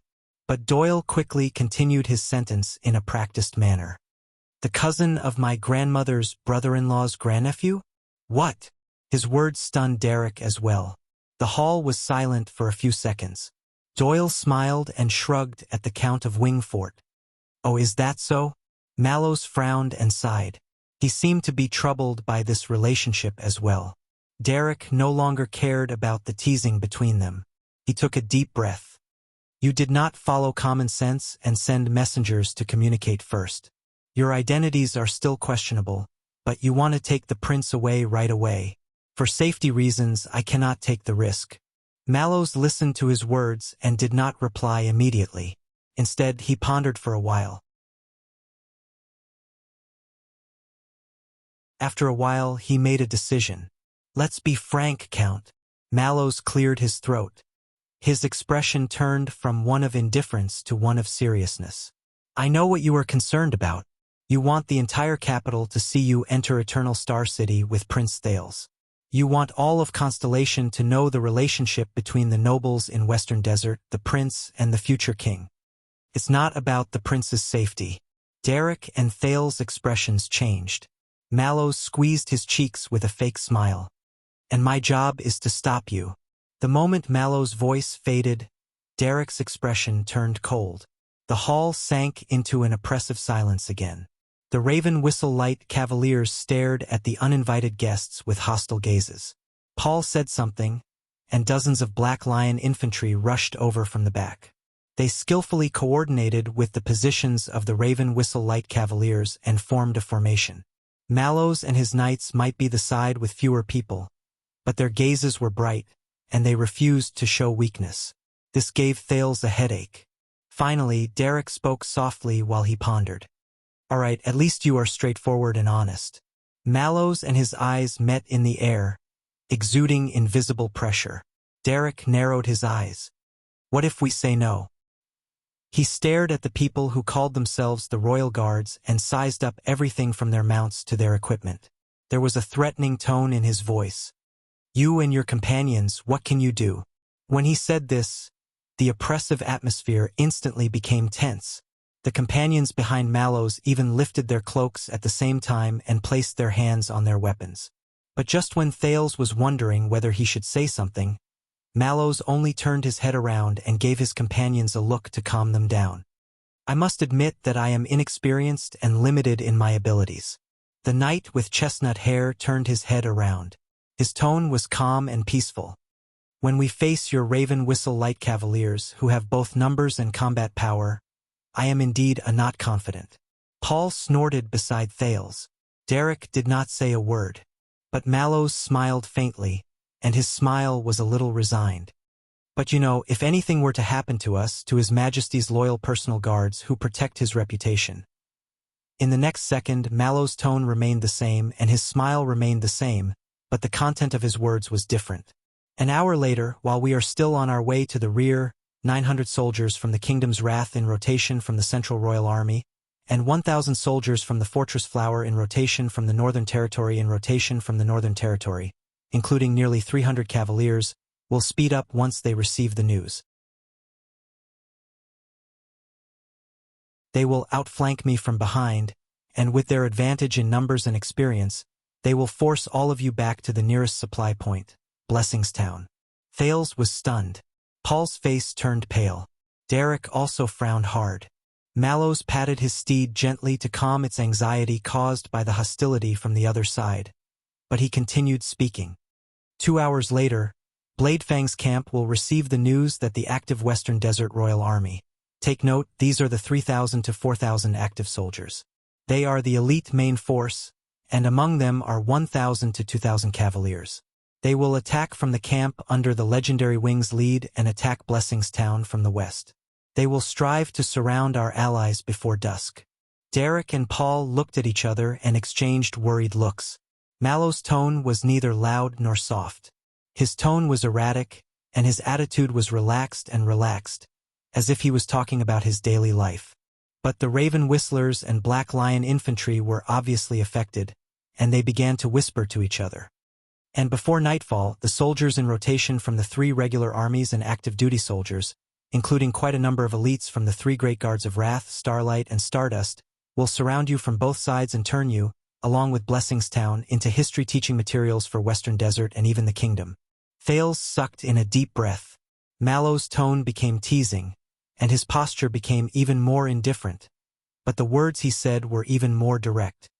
"But since the Kingdom's Wrath and the Fortress Flower have not come personally, the highest commander here is the legendary Wing. Then, I guess that only Blessingstown will become history-teaching materials, but all of you will not. Congratulations, because all of you, or perhaps only those who are beautiful enough, will join William's Museum of Human Heads and add color to his art collection." Thales remembered something, and a strange expression appeared on his face. Paul could not stand it anymore. But Derek held him down. Mallows used a whistle to appease his steed. He did not even look in front of him, but he continued to speak in an orderly manner. And 2 days later, this big news will spread throughout the kingdom. After the chaos in Bladefang's camp, the terrifying orcs and Baron Bone people penetrated the line of defense and encountered the team escorting the prince back to his kingdom. The loyal elites from Wing Fort and Brave Souls Fort protected the prince with their lives, and they defended Blessings Town for a day and a night. 2 young talents from the Chroma family and the Bosdorf family were loyal, but unfortunately died in battle. But at least all of you died protecting the prince. He finally raised his head and looked at the gloomy Derek. He even shook his shoulders. So, His Majesty wrote a memorial for all of you with tears streaming down his face, and he built a monument for all of you. From then on, he worked hard to spread the kingdom's blessings to the unfortunate nobles like you, so that they could feel the light of Constellation together. The prince was grateful, and he will remember your loyalty and passion for him for the rest of his life. Mallows narrowed his eyes. Then, from that day onwards, the citizens of the western desert of the kingdom were freed from the threat of the desert. Bladefang's camp regained its vitality, and the suzerains who inherited the land were much more merciful, wise, loyal, and kind compared to their predecessors. The king's blessings benefited the people, and everyone lived in peace and contentment. They lived happily for eternity. How is it? When he finished speaking, the place fell into a dead silence. Quite a number of raven whistlers and infantrymen began to turn to look at their suzerains. Paul was so angry that he trembled. Derek's expression became even more unpleasant. Good story. The Count of Wingfort spoke coldly. His voice was a little distorted, and his gaze when he looked at Mallows also changed. But the problem is, how confident are you that you can survive and go back to inform the prince of our 500 Raven Whistle Light Cavaliers' pursuit? In the next moment, the Raven Whistlers did not need to be instructed. They lifted their bows and aimed at their target in unison. Thales felt a chill in his heart. At the most tense moment, Mallows smiled. When he faced Derek's malicious gaze, he lifted his cloak, held his sword hilt with his right hand, and pressed his left hand on a shield by the side of the saddle. Indeed, the chances are very low. Perhaps. Mallows narrowed his eyes. His tone made him sound very uncertain. 55? In the next moment, the 24 men behind Mallows changed their demeanor. They pressed their hands on their swords and raised their shields in unison. Hey, everyone! Thales could not hold it in anymore. He shouted loudly while he stood up on his saddle. He moved past the Raven Whistlers who blocked him completely. Before you draw your swords, please remember that I am still here. The prince waved his hand desperately to attract everyone's attention. He hoped that he could reduce their hostility towards each other a little. Fortunately, it was somewhat effective. The place became quiet, and not a single sound could be heard. Most of the people looked at the teenager. Derek understood what the prince meant. He put on a stern face and made his soldiers put away their hostility on the surface. Mallows stared at Thales and remained silent for a long time. Thales gave him an awkward smile. He sensed his slightly numb bowed legs while he stood on the horse. Thank you, sirs. We can talk properly now. So. Mallows looked at Thales and pondered for a while. He put on a puzzled expression. Who are you again? Thales' smile instantly froze. What? His eyelids began to twitch. A second later, when he saw Thales' expression, the corners of Mallows' lips curled up. Ha ha ha ha. The knight with chestnut hair laughed loudly. It's just a joke. Don't mind it. Before Thales could react, Mallows put away his smile and put on a stern expression. He pressed his hand against his chest and bowed respectfully on his horse. Your Highness Thales, watchman of the Royal Guards, Tormund Mallows. By His Majesty's orders, my colleagues and I will be honored to become your personal guards. As the leader moved, The 24 cavaliers behind him moved in unison and bowed on their horses. From this moment onwards until the very last moment. Wow! As he watched their salute and attitude, Thales, who originally wanted them to recite the royal guard's oath, began to believe in their identities a little. Oh, thank you, Tormund, Mallows. Thales, who was constantly switching between embarrassment and gratification, could not handle such a situation. He laughed dryly and waved his hand to signal for them to stand up. But now calm down. This is not a big problem. We will definitely be able to reach a consensus. But Mallows seemed to be intentionally making him worry. Yes, it's time to get rid of the life of living under someone else's roof. Stay away from ambitious people who harbor ill intentions, and return to the protection of your family. As he said this, Mallows, who had straightened his body, cast a glance at Derek by accident. His words made Derek very angry. I believe that the prince is wise enough and does not need others to bewitch and guide him. Mallows smiled. Then hurry up, Count. Do you want to fight or surrender? What are you waiting for? Are you waiting for His Majesty's commendation? Both parties' gazes became sharp again, just like the weapons in their hands.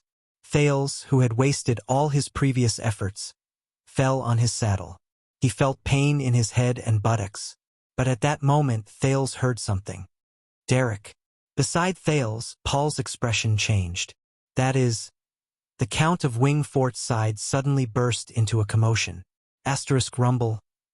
Soon, Thales also saw it. Behind the royal guards, a few big flags appeared on the Avenue of Blessings. They were accompanied by indistinct figures and the rising and falling of horse hooves. Someone is coming. The flag of fury. Derek stared into the distance. He looked a little disappointed. It's the regular Central Army stationed at the borders of Eternal Star City. It's directly under the kingdom's wrath. Thales' expression changed. The Raven Whistlers and infantrymen began to whisper to each other. And the Starlight War flag. Thales stared at the flag he had seen before. It's the regular army in the Northern Territory under the Fortress Flower, and it's stationed at Broken Dragon Fortress. Derek's expression became even more unpleasant. Looks like he didn't lie, Derek said sarcastically. He waved his hand and got rid of the Raven Whistler's attacking stance. How exciting! Paul did as he was told, but at the same time he said hesitantly, maybe they're here to support the western front lines and defend against Bladefang's camp? Derek snorted softly. Then they came really quickly. How many days has it been since the incident at the camp? Thales wisely did not interrupt. Soon, the group in the distance arrived before them. It was a cavalier troop of nearly 100 men. They carried different flags, and they surrounded a carriage with 2 horses in the center. They arrived beside the royal guards. Their movements were not as swift and fierce as the royal guards, and their mounts were not as well equipped as the royal guards, but they won in terms of uniformity and order. This is great. The blonde Doyle sighed. The person in charge is here. Soon, under the crowd's gazes, the simple carriage of the new troops stopped beside the royal guards. A gentle and steady voice traveled steadily from the carriage. Good morning, everyone. As he listened to this voice, Thales' breathing slowly quickened. You are walking a little too fast, Lord Mallows. The person in the carriage seemed to be resigned. Count Roth has been complaining about this journey of traveling day and night. It will drain the soldier's stamina. Mallows twitched the corners of his mouth when he was questioned. He turned his horse around. Fortunately, you are not walking slowly either, Your Grace. His tone was as indifferent as ever, but he nodded at the carriage out of habit. I was worried that I would be mistaken as a kidnapper. In the next second, as laughter spread, the owner of the carriage pushed open the carriage door and stepped on the ground. At the moment he saw the person who came, Thales slowly exhaled and became completely at ease. It was as if a journey he had started a long time ago had finally come to an end. It's all right, Derek. Thales subconsciously comforted the Count of Wingfort, and he could not help but curl up his lips. We are fine now. The person who came down from the carriage still walked with steady steps, and his posture was cordial. He held the cane he was used to, and he ignored the hostile situation between both parties. He naturally came to Mallow's side and stared at Thales from afar. His gaze lasted for a few seconds, and it was a mixture of eagerness, surprise, regret, and other emotions. The place became quiet. No one spoke. The prince calmly endured the other person's gaze. But when he instinctively wanted to smile, Thales realized that his cheeks were a little stiff. Finally, the person who came over let out a long sigh and revealed a gratified smile. "You look very spirited." The middle-aged man's voice trembled slightly. "My young sir." At the moment he heard this form of address, Thales only felt his ears echo, and he felt as if he had returned to the past. But this time, Thales quietly stared at the middle-aged noble in front of him. He noticed that even though the man's smile was the same as before and he was polite, there were already stars at his temples. The wrinkles at the corners of his eyes were even more obvious, and the skin on his face was sunken and loose. Even his body had become much more hunched due to the gift of time. Thales felt his heart sink a little. But in the end, he still took a deep breath and put away his uncontrollable expression. He suppressed the countless emotions that rose from the bottom of his heart and tried his best to speak softly in the calmest, most proactive, and most relaxed manner. "You too. I am very happy to see you again." The prince's smile was brilliant. "Gilbert." It was very quiet around them. No one from either side made a sound. Then, the middle-aged noble, the cunning fox of Constellation, Honorary Count Gilbert Casso, nodded slowly. "Me too, young sir." There was a clear rise and fall in Gilbert's voice. "I mean, your highness." His words were cut off midway. Gilbert first raised his head, blinked a few times, and took a few deep breaths. Finally, his tone returned to normal. "Me too." Both of them did not say much during the brief reunion. They only exchanged a few simple greetings before they looked away. "Good morning." On the other side, Derek nodded slightly at Gilbert with a stern expression. His tone was respectful and solemn, which was completely different from when he spoke to the prince. "Count Casso." Gilbert responded with a smile. He was cordial and down-to-earth. "Count Chroma, I am very happy to see that you have a close relationship with His Highness." The cunning fox of Constellation might be standing on the ground, but no one would think that he was at a disadvantage. "And you must be Count Bosdorf's representative?" Paul's face was dark by the side. His heir. Gilbert smiled politely, just as he always did. Of course. With Gilbert's arrival, Mallows returned to the careless and indifferent attitude he had when they first met. He seemed to intend to let the honorary count handle all the negotiations. As it turned out, there was no problem with his choice. Derek sighed. He was about to speak, but in the next second, the cunning fox of Constellation beat him to it. "Your Highness, my lords." Gilbert nodded at each commander. His smile was warm and friendly. "Since you are all here and there are so many witnesses, I will start straight away." Paul, who was watching the regular soldiers of the royal family warily, frowned. Even Thales was stunned for a moment. "Start?" Paul turned his head around in puzzlement. "Derek?" But Derek only shook his head. In the next moment, Gilbert's expression became stern. He used his arm to clamp down on his cane and brought out an exquisitely decorated scroll from his bosom. It was not small, and he opened it in a familiar and elegant manner. Derek's eyebrows twitched. At the back of the scroll was the emblem of the nine-pointed star. Gilbert cleared his throat. "May the sunset goddess protect us and the previous kings bear witness." He stood tall and straight, and his posture was relaxed. His voice was loud and clear, and there was an awe-inspiring presence that was restrained but could not be ignored. The legitimate descendant of the final empire, the successor of Tormund, the king of Renaissance, the master of the Redalians and Northlanders in the Western Peninsula, the conqueror of the dragon skeleton throne and the desert god's altar, the protector of the sacred tree and Saradukedom, the defender of Steel City and the Alliance of Freedom, the 39th Supreme King of Constellation, the Southern Islands, and the Western Desert, Kessel the Jade Star V, hereby announces to all the citizens of Constellation and all those who stand before this decree. The people in the area moved slightly, and they started whispering to each other in hushed tones. Gilbert did not care about them. He only stared at the scroll in his hands with a stern and respectful expression. On the 19th of the 8th lunar month, the year 679 of Constellation's calendar of eradication, in the 18th year of the reign of the Honorable King Kessel V, after thorough and detailed consideration, he will enthusiastically give praise and reward to a gentleman who has achieved enough merits and is of a suitable status. Gilbert paused for a moment, as if he was waiting for something. He looked around him. Thales's breathing began to quicken. Everyone quietened down. When it was completely quiet, the cunning fox opened his mouth again and read the name. Thales T.K. Jadestar. At that moment Derek, Paul, Mallows, and the others all had different expressions. Thales, who had expected it, took a deep breath. He no longer knew what expression he should have. This noble and knight sacrificed his rights as a prince in a noble manner over the past 6 years. He bravely protected the safety of the northern border, selflessly protected the welfare of millions of subjects, and respectfully protected the dignity of Constellation. When he reached this part, Gilbert's voice rose and fell in cadence, and his emotions rose and fell.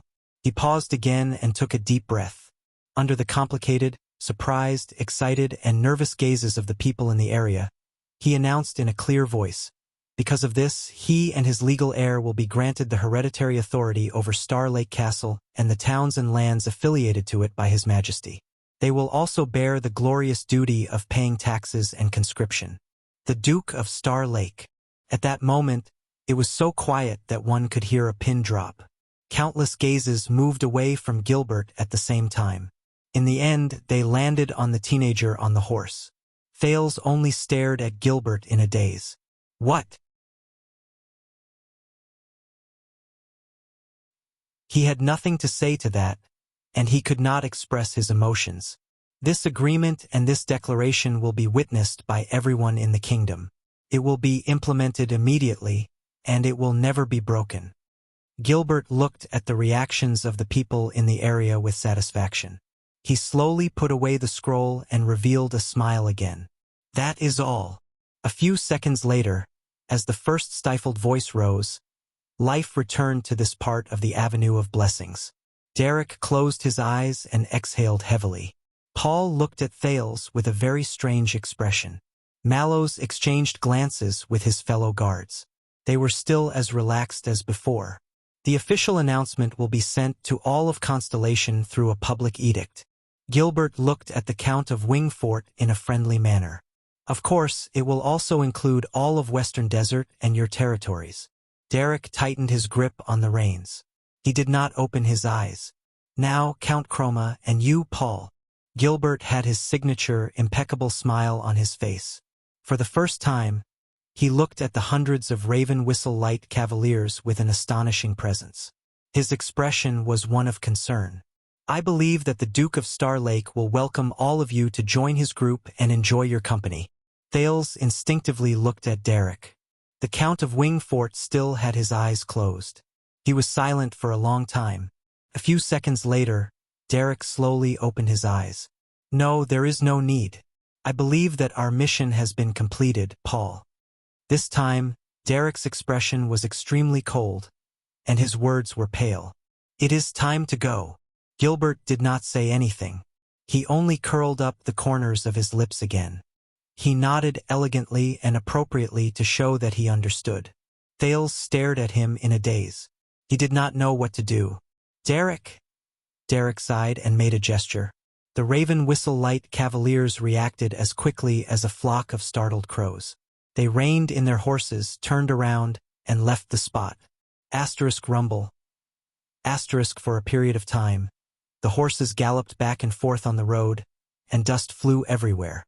Paul could only rein in his horse and leave, even though his heart was filled with reluctance. Derek stopped for a moment. Amid the piercing sounds of horse hooves, he extended his palm to Thales. The prince, who had not registered what was going on, instinctively grabbed Derek's hand, but Derek pulled him forward. Take care, Your Highness. Derek's grip was very strong. With a stern expression, he moved closer to the prince's ear. Then, Thales, he whispered, please remember our promise. Thales was stunned. Promise? He asked in puzzlement. Yes. This time, Derek's voice was deep and sonorous, just like his expression. 6 years ago, when your carriage left the capital and headed north to Extet, the master of the single-winged crow, the Count of Wingfort, whispered into the teenager's ear, the promise we made to you. 6 years ago, left the capital, went north to Extet. Their promise. At that moment, Thales was stunned when he remembered something. Thales raised his head swiftly and looked at him in surprise. You, all of you? The Count let go of Thales' hand. With a determined expression, he nodded heavily. It is still valid. In the next moment, before Thales could react, Derek clamped down on his horse's abdomen. With a furious shout, he turned his horse around and gathered with his head crow. He galloped away. Rumble. Thales rode alone on his horse and stared at Derek's back in a daze. On the other side, Mallows raised his eyebrows and waved his hand as well. The royal guards and regular soldiers caught up to the prince and crowded around him. Rumble. The endless sounds of horse hooves gathered into 2 waves. One of them left and the other entered. But Thales was still stunned where he stood. The teenager was a little dazed by the continuous barrage of news. He could only lower his head. His mind was in a mess, and he relied on his ears to sense everything around him. Behind him, the black mass of Raven Whistle Light Cavaliers and Black Lion Army left his side. They turned left together, and after making a semicircle, they returned to their original path. As their footsteps rumbled like war drums, they created endless dark and deep waves. Thump, thump, thump. In front of him, a group of bright royal guards and regular soldiers charged towards him from his right. They filled up the empty space beside him. Their hooves danced in the air, and their armor shone brightly. They intersected with each other, creating a dazzling, cold light. From the sky, it looked like 2 raging torrents of black and white colors collided head-on in a spectacular vortex. They separated the moment they touched the center of the circle. The waves surged, but they were clearly separated. Only Thales was different. He was like a barely visible dot on the ground. He stood at the center of the 2 huge waves in a daze. He welcomed the 2 huge waves tearing him apart. He was independent. He was at a loss. He was insignificant. He did not know how much time had passed. A familiar and gentle voice rose beside his ears. Now, please come with me. Thales raised his head in a daze. Honorable. Gilbert was right in front of him. His eyes were sparkling, and his tone was fluctuating as he spoke of the new title in front of him. Duke Thales. M.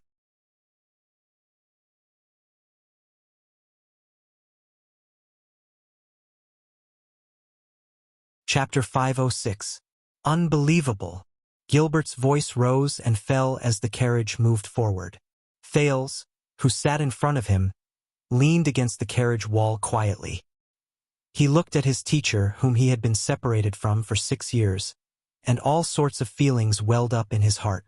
I still remember, young sir, when we parted ways 6 years ago, you were still a child. Aside from his slightly agitated breathing, Gilbert's posture and etiquette were still appropriate and elegant, as if he was carved from the mold of a noble. Thales shrugged and smiled. Perhaps I am not just a child. Of course. Gilbert smiled knowingly. Of course you are not just a child. However, look at you now. Gilbert stared at him closely. He was gratified and moved, and he could not help but look him up and down. You have grown up. His voice rose and fell.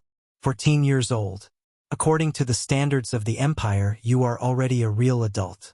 You can fight with a sword, marry a wife, and have children. Fight, marry a wife, and have children at the age of 14? Thales scratched his head. About this, as the times change and society advances, I believe that we need to discuss it further. Gilbert laughed heartily as he looked at him. The carriage wheels rolled, and the two of them were silent for a while. Then Gilbert sighed. So, it has been 6 years, Your Highness.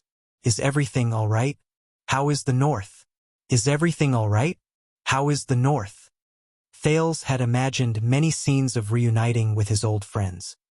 He had also imagined how he would add fuel to the fire and complain about the terrible food in Northland, the cold temperature in Heroic Spirit Palace, the dim-witted little rascal, the annoying female official Gings, the foolish star killer, the cunning Leaspan, the damned Lampard, the gluttonous Ida, the bored eyes of his two attendants as they argued. He even imagined pouring out all his pain, unhappiness, and complaints in one go. The Extension's strange gazes, the Northland teacher's sarcastic demeanor, the outdoor class's use of their power to avenge personal grudges, the incessant surveillance, and the unreasonable searches. But when it came to it and the words were at the tip of his tongue, Thales put away his memories and smiled brightly. It is the North. The prince shrugged in a relaxed manner. His smile was warm and calm. It is very northern. Gilbert did not answer immediately. Instead, he stared at him for a long time. His gaze was focused on the teenager's sunny smile. He seemed to have read something. Yes, Your Highness. A few seconds later, Gilbert answered softly, Northlanders, Northerners. I've negotiated with them. I know. Gilbert's gaze was calm and gentle, but for some unknown reason, Thales had the misconception that there was a heavy burden on him and he could not bear it. Silence reigned in the carriage, and for a moment there was only the sound of hoofbeats outside. Thales took another deep breath. How about you, Gilbert? And Eternal Star City and Constellation? For the past 6 years? When Gilbert heard this, he paused for a moment before he slowly gripped his cane. Oh, I'm getting old. I'm not as good at riding as I used to be. I'm taking more and more carriages. Every day, the scribe's secretary's writing is getting bigger and bigger. Thales listened quietly and stared at Gilbert, who seemed to have aged 6 years. 6 years ago, they also sat in the same carriage on the road to Renaissance Palace. 6 years later, Gilbert turned his head and smiled faintly. Apart from that, it's still the same. Working, living, breathing, and waiting. He paused for a second and looked into Thales' eyes. Your return. Thales froze. For a period of time, he was speechless. He did not know what to do. Gilbert's expression darkened. I cannot imagine how much hardship you went through in Exdet. He stared at his cane, and he spoke rudely, which was rare for him. Cursed Northlander, it should have only been a few weeks. Then you would have returned safely and returned to our care. I still remember telling you that everything would be fine. But Thales could not bear to see this happen. Gilbert leaned against his cane, lowered his head, and sighed. We have failed in our duties and dragged you into this. Thales shook his head at him. But the Foreign Affairs Minister continued to speak. There was guilt in his voice. From King Nuvan to the calamities, and then to Black Sand region. Just reading about it in the letter is enough to make me tremble, but experiencing it personally. Thales had to interrupt him loudly. Gilbert trembled slightly before he stopped talking. The prince smiled. Hey, I made it through. Gilbert looked at him quietly. A few seconds later, a smile appeared on his face. Yes. The cunning fox of Constellation showed fatigue, which was rare for him when he was the prince's teacher. You made it through. From the north, I made it through. He nodded slowly, but it was obvious that he was absent-minded. Thales suddenly noticed that Gilbert's energy and focus were not as good as before. Sensing the fluctuations in Gilbert's emotions, Thales had no choice but to change the topic. So what about them? The people who stayed in Dragon Cloud City? Putre, Ralph, and oh, Ida. And Waya? When he heard this name, Gilbert seemed to have suddenly woken up. Oh, them. Do not worry, even though they still need to stay in Dragon Cloud City for a while.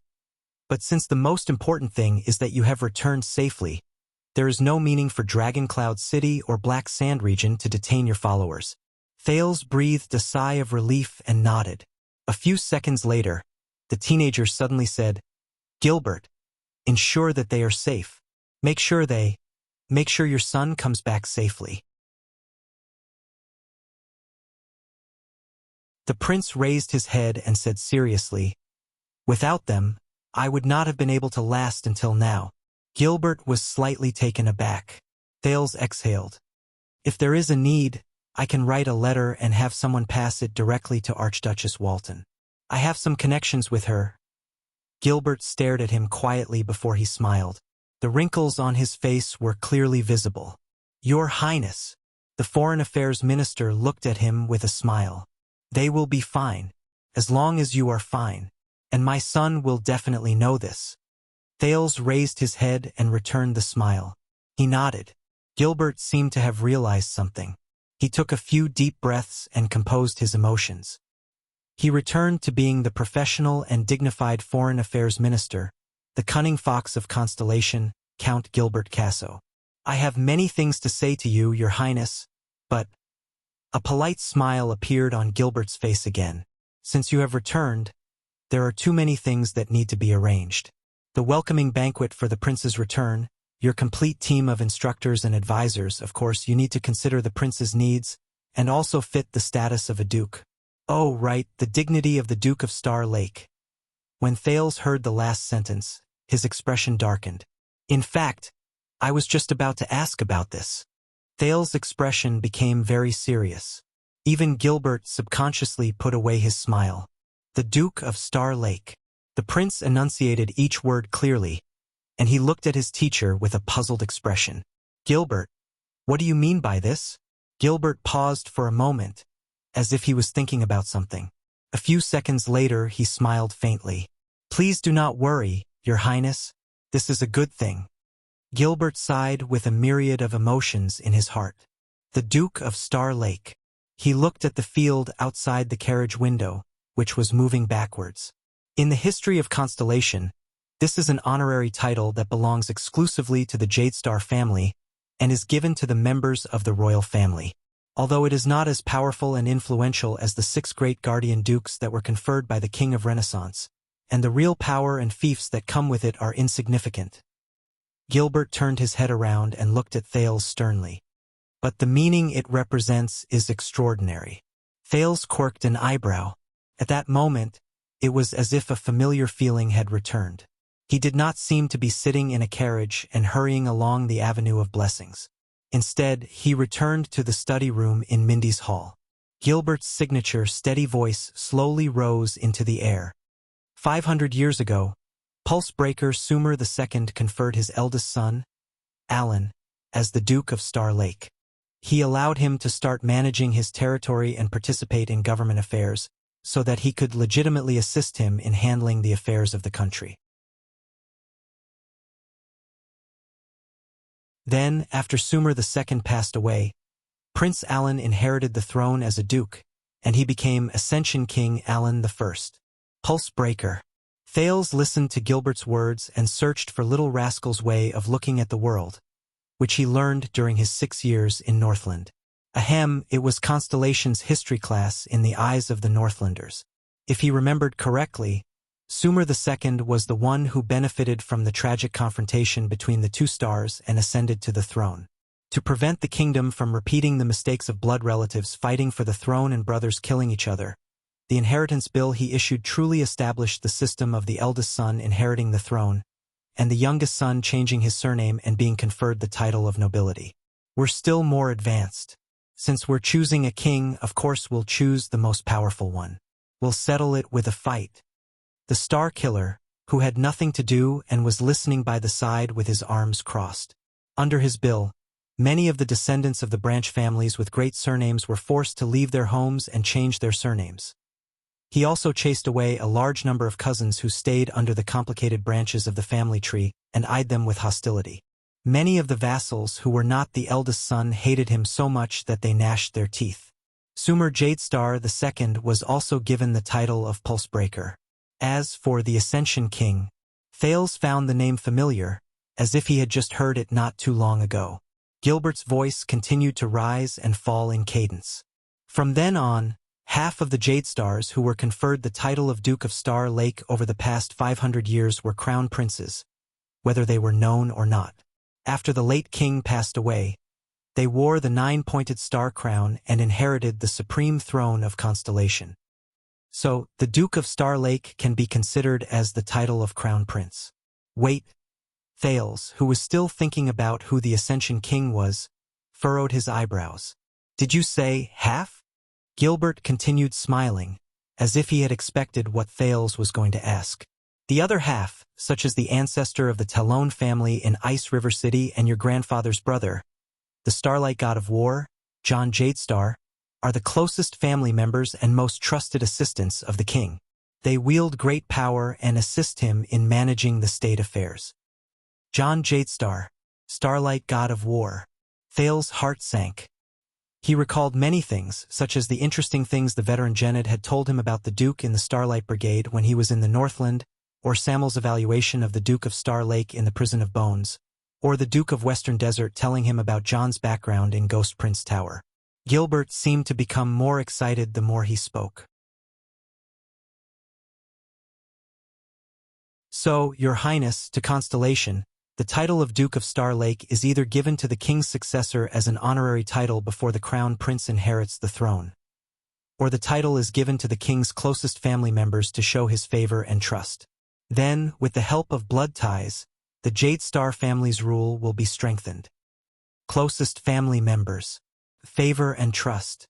Thales coughed softly and narrowed his eyes. But I remember that even though the Duke of Star Lake was his brother John during my grandfather 82's era, the crown prince he chose was. Against his expectations, Gilbert quickly interrupted him, and his tone was firm and resolute. That only proves one thing, that your grandfather was willing to use his life to believe in John and his brother, just like how he believed in his own heir. He even believed that John could continue to loyally assist the king who succeeded him as the Duke of Star Lake. Use his life to believe in John. Believe in his brother. Just like how he believed in his own heir. For some unknown reason, Samuel's indignant words in the prison echoed in Thales' mind. Was it a brother killing his brother? Or a son killing his father? Gilbert took a deep breath and continued to stare at Thales seriously, as though he would not allow any doubt. And John did not disappoint your grandfather. As the greatest hero in the Bloody Year, the former Duke of Star Lake and his Starlight Brigade conquered the rebels in the south and fought against the Great Dragon in the north. In the end, he turned the tide and saved all of Constellation. John Jadestar, he was the greatest contributor to the Bloody Year. Conquered the rebels in the south and fought against the Great Dragon in the north. He turned the tide and saved Constellation. Thales quietly recited these words and tried his best to suppress the inexplicable chill that rose from the bottom of his heart. Yes, the prince's expression was solemn, and his tone was calm. And then he died. Gilbert was stunned for a moment, but the Foreign Affairs Minister was obviously very experienced. He frowned and quickly continued Thales' words, and thus made this title even more noble. During the 18 years when Star Lake Castle was empty, when people talked about the Duke of Star Lake who shed blood on the battlefield, they would only reminisce about his loyalty, tragedy, and glorious past. This time, Thales did not respond when he listened to Gilbert's flawless explanation. Instead, he stared at Gilbert for a long time. At that moment, Thales suddenly remembered Disaster Sword Marina's words. Please investigate this matter and find out the truth. Find out the truth behind Duke John's assassination in Zodra during the Bloody Year. The truth. Under the prince's gaze, the Foreign Affairs Minister frowned slightly. He suddenly had a misconception that the student he was once very familiar with had become a little unfamiliar. A few seconds later, Thales turned his gaze away. That's right. Gilbert secretly sighed in relief and forgot about the strange feeling in his heart. Hence, being conferred this title is a sign that you are deeply trusted and highly regarded by His Majesty. This means that you are no longer a prince who relies on your father's shadow, who has a noble title but no real power. Instead, you are His Majesty's right-hand man. You have a fief, authority, and status. You are the Duke of Star Lake who can stand on equal footing with the hereditary vassals. When he said this, Gilbert looked at Thales excitedly. With this status, you can even directly enter the Imperial Conference to participate in national affairs and solve His Majesty's problems. It will not be out of place. And when you interact with foreign countries, Constellation's Duke of Star Lake is a powerful title. It is far more powerful than King Kessel's son. Thales still did not speak. He only seemed to be deep in thought. Perhaps he wanted to explain in detail, or perhaps he was worried about something. Gilbert paused for a few tenths of a second. Before the smile on his face disappeared, he continued speaking. And of course, it also announces to all the ambitious vassals that even after 6 years away from the kingdom, your position in His Majesty's heart is still incredibly important. Your rightful right to inherit the throne cannot be shaken. The position in His Majesty's heart. Thales appeared to have come to a realization, but he shook his head quietly in his heart. All right, this is really worth discussing. Even though he was not very interested, Thales still put on a surprised expression in a very cooperative manner. Wow. Gilbert seemed to have been deceived by his appearance. The Foreign Affairs Minister looked gratified. Yes, I know, Your Grace. He held his cane tightly and subconsciously changed the way he addressed Thales. I have been waiting for this day for a long time. Thales thought of something again, and he came to a slight realization. So, just now, Count Chroma immediately left with a flick of his sleeves. The prince looked at Gilbert in surprise. Does he know that no matter how much he shows to the world how close and familiar he is with the prince, and no matter how much he tries to get closer to me and form a tacit understanding with me, it cannot compare to this extraordinary title of Duke in the kingdom that has been vacant for 18 years? Gilbert was stunned. Maybe they are, maybe they aren't, but that's their business, the Foreign Secretary sighed. Now, the most important thing is that you will soon return to Renaissance Palace and return to your home. Home. Thales was dazed for a moment. The carriage continued to move forward steadily. The plains outside the window were vast, and the scenery was very magnificent. It fully displayed the beauty of Western Desert.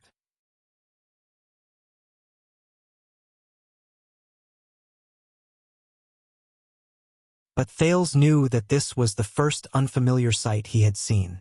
Home, Thales mumbled. Is it? When he saw the prince's expression, the strange feeling in Gilbert's heart rose again. But since he was good at observing people's expressions, he quickly skipped over this topic and shifted his attention to Thales' weapon. Your Grace, this is... Gilbert stared at the sword lying beside Thales' hand, and his expression changed slightly. Thales snapped out of his daze and sighed, feeling a headache coming on as well. Does it look familiar? It is the sword passed down in the Fakenhas family, Sentinel. Thales patted the hilt of the long sword. I have to say, it is a good sword. Gilbert's gaze froze. The Foreign Affairs Minister's expression was a little solemn.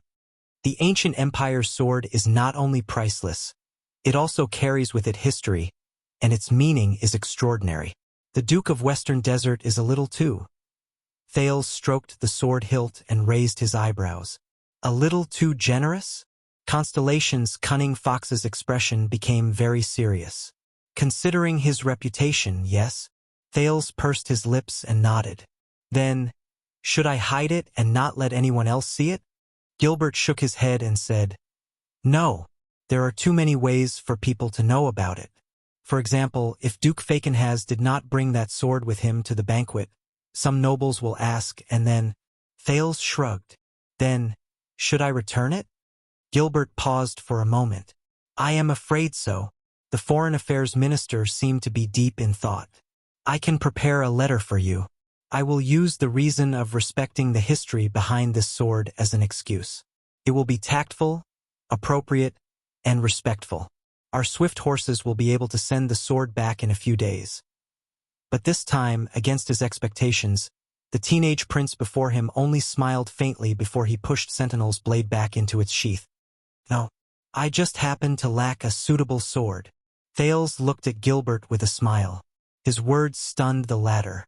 I want to keep it. Gilbert stared at Thales in a daze. The sense of unfamiliarity in his heart was at its peak. Your Highness, Your Grace, forgive me for being straightforward. Considering our current relationship with the suzerains of Western Desert, The meaning of returning it is greater than the value of the sword itself.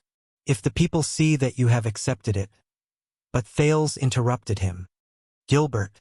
The prince placed the long sword back in his hand. His tone was calm, and his emphasis was barely noticeable. What you are worried about is letting the people see that I have accepted Falconhaz's gift. Thales' gaze changed. Or letting my father see it? At this moment, Gilbert was truly stunned.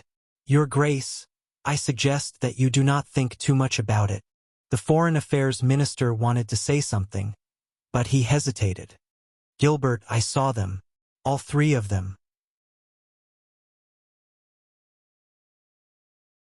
Thales looked at the scenery outside the window and slowly became absent-minded. Be it Falconhaz, Chroma, or Bosdorf, these local nobles of Western Desert, their attitude towards me, and the things they are eager to tell me. I can feel it, Gilbert. From how careful you were when you talked about the Duke of Star Lake, to how worried you were about me befriending the nobles of Western Desert. Gilbert. The prince closed his eyes and sighed. This damn Duke or whatever it is. Thales opened his eyes wearily. It's not that easy to be, right? Gilbert instinctively wanted to retort, but the moment he met Thales' gaze, he stopped talking. Thales leaned against the wall of the carriage and sighed slowly. Gilbert looked at him quietly. A few seconds later, the Foreign Affairs Minister sighed, and a tired but plain smile appeared on his face. My young sir, perhaps you do not know, but do you know why we are here? Thales was slightly stunned. Gilbert heaved a sigh of relief and pointed outside the window. Because 6 years ago, you and your performance during the national conference prevented this ancient kingdom from falling into disintegration and decline. Thales frowned. National conference. The memories of the past inevitably returned to his mind. And immediately after that, you went north to Extet with your magnanimity and resolute courage. You extinguished the flames of war with your own body and protected the kingdom. Went north to Extet. Thales pursed his lips. But what you did was far more than that. Gilbert's tone became more indistinct, but also more solemn. Over the past 6 years, with the departure of the born king, Dragoncloud City has become weak, and Extet has fallen into internal strife that is even more chaotic than before. From what I know, Beacon Illumination City has just raised the tariff on the grains exported to Black Sand Region and Reformation Tower, causing the prices of grains in the latter to remain high. The suzerains of the 3 territories are full of resentment toward each other, and they have almost become mortal enemies. The city of Faraway Prayers and Defense City are currently embroiled in a dispute over the Golden Passage. They are secretly playing games with the ill-intentioned Camus Union around the Alliance of Freedom. It has been protracted for a long time, and they are unable to extricate themselves from it. As traditional allies during the Neuen era, the relationship between Glacier Sea and Elefure City and Dragoncloud City has deteriorated rapidly. They have switched sides many times in domestic affairs, and they are in conflict with each other. Dragoncloud City. When he heard this term, Thales subconsciously clenched his fists. Most importantly, the 3 southern archdukes who were originally eyeing us covetously, regardless of whether it was Prestige Orchid Region, Reformation Tower, or the most feared Chapman I, because they lost their common enemy, and because Black Sand Region became king, the balance between the 3 was broken. They began to turn inward and were on guard against each other. The suzerains of the 3 territories were on high alert, and because of this, they had no choice but to greatly reduce their military forces at the borders of Constellation to prepare for each other's threats. Gilbert looked at him gently. The smile on his face was the same as it was in the past in Mindy's Hall. Hence, in the past 6 years, the pressure on the northern borders decreased drastically, and the pine forest returned to our patrol area. Even the fiercest extension hunters did not dare to hunt in the south. The citizens of Overwatch City and Lonely Old Tower welcomed a rare period of peace and prosperity. The defense line at the borders of Black Sand Region was unprecedentedly empty. It was said that the Fortress Flower led the patrol team across the border and set up camp in Black Sand Region. They stayed there for 3 days and 3 nights, and the scattered extensions did not dare to approach them. They only dared to watch from afar, because their suzerains and their king detested each other and did not have the time to pay attention to the south. The danger at Broken Dragon Fortress was lifted, and the effects were immediate. The farming, harvesting, herding, and all other industries in the Northern Territory were slowly recovering. Just like this time, when we went to Western Desert to rescue you, quite a number of soldiers were transferred from the military service quota that Broken Dragon Fortress saved. Gilbert paused for a moment. There was a deep emotion in his words.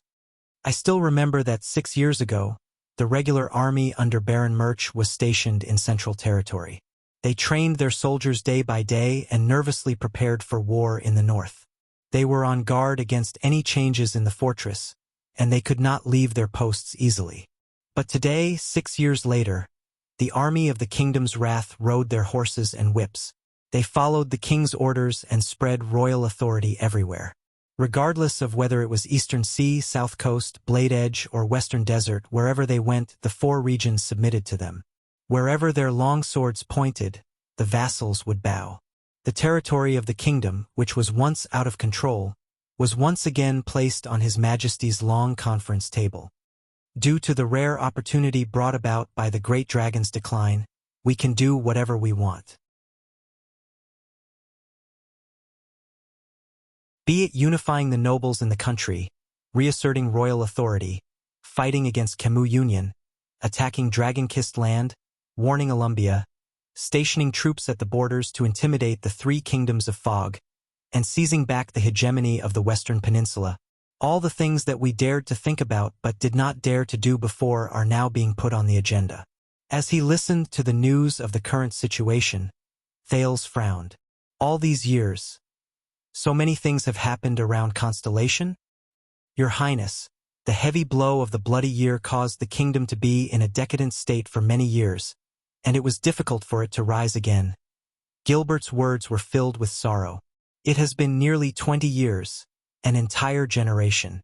We, who had the blood of the Empire flowing in our veins and once dominated the Western Peninsula, had no choice but to remain humble and bide our time. We trembled in fear as if we were treading on thin ice. The Foreign Affairs Minister's gray hair reflected the setting sun outside the window. His tone fluctuated, and it was clear that he was having a hard time calming down. Gilbert sucked in a deep breath. The expression on his face changed, and as his tone became spirited, he became full of life. But 20 years have passed, and it is like the great dragon folds its wings, and the powerful enemy is beheaded. The Milky Way shines, and Constellation shines again. Gilbert's eyes seemed to be shining, and it actually made Thales feel as if he could not breathe. We finally have the time to recover our strength and reorganize the country. The day when the kingdom returns to the top of the world is just around the corner. The Foreign Affairs Minister held Thales' shoulders gently. And all of this, from saving Constellation, unifying the kingdom, extinguishing the flames of war, and rebuilding the country. All of these cannot be separated from you, my young sir, my... Gilbert sucked in a deep breath and looked at Thales with complicated emotions. His eyes sparkled slightly. Duke Thales. Thales could only stare at him in a daze. He could not say anything for a long time. Gilbert blinked hard and put away the sparkles in his eyes. At the same time, he restrained his emotions. That's right. This nuisance of a duke is indeed not easy to be. A bitter but gratified smile appeared on the middle-aged noble's face. But it is precisely because of all your hard work and struggles in the past that you became one of the millions of people in this great kingdom. Gilbert said softly, "That's right. The person who is most suitable for it." At that moment, Your Grace, Your Grace." A familiar voice traveled into Thales' ears from outside the carriage. Thales snapped out of his daze. He could tell that this was a member of the royal guards, the golden-haired knight who previously stood behind Mallows, Derek's distant relative, Knight Doyle, who mocked the Chroma family for escorting Thales with ill intentions. "We have arrived at Lauren Castle. This is our resting point for today. We will depart tomorrow." Before Thales, who was still immersed in his strange emotions, could react, Gilbert sorted out his emotions and stood up with a smile. "Thank you, Doyle. I am coming now." Gilbert pushed open the carriage door and walked out. His voice continued to travel into Thales's ears from outside the carriage. He was polite, and there was no trace of his previous agitation. "And I am very grateful for the service of the royal guards." Doyle's laughter rose as well. It was clear that he was very familiar with the Foreign Affairs Minister. "It is a mission, Your Grace. Also, since we have been appointed as the Duke of Star Lake's personal guards." Doyle's voice was very bright, as if he would never experience sorrow. "Then perhaps you can call us the Duke's personal guards? Or Star Lake Guards." Thales was stunned again. Star Lake Guards. The royal guards and Gilbert continued chatting and laughing outside the carriage. But Thales only sat quietly in the carriage. He did not say a word, and he did not move. After an unknown period of time, when Doyle's urging voice rose, the teenage prince sighed and leaned back against the carriage. He said in a barely audible voice, "What are you waiting for?" He said in a barely audible voice, "Are you there?" A few seconds later, a nearly inaudible hoarse voice traveled into Thales's ears. "Yes." Thales shook his head in a daze and snorted softly. "Did you hear what Gilbert said just now? About what I did? From saving Constellation, unifying the kingdom, extinguishing the flames of war, and rebuilding the kingdom. It is all your hard work and struggles in the past that allowed you to become one of the millions of people in this great kingdom. The person who is most suitable for it." Thales was absent-minded. "Yes." The answer in the air was still as sparse as ever. Thales casually responded to Doyle's urging outside the carriage. He raised his head in a daze and looked at the top of the carriage. His gaze was unfocused. "Yodel, have you ever had a moment where everything in your life became so unreal that you were at a loss for what to do?" A few seconds later, the masked protector's voice traveled into Thales's ears faintly. "Yes." Thales curled his lips into the ghost of a smile. "Very good. Then I am not crazy." His tone was desolate. "Thales?" His name traveled into Thales's ears, along with a hesitant, comforting sentence. "Everything will be fine." Thales smiled again when he heard this. "Everything will be fine." "Yes," Thales said absent-mindedly in the carriage. "Every time, when things are about to turn bad, I tell myself the same thing." Yodel did not speak again. You're tuning in to the Legend of the Vagabond YouTube channel. Don't forget to subscribe and join us on this journey to catch the most captivating stories.